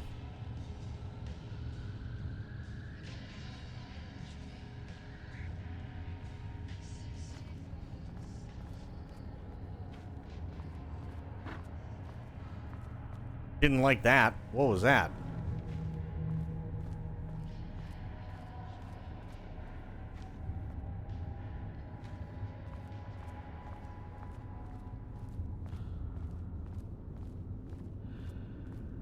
Okay, that's not getting any clearer, which is not a good sign.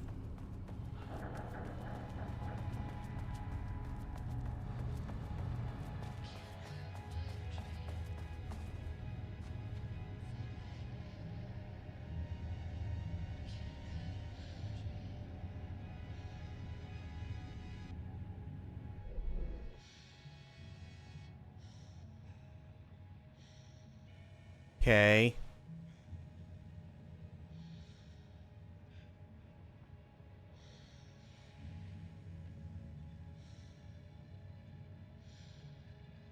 So, I'm not entirely sure what they want me to do here.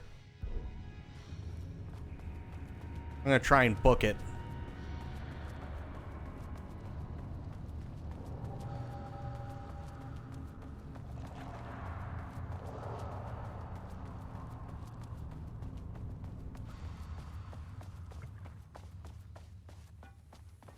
I know they want me to go to sub-level 5. I always want to, like, sit and read all the shit that they have. I did the same thing with Control, which is why it took me so damn long to finish that. Because it was so interesting. I love stuff like this. And the elevator's gone. Fuck me running. Okay. Gotta find that elevator. Balls.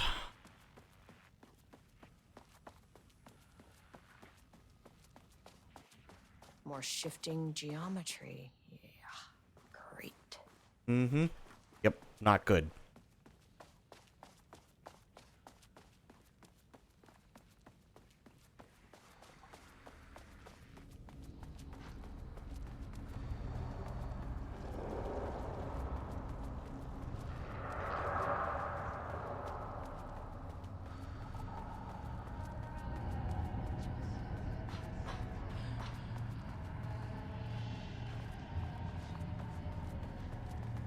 Who? Literally read every book in an Elder Scrolls. It's so, like, you can't not. You know what I mean? Threshold study. Progress in the Lake House's directive to understand and suppress the Cauldron Lake threshold has improved this year. Research in the areas of the threshold energy detection and measurement have made great strides. He reports WY 113 through 139, allowing us to work with the investigations department in the construction of an early warning system near the shore of Cauldron Lake. Exploring the relationship between the shadow and sources of light continues to be difficult without active threshold manifestations to test against. Additional means of containment and offensive measures against the shadow have similarly been difficult to develop without an active AWE, though theoretical research continues. Lovely. Research into threshold suppression techniques is ongoing with no clear determination regarding their viability possible at this time. The team has been testing counter-frequency projection in the vicinity of Cauldron Lake per mandate V29HED, with all findings being sent to Dr. Darling as requested.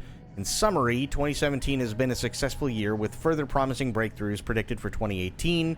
Signed, the Marmonts. Research mandate.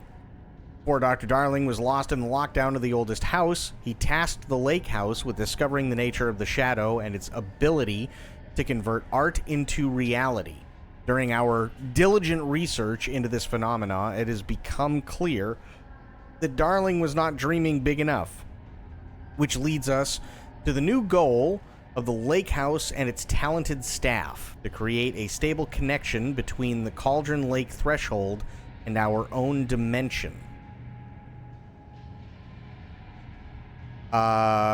Threshold traversal has only ever been possible inside the oldest house and occasionally during Alter World events, though this is often an involuntary process.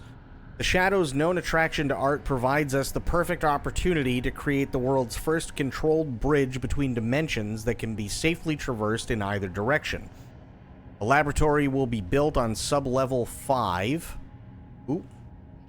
On sub-level 5, where experimentation related to linking with the threshold will be performed. This location will take full advantage of our proximity to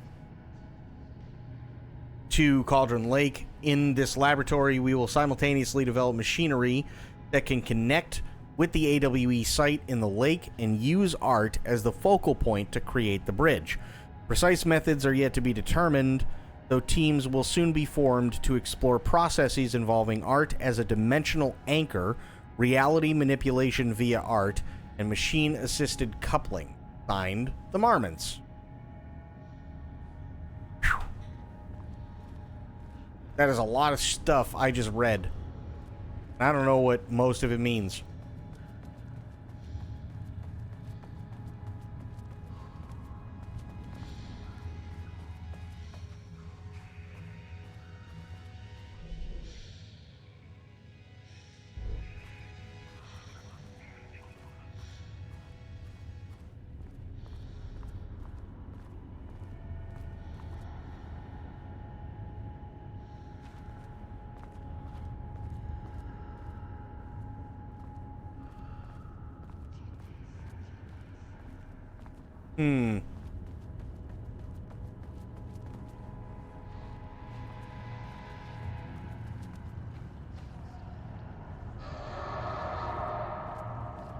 The fuck was that?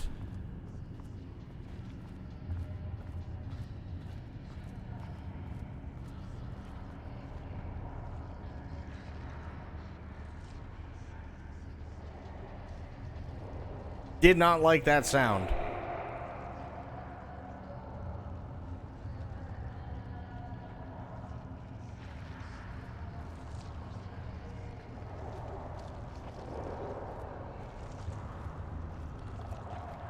I hear squidgy things that I do not like.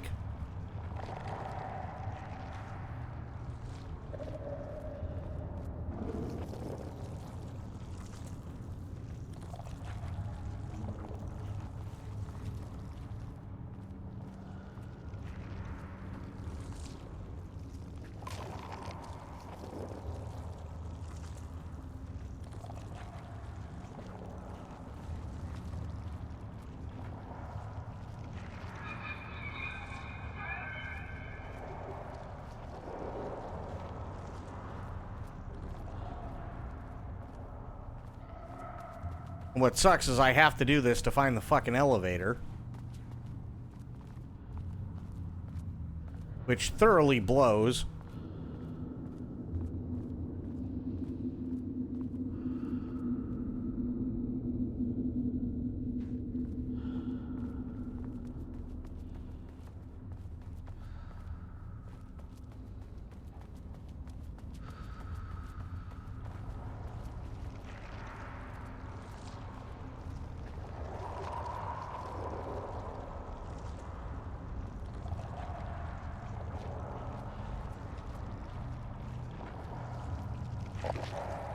Oh, didn't like that sound.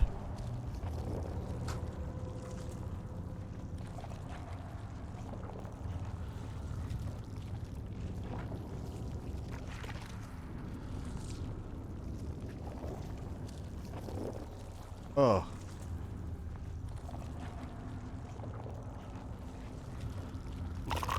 Oh. God, that sound. Oh. Didn't like that at all, actually. That was awful.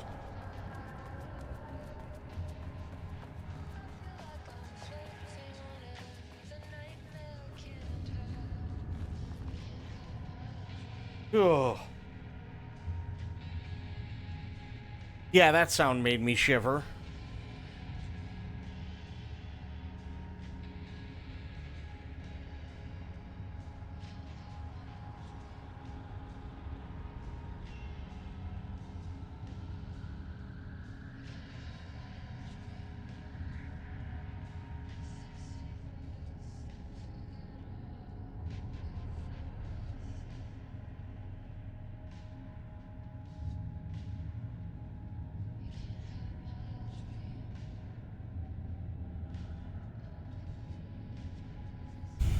I gotta be missing something, right?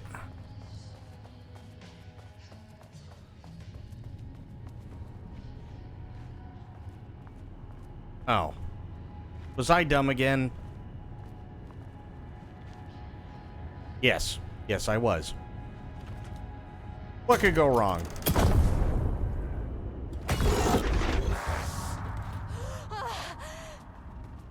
He booked the lab.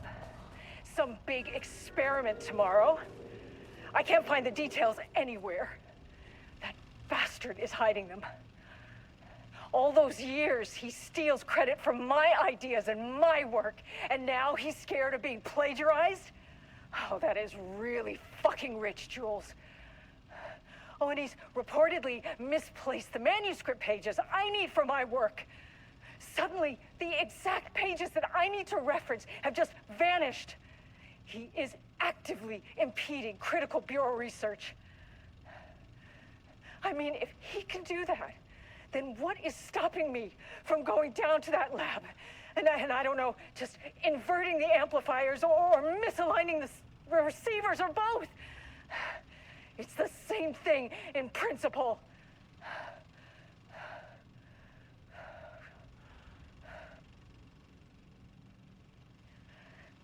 He booked the lab. Some big experiment tomorrow. Okay. I can't find the details anywhere. This doesn't look like Lance style. Bastard is hiding them. Different artist. All those years, he steals credit for my ideas and my work. Right. And now he's Yep. scared No. of being plagiarized? Got it. Oh, that is really fucking rich, Jules.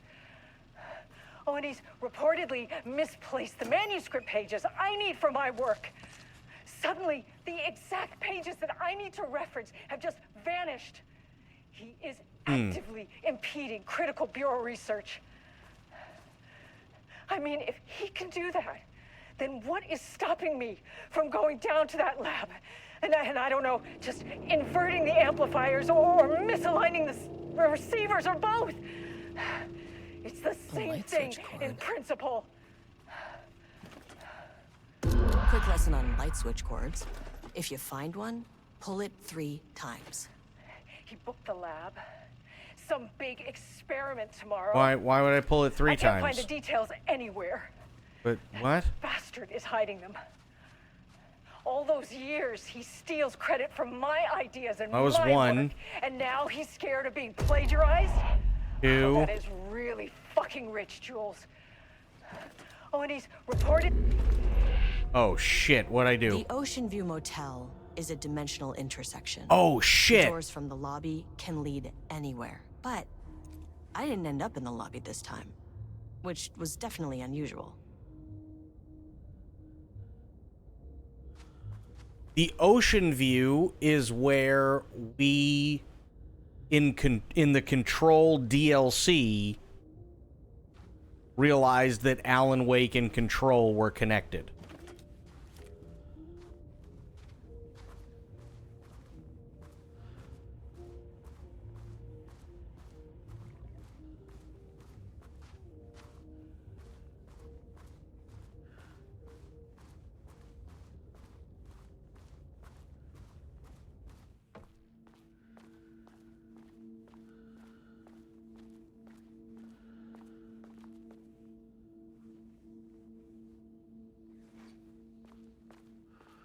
Panopticon?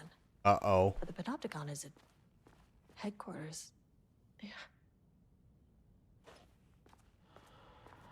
I'm outside in a forest. The sun is shining. Birds are calling. I feel dirt beneath my feet. A breeze. Everything smells like rain. I'm not here. Uh-oh. Forest. Sunlight on my face. Birds are flying past. Leaves rustle in the wind. In a forest. Trees everywhere. A field of flowers. Not here. Not here. Not here. In a forest. The sun is shining. I'm outside in a forest. The sun is shining. Birds are calling. I feel dirt beneath my feet. A breeze. Everything smells like rain. I'm Agent Kieran Estevez, Federal Bureau of Control. Identify yourself.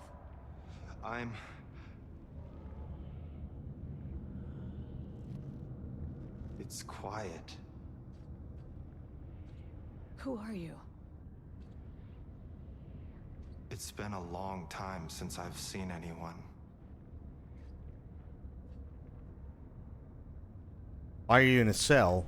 This is an FBC containment unit. Why is the Bureau detaining you? I'm where I belong. Everyone I meet here is either a painting or a paracriminal. There's a sign over there for the Panopticon. The Panopticon's only in New York, in HQ. Is this the oldest house? I think that's where I am. So you are inside the oldest house. Is anyone else alive?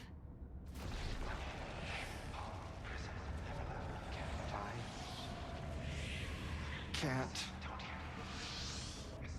It's a waste of time. Hey, this is important. FBC headquarters went dark 4 years ago. What exactly happened in there? We were attacked.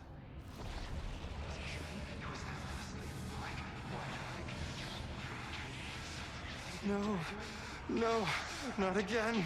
Not yet. No, no, no, no, no. Hey, stay with me. Stay with me. Okay. Okay.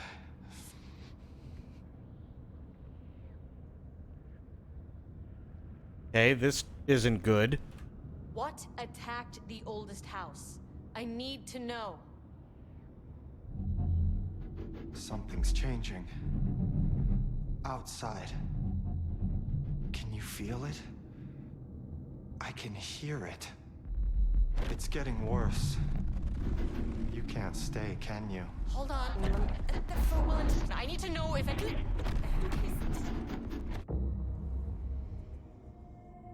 Tell Jesse I tried. Oh shit, that's Jesse's brother. I really did.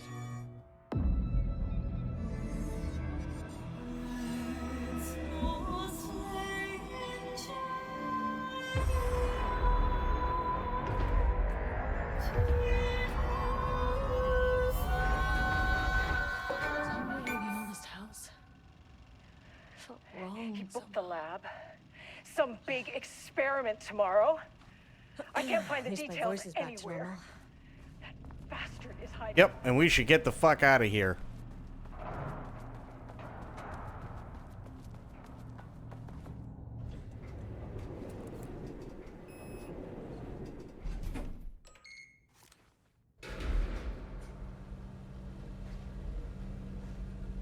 So that's actually really, really interesting because now they've told us at least a little bit about what's going on with Control, right?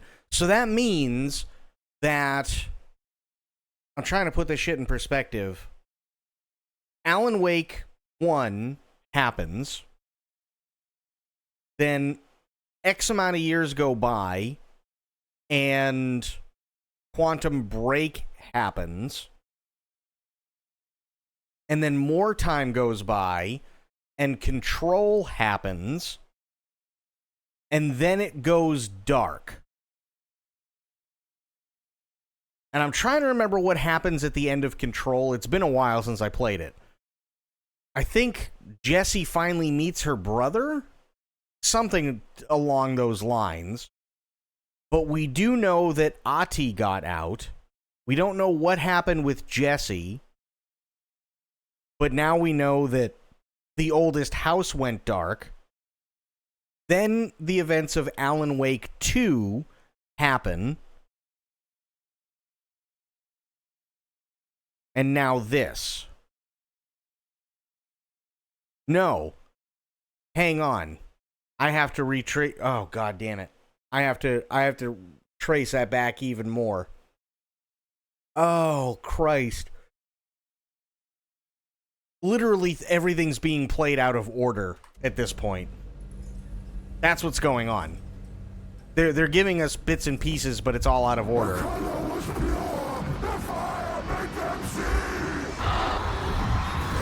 Oh, Jesus. 1, 2, 3. Sublevel 5. Oh, this looks awful. Shut down the experiment.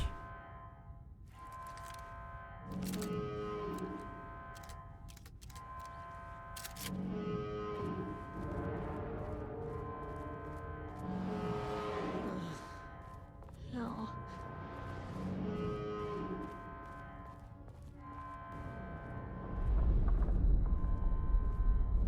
The Marmonts had opened the door into Cauldron Lake's threshold.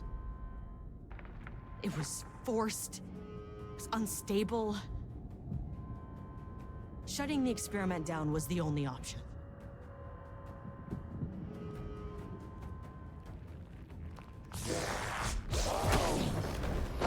Oof.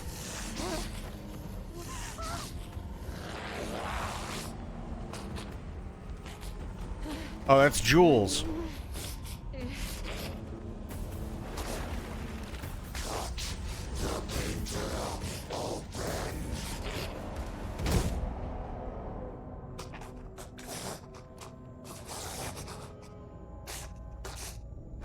Who just smashed him in the back of the head?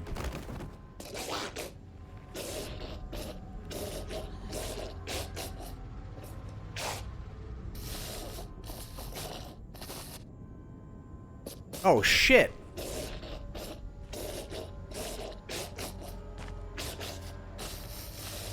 Jules. Oh, no, it's Diana. Sorry.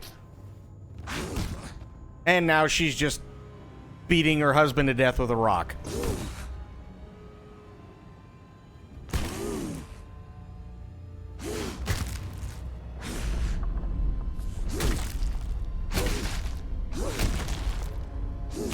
Yeah, I'll explain it after, Itzy.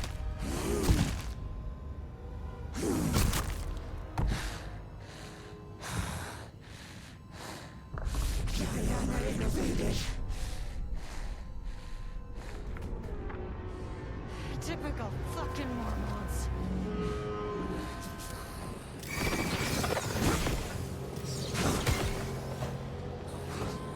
Come on, lady.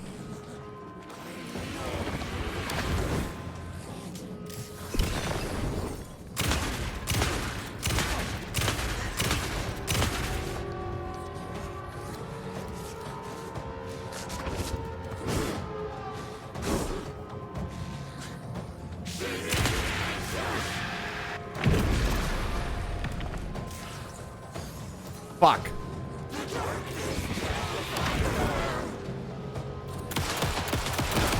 Ooh, that one hurt a wee bit. Ow. Would have started with marriage counseling, but a rock is good to... I mean, sure.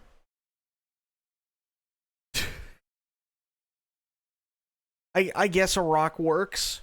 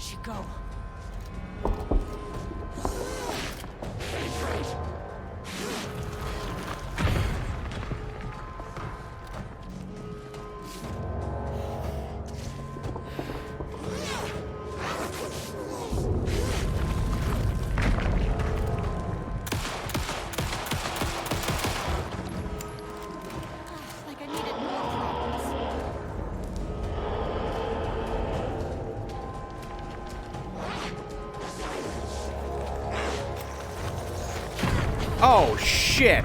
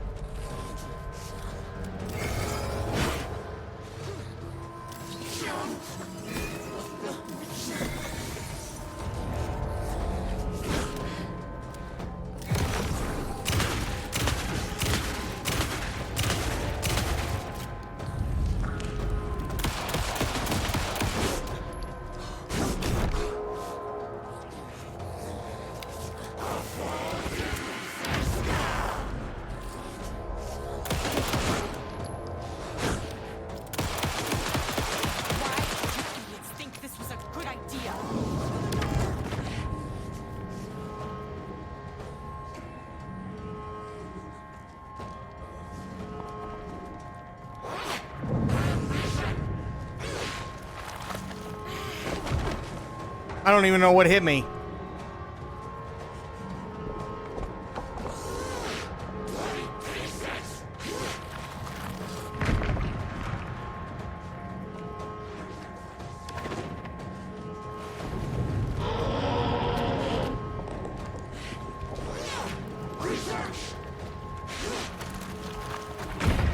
Oh, God damn it. This is rough. Holy shit. Oh my Christ. Okay, I need a minute. Jesus.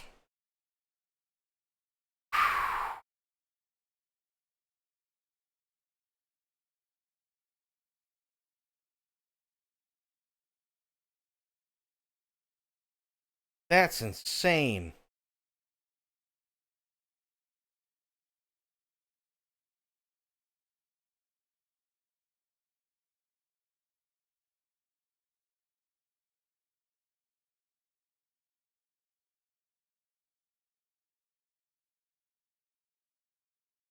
Okay, so fuck it. I'll wait until after.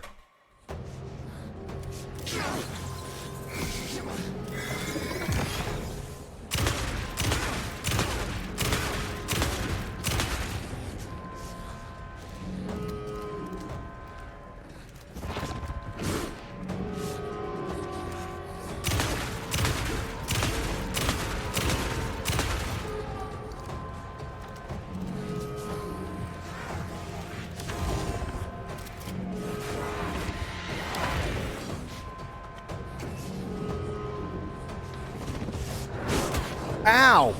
Bitch!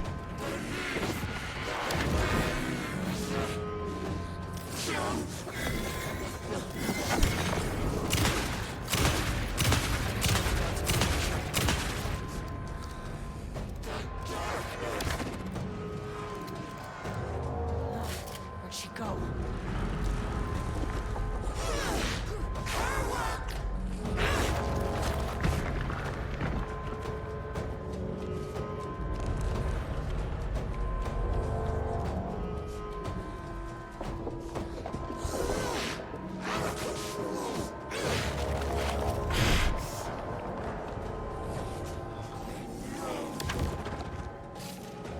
Like I needed to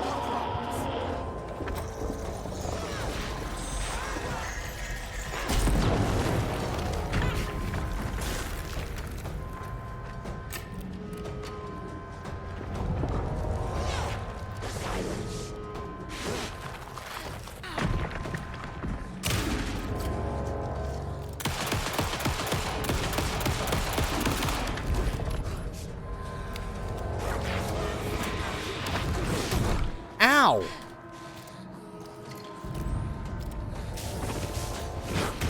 Oh, Christ. This is gonna be rough. This is gonna be a rough one. Holy shit. Oh my God. Okay. Wow.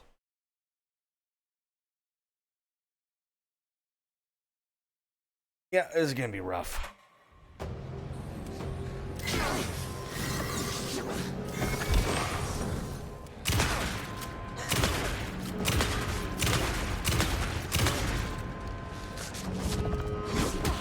Ow!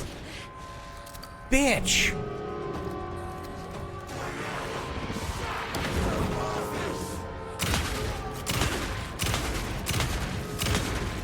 Why did you idiots think this was a good idea? Should go.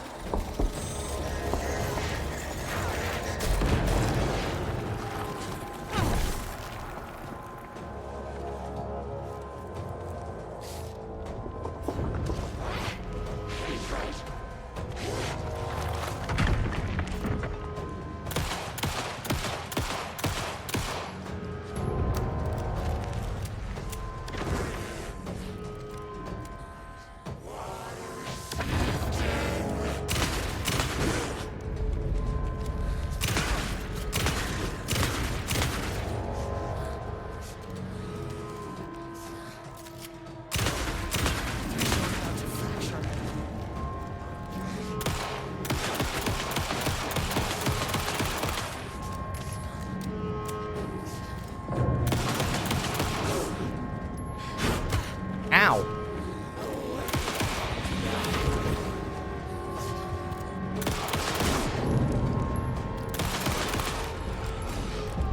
Got her.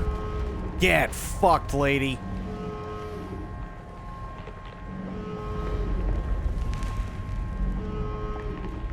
Hit button. I know what the Marmonts did to you, to Rudolph Lane. I will do whatever I can to make sure this kind of thing doesn't happen again. The putrid weight he could never wash away! The Marmonts are dead. I don't know if that's any sort of consolation, but it's done. The pain, it was all over him! The threshold is tearing itself apart. I need to shut this down. Look, I'm sorry. I know you didn't make a choice here. It's not fair, but I have to shut this threshold down before it fractures.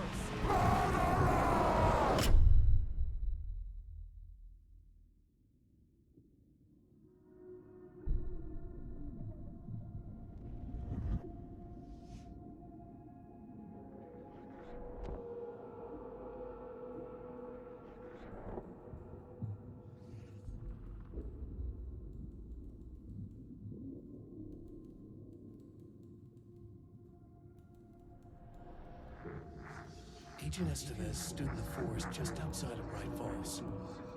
She watched her team detain Alan Wake and Ilmo Koska, stuffing them into black SUVs. She realized this was the moment Wake had been writing in the vision she had seen. The story was coming true. She pushed the thought out of her head. It had been a good tip, a way to find Wake. Nothing more. Alan Wake!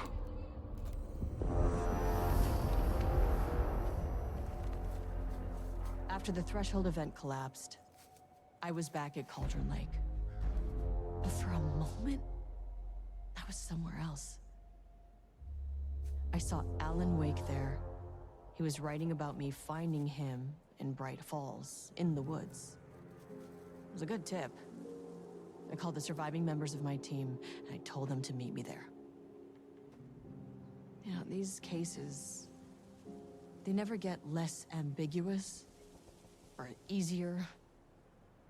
This one, this was tough. Because protocol says entities like the Taken are monsters, threats. But the Marmonts were monsters way before the Shadow got to them. So at the end of the day, What's the difference?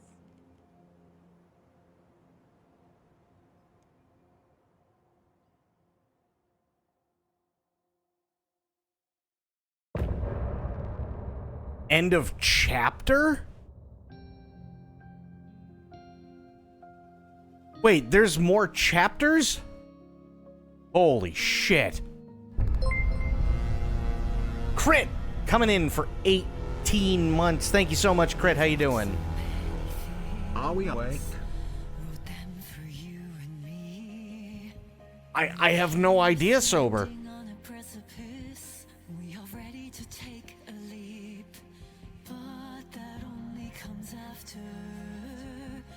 This was the end scene. This was the end of an era. This was the sum of my body of work. When I'll be long gone, you can hold this together, and you can take it or leave it. Everything that comes after, and we'll always have this. All these moments that led us here, all this joy and these heartaches, they're woven into our very fabric.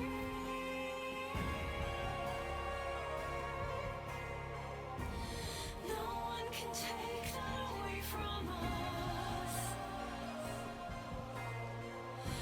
The journey that brought us here. Had to wait for the transition. Totally fair. How you doing, Crit?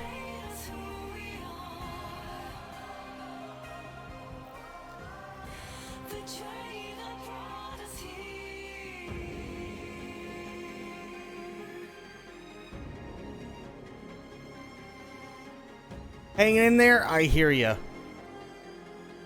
I hear ya. I'm hanging in there too.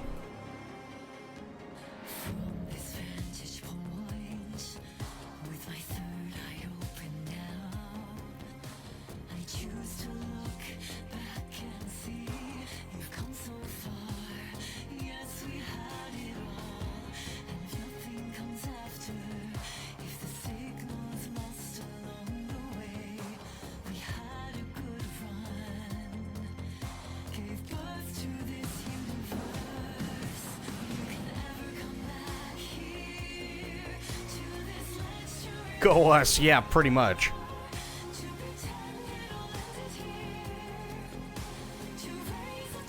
Well, so, Sober, they did say that this was being called an expansion. So I'm not entirely sure how far this goes.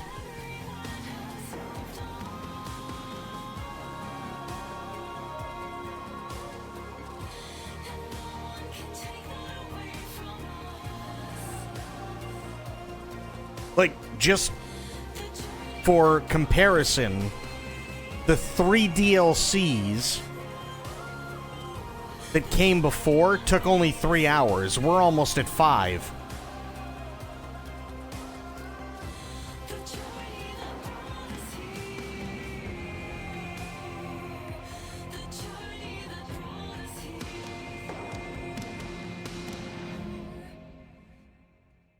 So yeah, we're just at about 5 hours.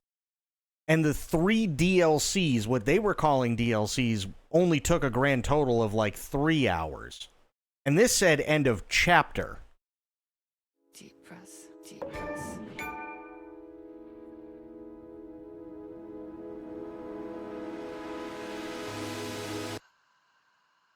Clock stopped. I'm so confused. What a mess. Deep breaths. So did we... Here, we'll escape. See what happens. Okay, so that's it. Wow. Okay. So, I'll leave this on in the background.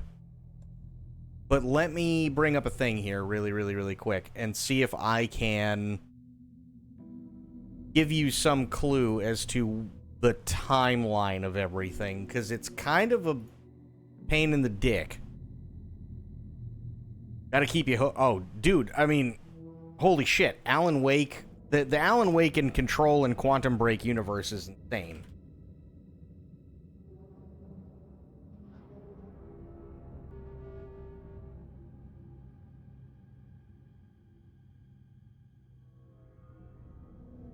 Okay.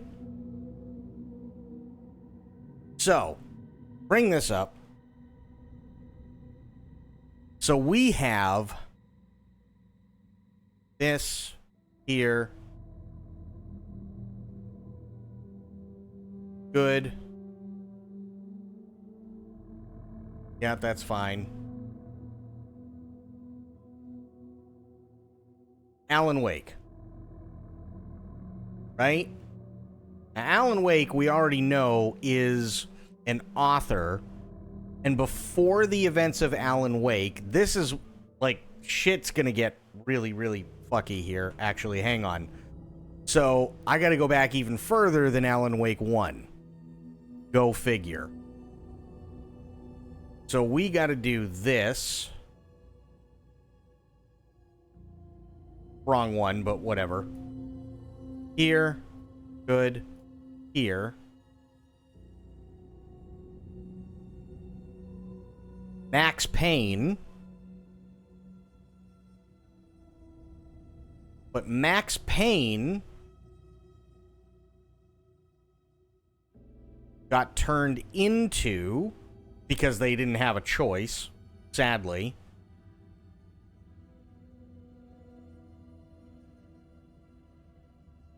Got turned into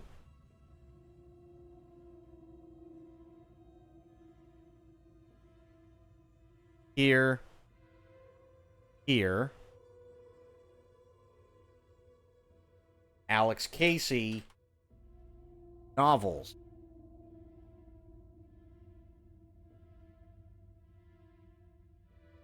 This is where shit starts to get a little fucky. Here, and I'll put that down to 16 so it fits. Good. Got to keep you. Oh yeah, just wait. Just you'll see. So, Max Payne was originally supposed to be connected to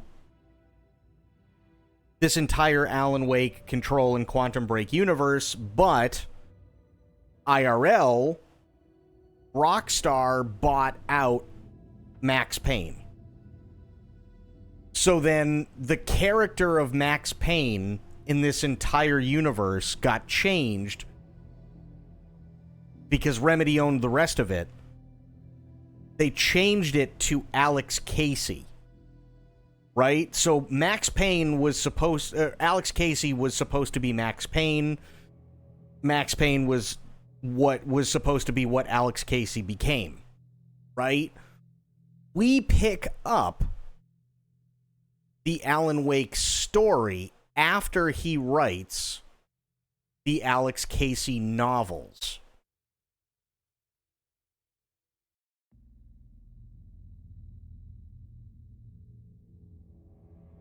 Right? So there's Alan Wake 1. So the events of Alan Wake 1 happen. Then you have... I'll do this. Those lead into... And I'm going to have to double check here really, really, really quick. Quantum Break. 2016.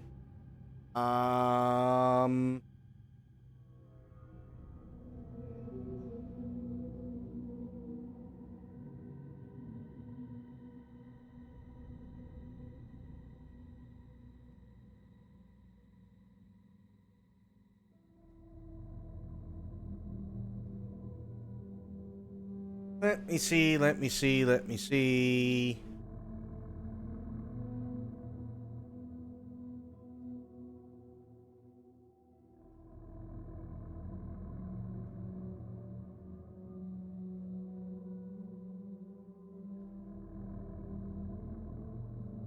Do this. Oh, okay, never mind. I don't even have to look it up. Hang on. We'll do this. Okay, so we have Alan Wake 1. Then we have the events of... Oops.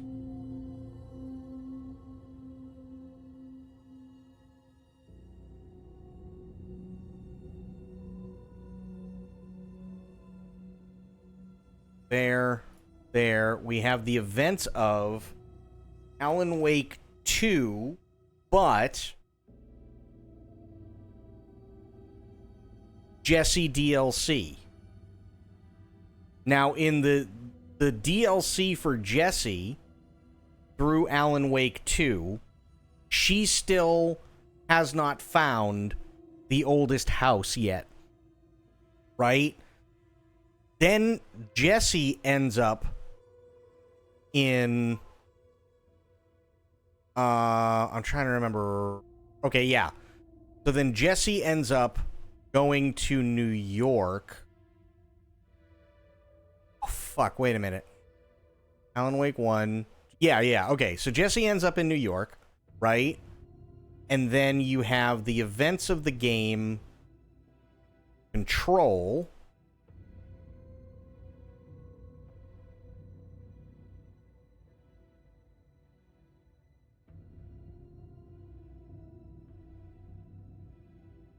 Okay. And at the end of Control, it's now confirmed that the oldest house goes dark.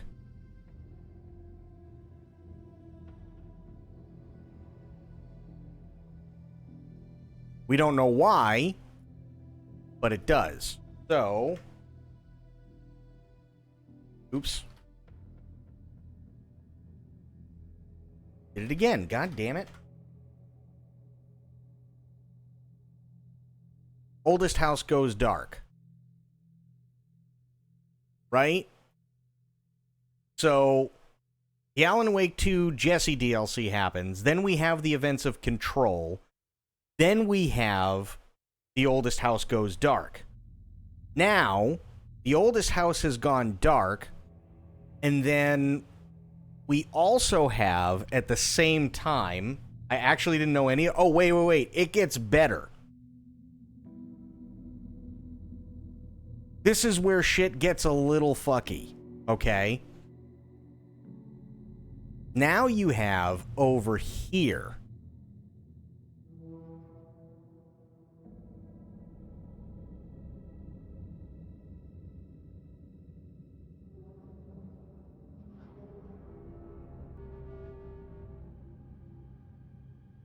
Jack Joyce in Quantum Break. Okay. So the events of Quantum Break happen roughly around the same time, or maybe somewhere in the middle here, doesn't really matter, but sometime in between the events of Alan Wake 1 and Jesse finally going through the events of the game Control. That's not what really matters, though, in terms of, like, when it actually happened, so we're just going to put it over here for the time being, okay? So now you have the events of Control, and then, after the events of Control, you have... here, the events of Alan Wake 2. No, don't have the events of Alan Wake 2 just yet. We have instead a little bit of a cross-section that occurs, which is where things get a little fucky again. So you have...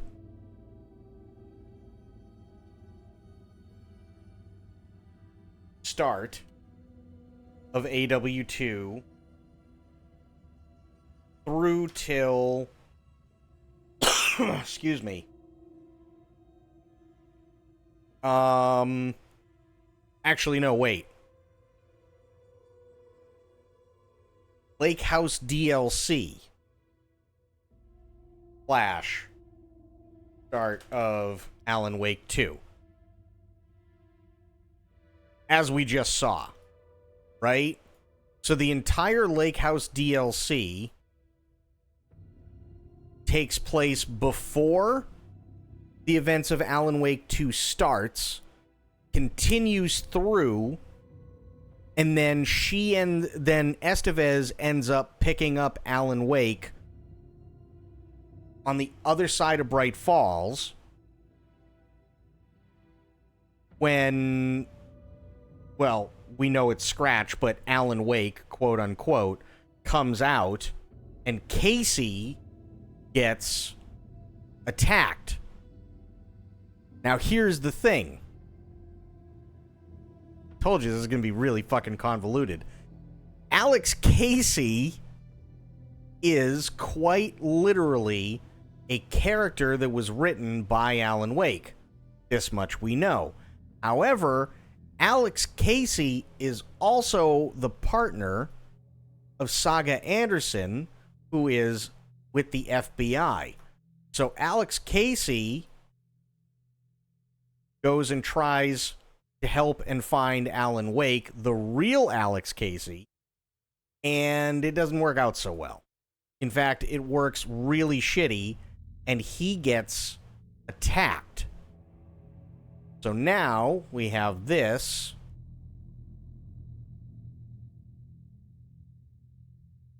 Scratch hurts Casey.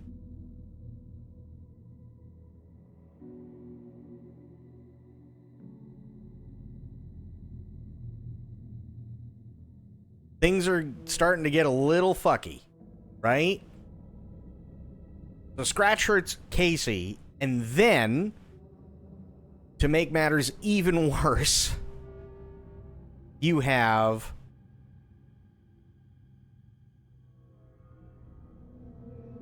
here, rest of Alan Wake 2. Cool. Except, how does Quantum Break fit into this? Well, as I said, things are going to get a little fucky. So, now, we have right about here. Doesn't really matter, but somewhere right around here, we have, I think you may have mentioned that before. Yep.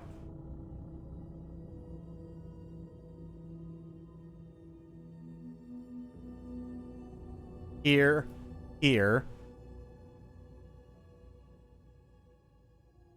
Sheriff Breaker goes missing. Ooh, actually, you know what? I'll do it this way. Hang on. We're gonna kind of need a big block for this one. There we go. Okay. Much better.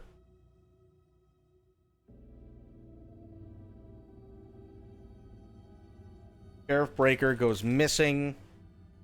Ends up in the dark place / shadow.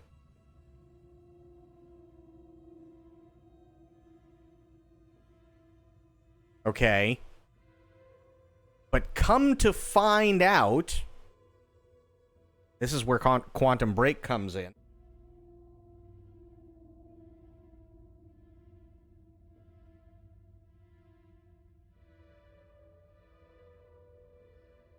Oh, that's a block. I don't need a block. I need a line.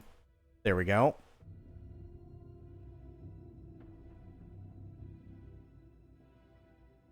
Here.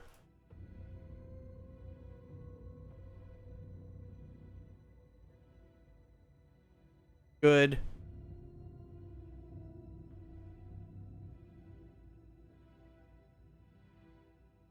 Tim Breaker becomes trapped. Multiverse travel.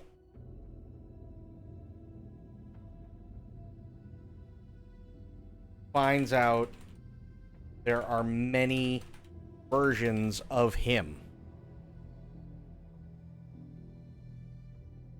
So basically, what ends up happening with Sheriff Breaker is Sheriff Breaker finds out when he goes missing in the dark place that he's actually trapped inside. Well, he's trapped in another reality, but that other reality connects to literally every universe, parallel universe, right?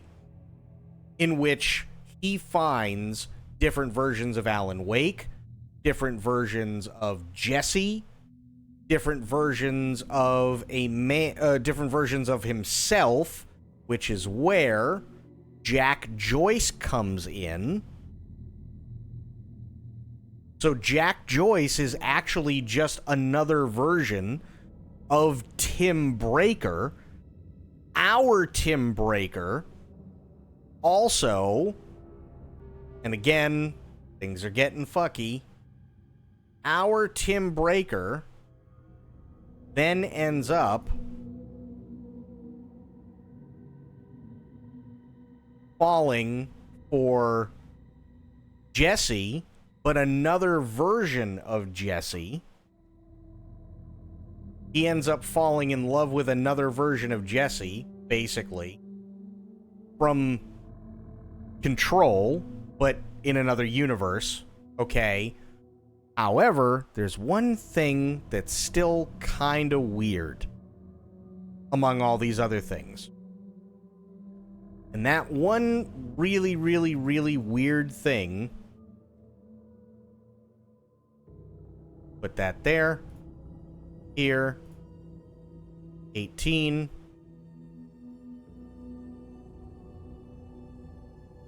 Warland Door. Now, Warland Door, I can't remember his name. Lance Reddick originally played the entity that was what Warland Door was supposed to be. We don't meet Door until the events of Alan Wake 2. But unfortunately, they had to change the name because Lance Reddick died IRL. So they had to get another actor. That actor became Warland Door, so they acknowledge that the other entity exists, but the entity or the person that Lance Reddick played and Warland Door are the same character. They're just called different things depending on which parallel universe they happen to be in.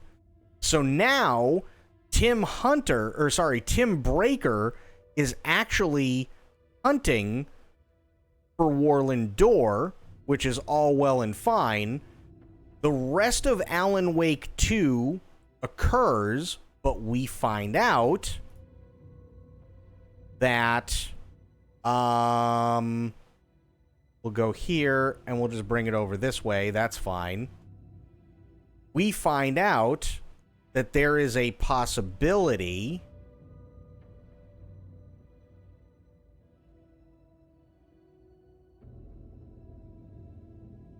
Saga Anderson is Door's daughter.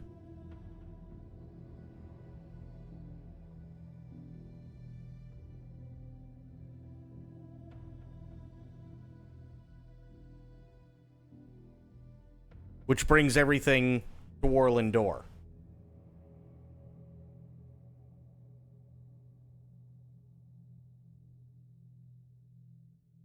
So now you have the Max Payne turned into Alex Casey. There was a fictional character that Alan Wake was writing about, who, come to find out, is an actual person that just so happened to have the same name as the character that Alan Wake was writing, who was Saga Anderson's partner in the FBI. Alan Wake disappears at the end of Alan Wake 1. Then Jesse stumbles into Bright Falls,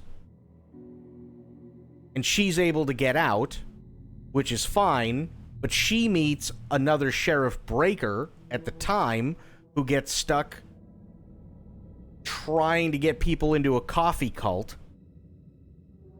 Bear with me on that one. Then Jessie makes her way to New York, and the events of Control take place. The oldest house in Control goes dark 4 years before the events of the Lake House DLC and the start of Alan Wake 2. Then about roughly about 2/3 of the way through, the real Alex Casey gets hurt by Mr. Scratch.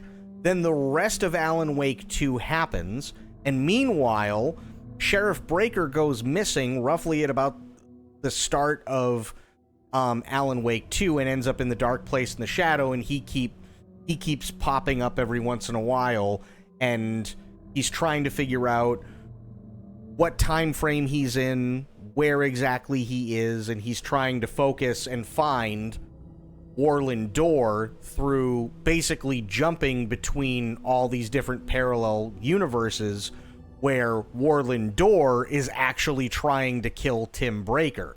That's where Jack Joyce comes in from Quantum Break, specifically because Jack Joyce and Tim Breaker are the same person, just from different universes. And then at the end of Alan Wake 2, it's found that quite possibly Saga Anderson, the other main character of Alan Wake 2, is more than likely the daughter of Warland Door.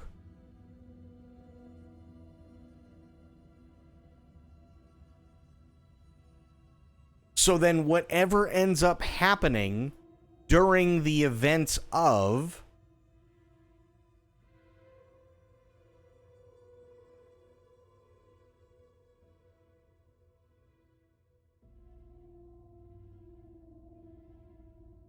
Control 2, which is not out yet. So Control 2 is not out yet. We don't have a release date for it yet either. But the events of Control 2 are all going to coincide from the fact that Saga Anderson and Warland Door are related and will be taking place after the events of Alan Wake 2. So we'll find out what happens with Jesse, why the oldest house went dark, what happened in the oldest house, and the events of Alan Wake 2 are going to probably come into play, as well as, chances are, Tim Breaker and possibly Jack Joyce, plus Warland Door, and Saga Anderson, who at the end of Alan Wake 2, she and her partner were both deputized into the Federal Bureau of Control.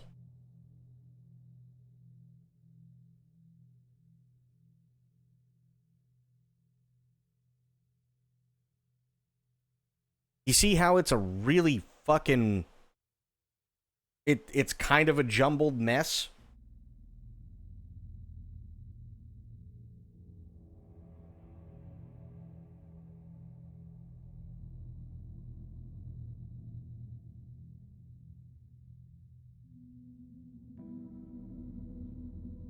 Does that make sense now, Itzy? Hopefully you're still awake.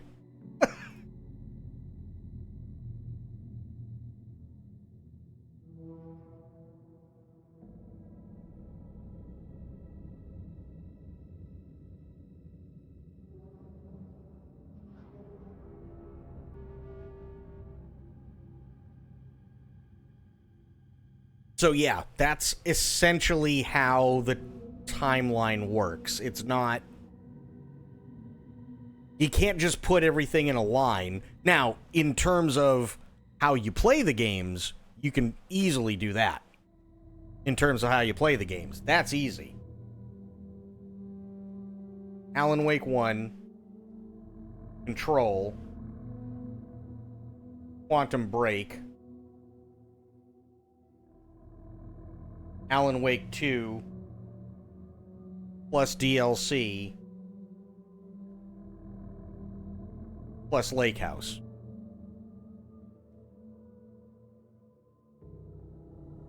That's the order in which you play them.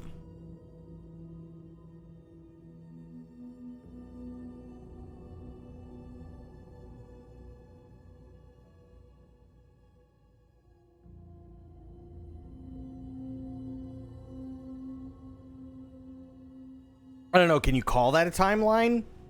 Well, you can, because, I mean, you start at the top and you're still going to the bottom, but you're also just going this way as well, right?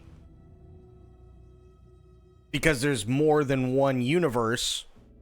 There's more than quite a few characters that all have to kind of be in there all at the same time.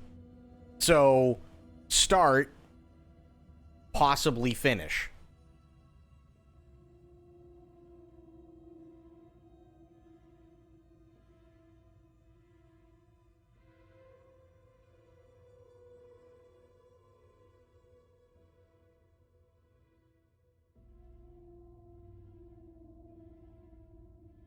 It is very convoluted. I will absolutely give it that, but it is technically still a timeline.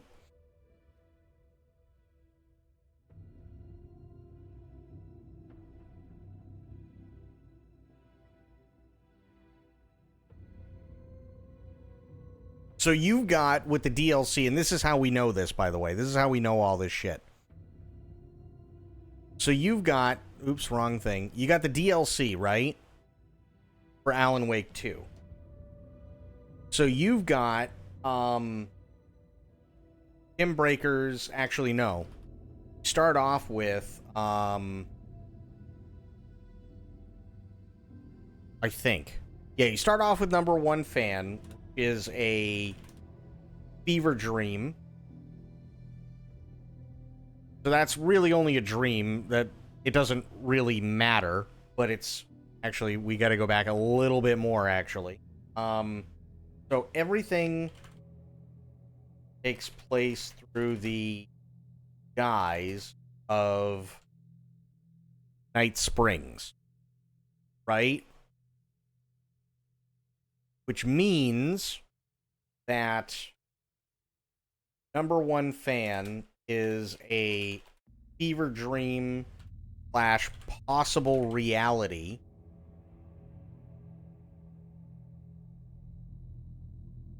But most people are probably going to say it's a fever dream, and I can't say I disagree. I can't say I disagree. And then you have Jesse's DLC takes place in Watery before AW2. Then you have Breakers DLC takes place with another Tim who gets lost in time and between realities.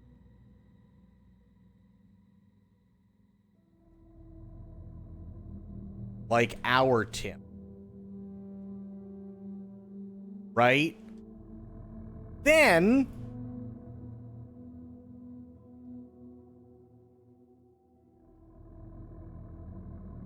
Lake House DLC takes place before start of Alan Wake 2 and ends right before FBC captures Scratch.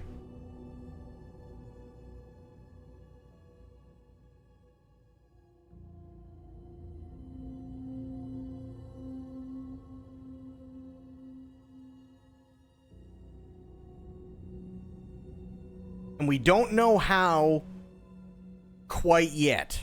This is where the curveball is thrown in. Because if it was just, okay, here's Tim Breaker, he's part of this whole, multiverse thing, and then you got Alan Wake 1, you got Alan Wake, and he wrote the Alex Casey novels, but there's a real guy named Alex Casey who's actually, a federal investigator, and so on, and, Saga Anderson is wrapped up in the whole thing because not only is she a real person, but she was also a character that was created by Alan Wake, and like, okay, fine. We'll suspend disbelief and we'll go, okay, sure.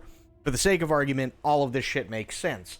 The real wild card, though, is Warland Door, because at the very least, it's insinuated that Warland Door is quite literally behind Quantum Break, is also behind Alan Wake 1, is also behind the events of Jesse's DLC before Alan Wake 2, is also behind the events of Control, is also behind the events of all of Alan Wake 2, and is also behind Tim Breaker's disappearance and going missing, and to top everything off, is also quite heavily insinuated to be Saga Anderson's father, who left Saga before she was born, or when she was really, really, really young, specifically because Saga Anderson is, at least the way that they portray it, she is essentially a demigod.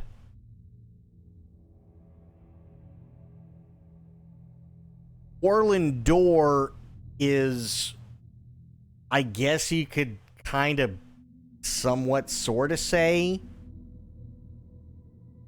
he's a god, but I don't know if that's the correct term. But somehow Orlin Dorr is connected to all of these people and all of these events, and the only one that we really know of currently is Saga Anderson. We don't know how he became involved with Jack Joyce or Jack Joyce / Tim Breaker. We don't know how he got caught up with Alan Wake. We don't know how he got caught up with Jesse. We don't know how he got caught up with anything to do with Control. We just know that he's basically kind of been there since the beginning of time. He found a door, and then every other instance of him in every parallel universe was immediately killed. So Orlin Dorr is quite literally a singular being in the multiverse, but he is an all-powerful singular being within the multiverse, and we don't really know what his ambitions are. Now, we know at some point that he and Freya, who is Saga's mother, got together. Saga's extended family are Odin and Thor. We all know them from Norse mythology. So it's Saga, Odin, Thor, and Freya. Sound familiar? Mr. Dorr is her father and left specifically because Odin and Thor didn't like the way that her father was, and didn't like that Saga had the powers that Odin and Thor did, and Orlin Dorr didn't particularly care for that, so he fucked off. Freya blamed Odin and Thor for Orlin Dorr leaving, but Orlin Dorr is basically responsible for how things play out in the Dark Place during the events of Alan Wake 2. We're not entirely sure about the events of 1, but we know that he is responsible for how things play out in the Dark Place in the events of Alan Wake 2. Saga doesn't find out that Orlin Dorr is her father till the end of Alan Wake 2.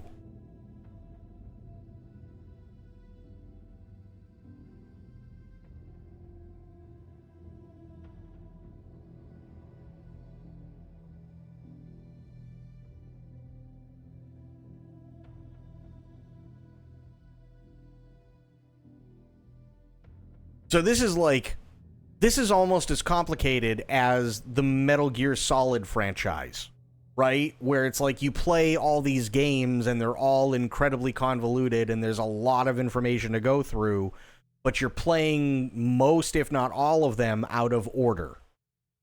So then you have to try and piece everything together. Problem is, at least for us currently, is that Control 2 is not out, so we don't know what the next chapter is or what Warland Door's purpose is throughout the entire thing. But the Lake House DLC gives us a little bit more insight.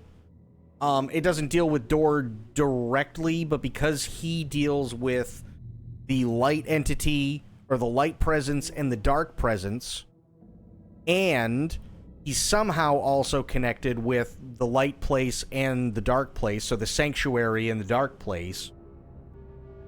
And he's also connected to Tim Breaker and Jack Joyce. And he is Saga Anderson's father. We'll have to wait and see. But that's essentially what's going on.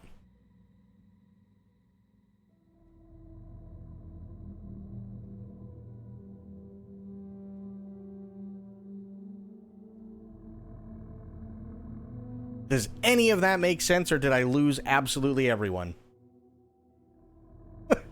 I know that's a lot of information all at once.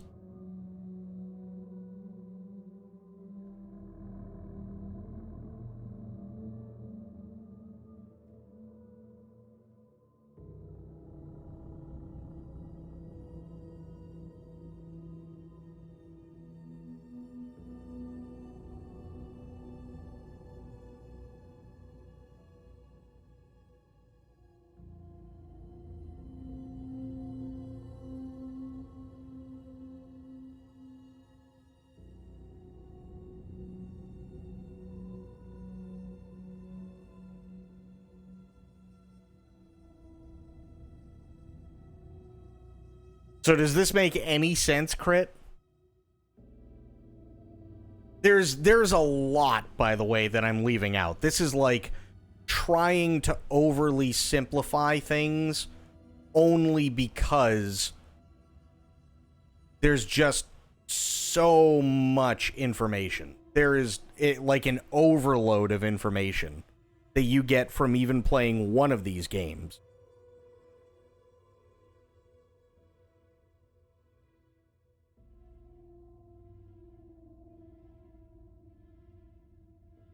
But does it at least make sense?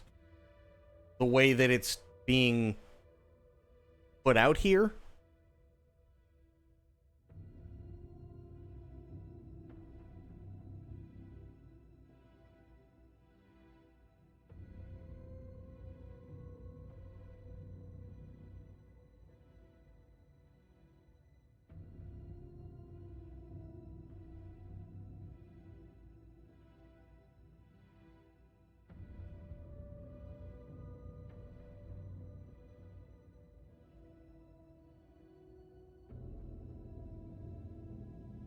I think everybody's brain collectively died.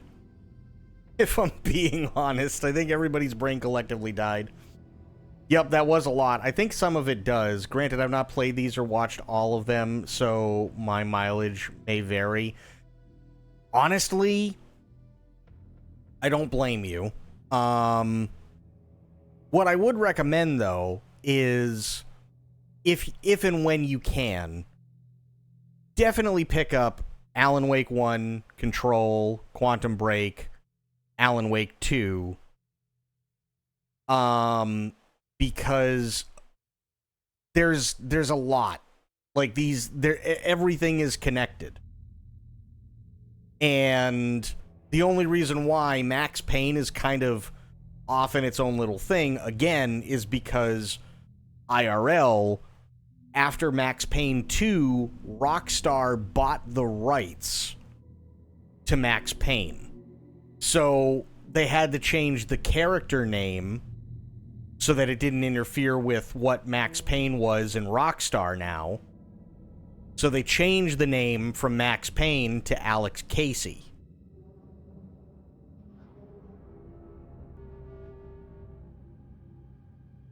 That's the only reason why Max Payne isn't directly connected. Because Max Payne is not a Remedy IP anymore. But had Max Payne not been bought out by Rockstar, Max Payne would have been directly connected to all of it.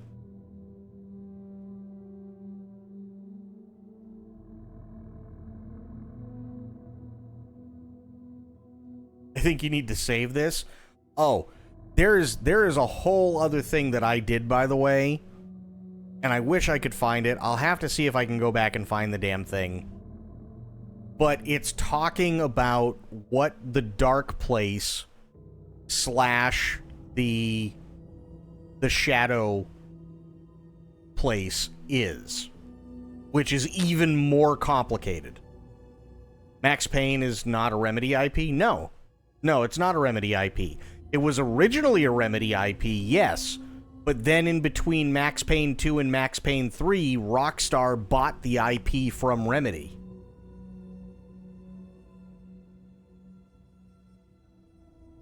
The only good news is that Rockstar realized that they didn't know what to do after the events of Max Payne 3, so they have contracted Remedy to do the Max Payne 1 and 2 remakes, because everybody that worked on Max Payne 1 and 2, for the most part, still work at Remedy, so who better to do the remakes than the people who originally made the games?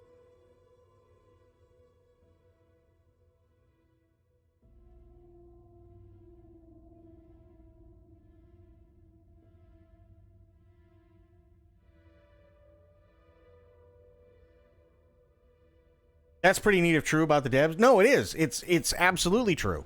Remedy has already come out and confirmed that pre-production for the Max Payne 1 and 2 remakes has just finished, and they are starting production on them.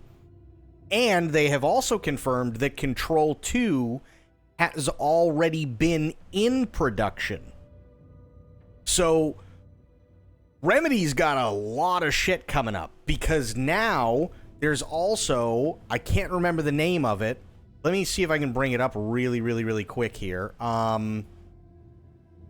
New Remedy game. There's also a new game. Oh, here we go. GameSpot. Beyond Alan Wake 2. Every game Remedy is working on. Perfect, actually. So you've got Max Payne 1 and 2 remakes, Control 2. Is it in the Remedy Connected Universe? Yes, absolutely. Condor is the working title. Then you have Kestrel, which is the working title. Now, this is a little bit older. This actually just came out, and I believe, let me see if I can find it really quick. I think it's called Firebreak. Yeah, FBC Firebreak. Let me show you that. That's another Remedy game. FBC Firebreak. That is a 4-player co-op game that is coming out. Here's the announcement trailer. The trailer dropped 5 days ago.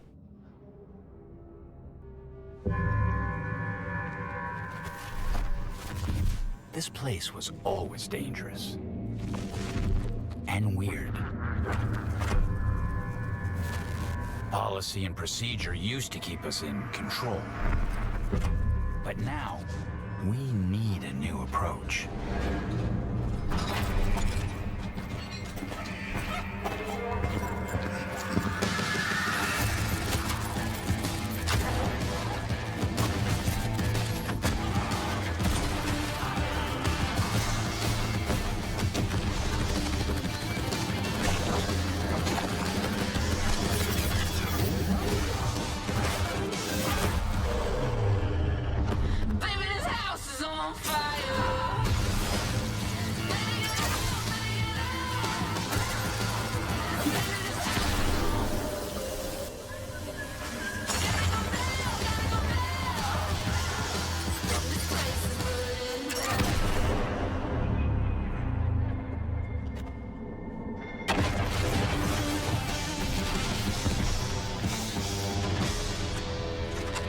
Welcome to Firebreak.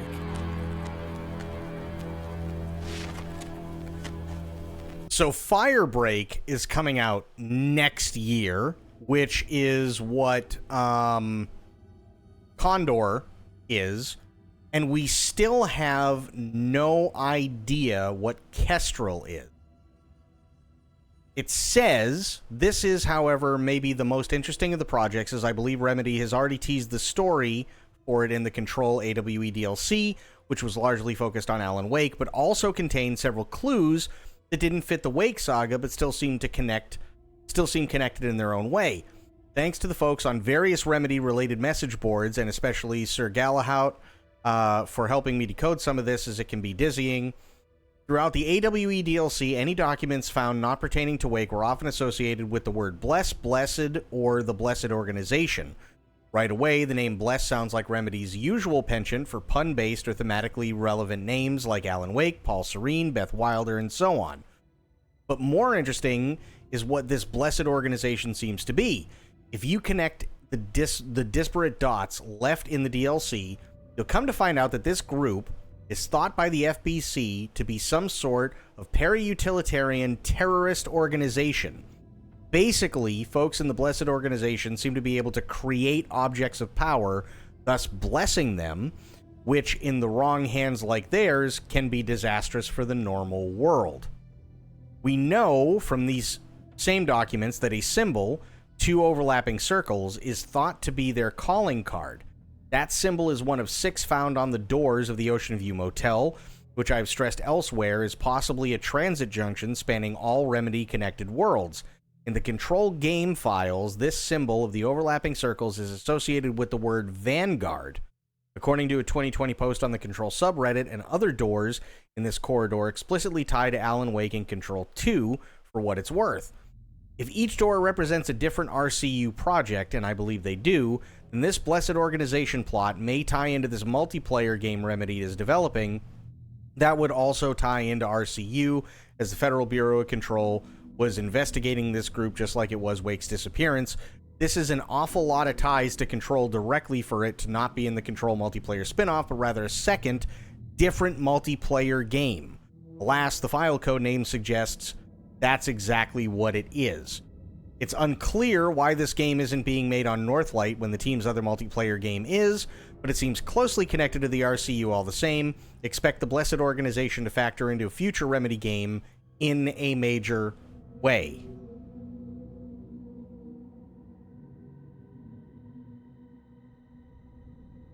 So you've got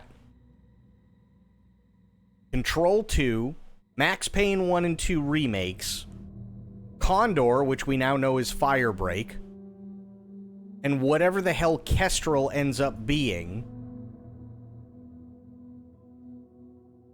So, like, the next couple of years, and I already said this,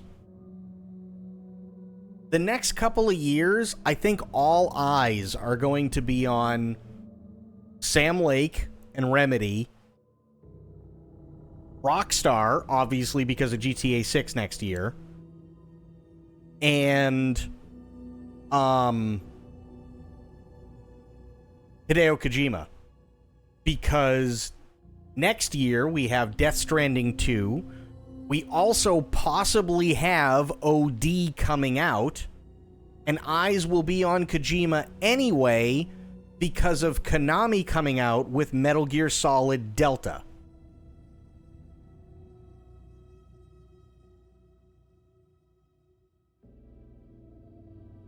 So it's literally the next couple of years are going to be the time for Remedy, Rockstar, and Kojima / Konami. You'll be busy. Oh, fucking absolutely I will. 100%.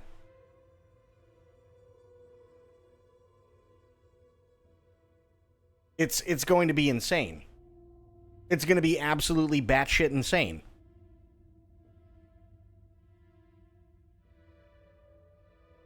So, yeah, it's...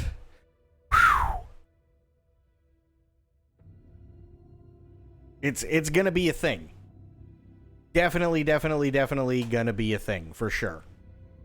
So yeah, that's what's going on with Remedy. And here's the other thing. This is the other thing that we found out before you showed up, Crit. These are the other two things that we found out in the Lake House DLC that I was playing. We found a thing in a note that we read, and there are these two addresses, okay? This is the first address, right?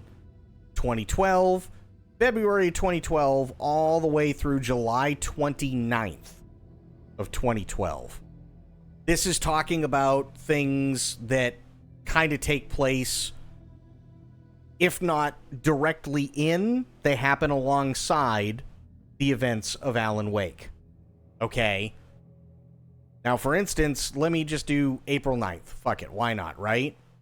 As the photos are a bit blurry, I'll transcribe the poems. Kept from sleep again last night by the sound of chimes, I sway so far below heaven, so high above hell, frost creeps up the trunk of my spine. All is blackness through these holes of my eyes, just the wind in my skull and the wings of her crows. They perch on the gallows, they have pecked me clean and made a chime from my bones. Right? Note, also written on the page, B's comment, a diver, not a hanged man. Think about it. So a lot of this stuff is taking place through somebody else who was trying to figure out what was going on with Alan Wake after the events of Alan Wake 1. Now, if you look at their profile, it's just this. Online blogger since February of 2012, profile views. My blogs, this House of Dreams. That's it. House of Dreams blogs is this whole thing, right? This other thing right here, sirensociety.io, is this. It is just this page, and you have down here, you found our way here. Welcome. How do we reach you? If you click it, found your way here. Welcome to Sirens Society, and they ask for your name, email, and phone number.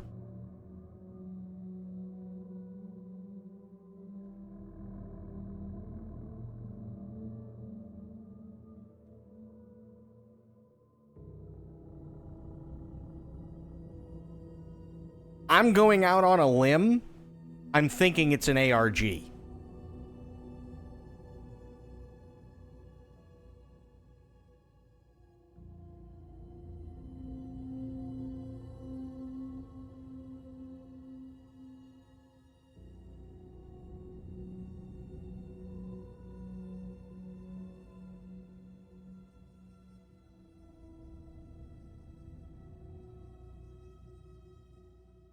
What is an ARG? Oh boy, are we getting into some shit today. Hang on.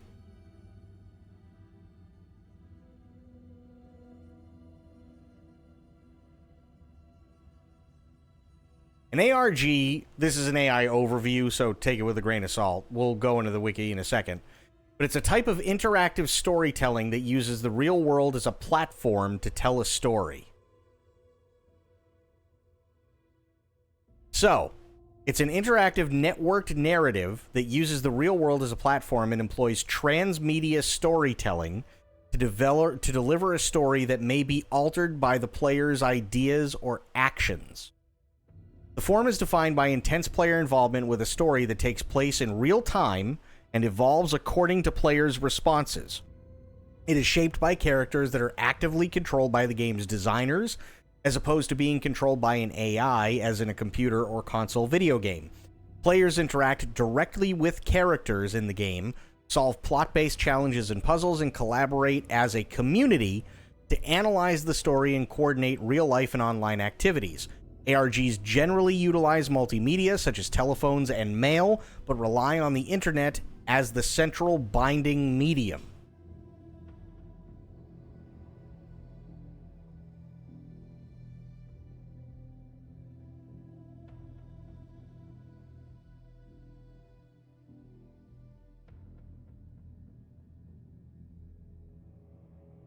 So here's the reason I think this is an ARG, right?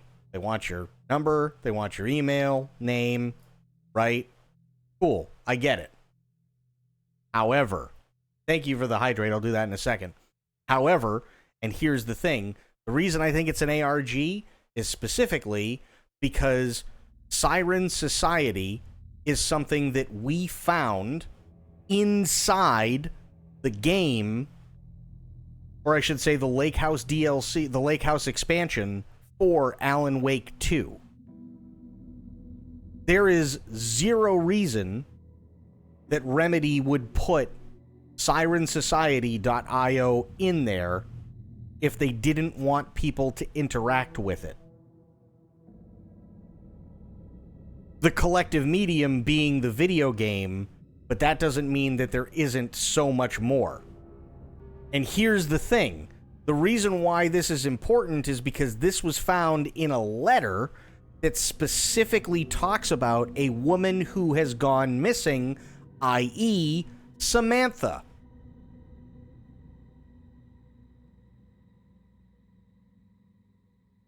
Still sounds like a scam? No, actually, you know what? I'll show you it's not a scam, and I'll show you why. Let me close out of this really. I will show you that an ARG is not a scam. I understand the trepidation, and I get it. I completely get it. But let me bring something up here really quick. Okay. I'll do this.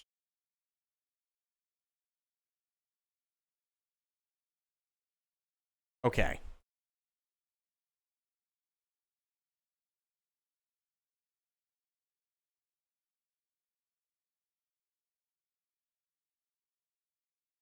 All right.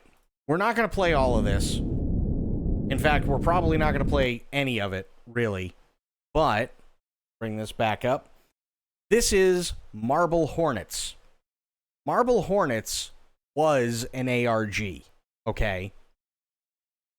Marble Hornets started out as a series of videos on YouTube that didn't make a whole lot of sense, if I'm being honest. They thought it was somebody doing, you know, like a blog kind of thing or whatever.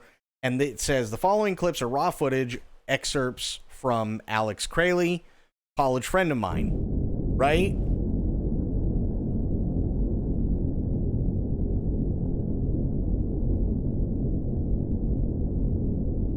In 2006, Alex was in the process of shooting his student film entitled Marble Hornets.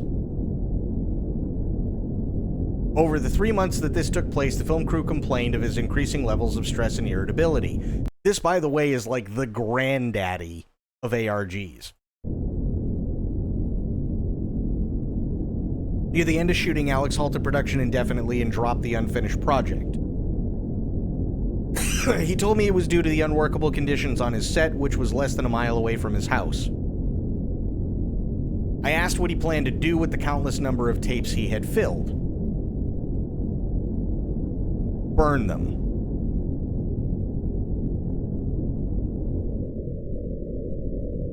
Being a film student myself, I hated to see all of his work go to waste. And after some coercing, he agreed to give them to me. Under the condition that I never mention it to him again.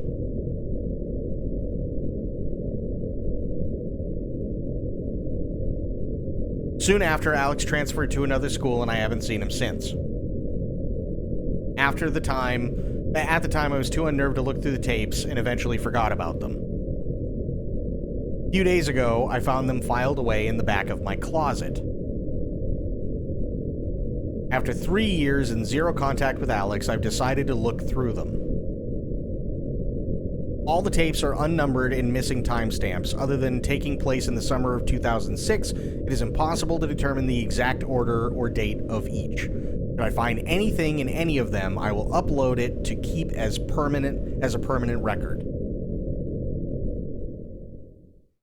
And that's it. That's how the first video starts. Or that's what the first video is. There is a second channel, or there was a second channel, I haven't checked in forever, but there was a second channel called To the Ark. Marble Hornets and To the Ark were two YouTube channels that were made for the fans of one or both of them to communicate with the other one. So now you have people going, wow, there's this really weird YouTube channel called To the Ark, and it's like, it's really weird shit, and this, that, and the other thing, right? And you don't know what any of it is. But you can see here, you've got entry 1, 2, 3, 4, 5, 6, 7, 8, and 9. They're all done by Marble Hornets. And then you have this, and it says Regards, and it's not from Marble Hornets, it's Regards, and it's from To the Ark.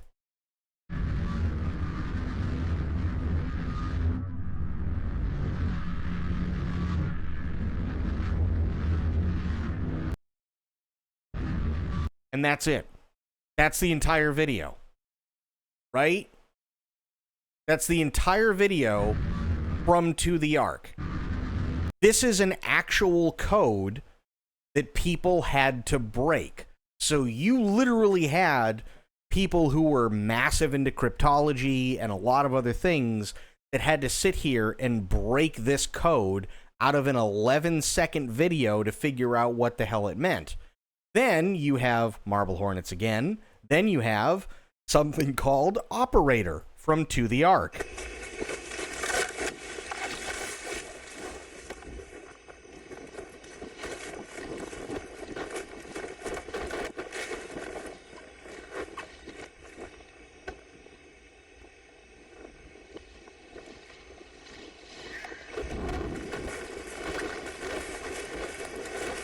And that's it. So Marble Hornets and To the Ark keep going back and forth. At the same time, and chances are the accounts are probably long gone by now, but at the same time all these videos are going on, you've got the Marble Hornets Twitter that is conversing with people who are fans of whoever these characters are, and whoever the main character is that is literally like logging every entry and everything like that into what's going on with the character in real time. So the main character of the entire Marble Hornets story is interacting with the people who are watching everything unfold on the Marble Hornets YouTube and the To the Ark YouTube channel. And it was like, okay, here's entry number 1. Here's number 2, 3, 4, 5, 6, 7, 8, 9. Great. And then To the Ark comes out.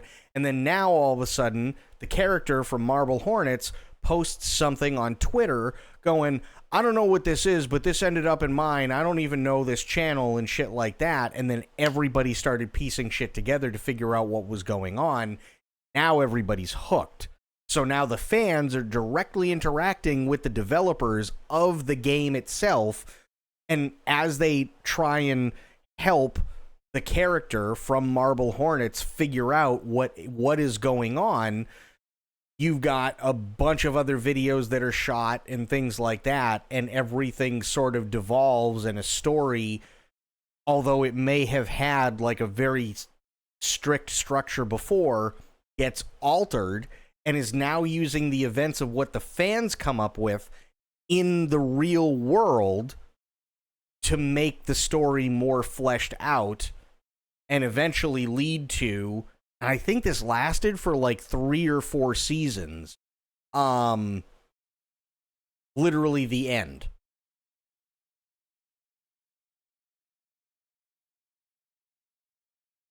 So, in a nutshell, Marble Hornets is like the granddaddy, like the big kahuna of what an ARG is.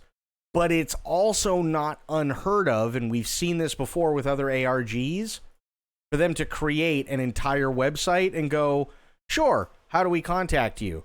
Give us your name, email, and phone number. This is not the first time an ARG has done this.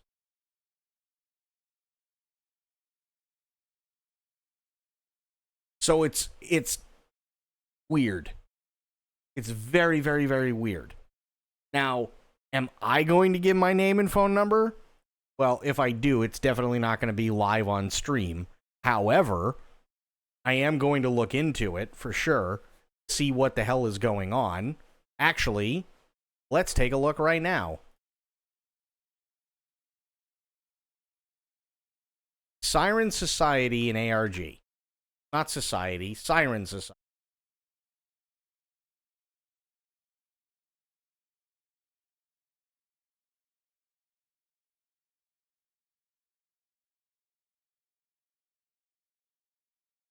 That's... No. None of that stuff. No. Let me do this.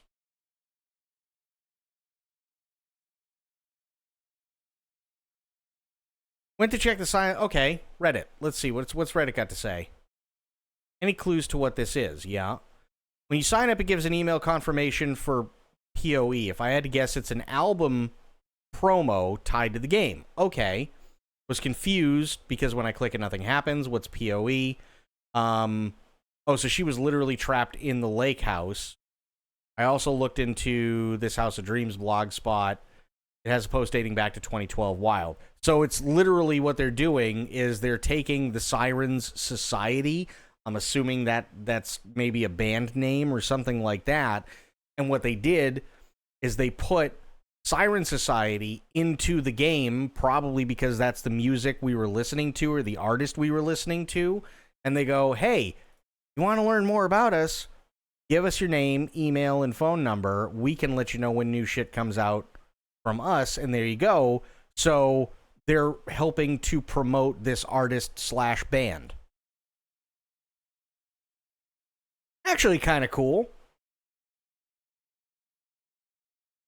It's a viral marketing thing, which I like that. That's cool.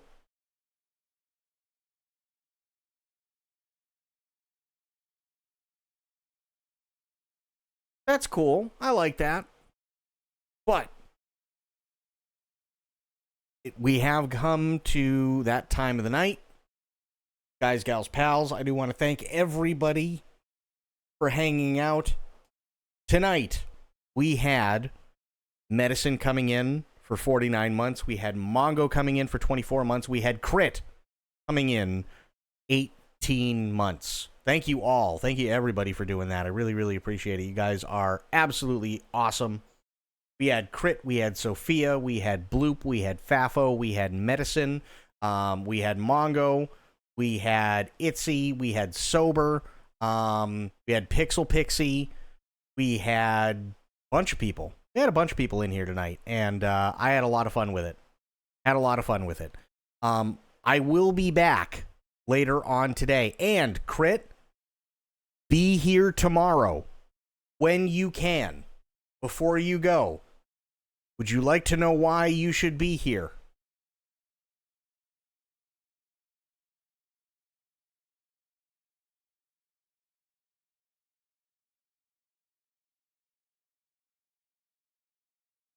Oh no, I think we lost Crit. Oh boy. For those that are still here, also we had Spectre. Can't forget Spectre. For those that are still here, be sure to be here later today when I go live. Why? Because when I go live next, we will be starting the game Lifeline. For those of you who don't know what Lifeline is, it is a PlayStation 2 game that is controlled only by voice. It is a like a Resident Evil style, an old Resident Evil style game that deals with monsters on a space station, and you can only control things through your voice. The problem is that the people who allowed the program to recognize everything when it comes to English words are not native English speakers. In fact, they are all native Japanese speakers, so a lot of the time, most of the things that you say, the character does not understand. Because you're not using a heavy Japanese accent with English words. Alpha, we are just heading off. We are just heading off, buddy. We are, I'm sorry to say. But yeah, tomorrow or later today, we will be starting Lifeline. So, I do want to thank everybody for hanging out. I know, Sag, I get it. Unfortunately, it's my early night and I'm already running overtime. But I will be here later on today, Alpa, 7 p.m. Central U.S. time. I will be here. We will be playing Lifeline. So be there, because I think you're going to enjoy it. And you guys get to watch me lose my mind. But until I see you guys then, have yourselves a great day, great night, wherever you are. Be good to yourselves, be good to one another. Stay safe, stay frosty, and of course, the #1 golden rule around here. Try to remember some of the basics of CQC. And I will be seeing you guys later on today, and we will be playing Jesus Christ, Lifeline. We will absolutely be playing Lifeline. So it's going to be interesting. Very, very, very interesting. So yeah, that's it for me, guys. Thank you so much for hanging out. I really, really appreciate all of you. And if it wasn't for you guys, whether you be lurking, chatting, throwing bits around, donating, tipping, subbing, resubbing, gifting subs, any and everything else, if it wasn't for all you guys doing all of that, I wouldn't still be here. This is my full-time job, so yeah, it means a lot. Thank you so much. Guys, I am out for now. Have yourselves a good one. I will see you later on today, and yeah, oh boy, gonna be a big one. Lifeline. All right, guys, take care. I will see you then. Bye now.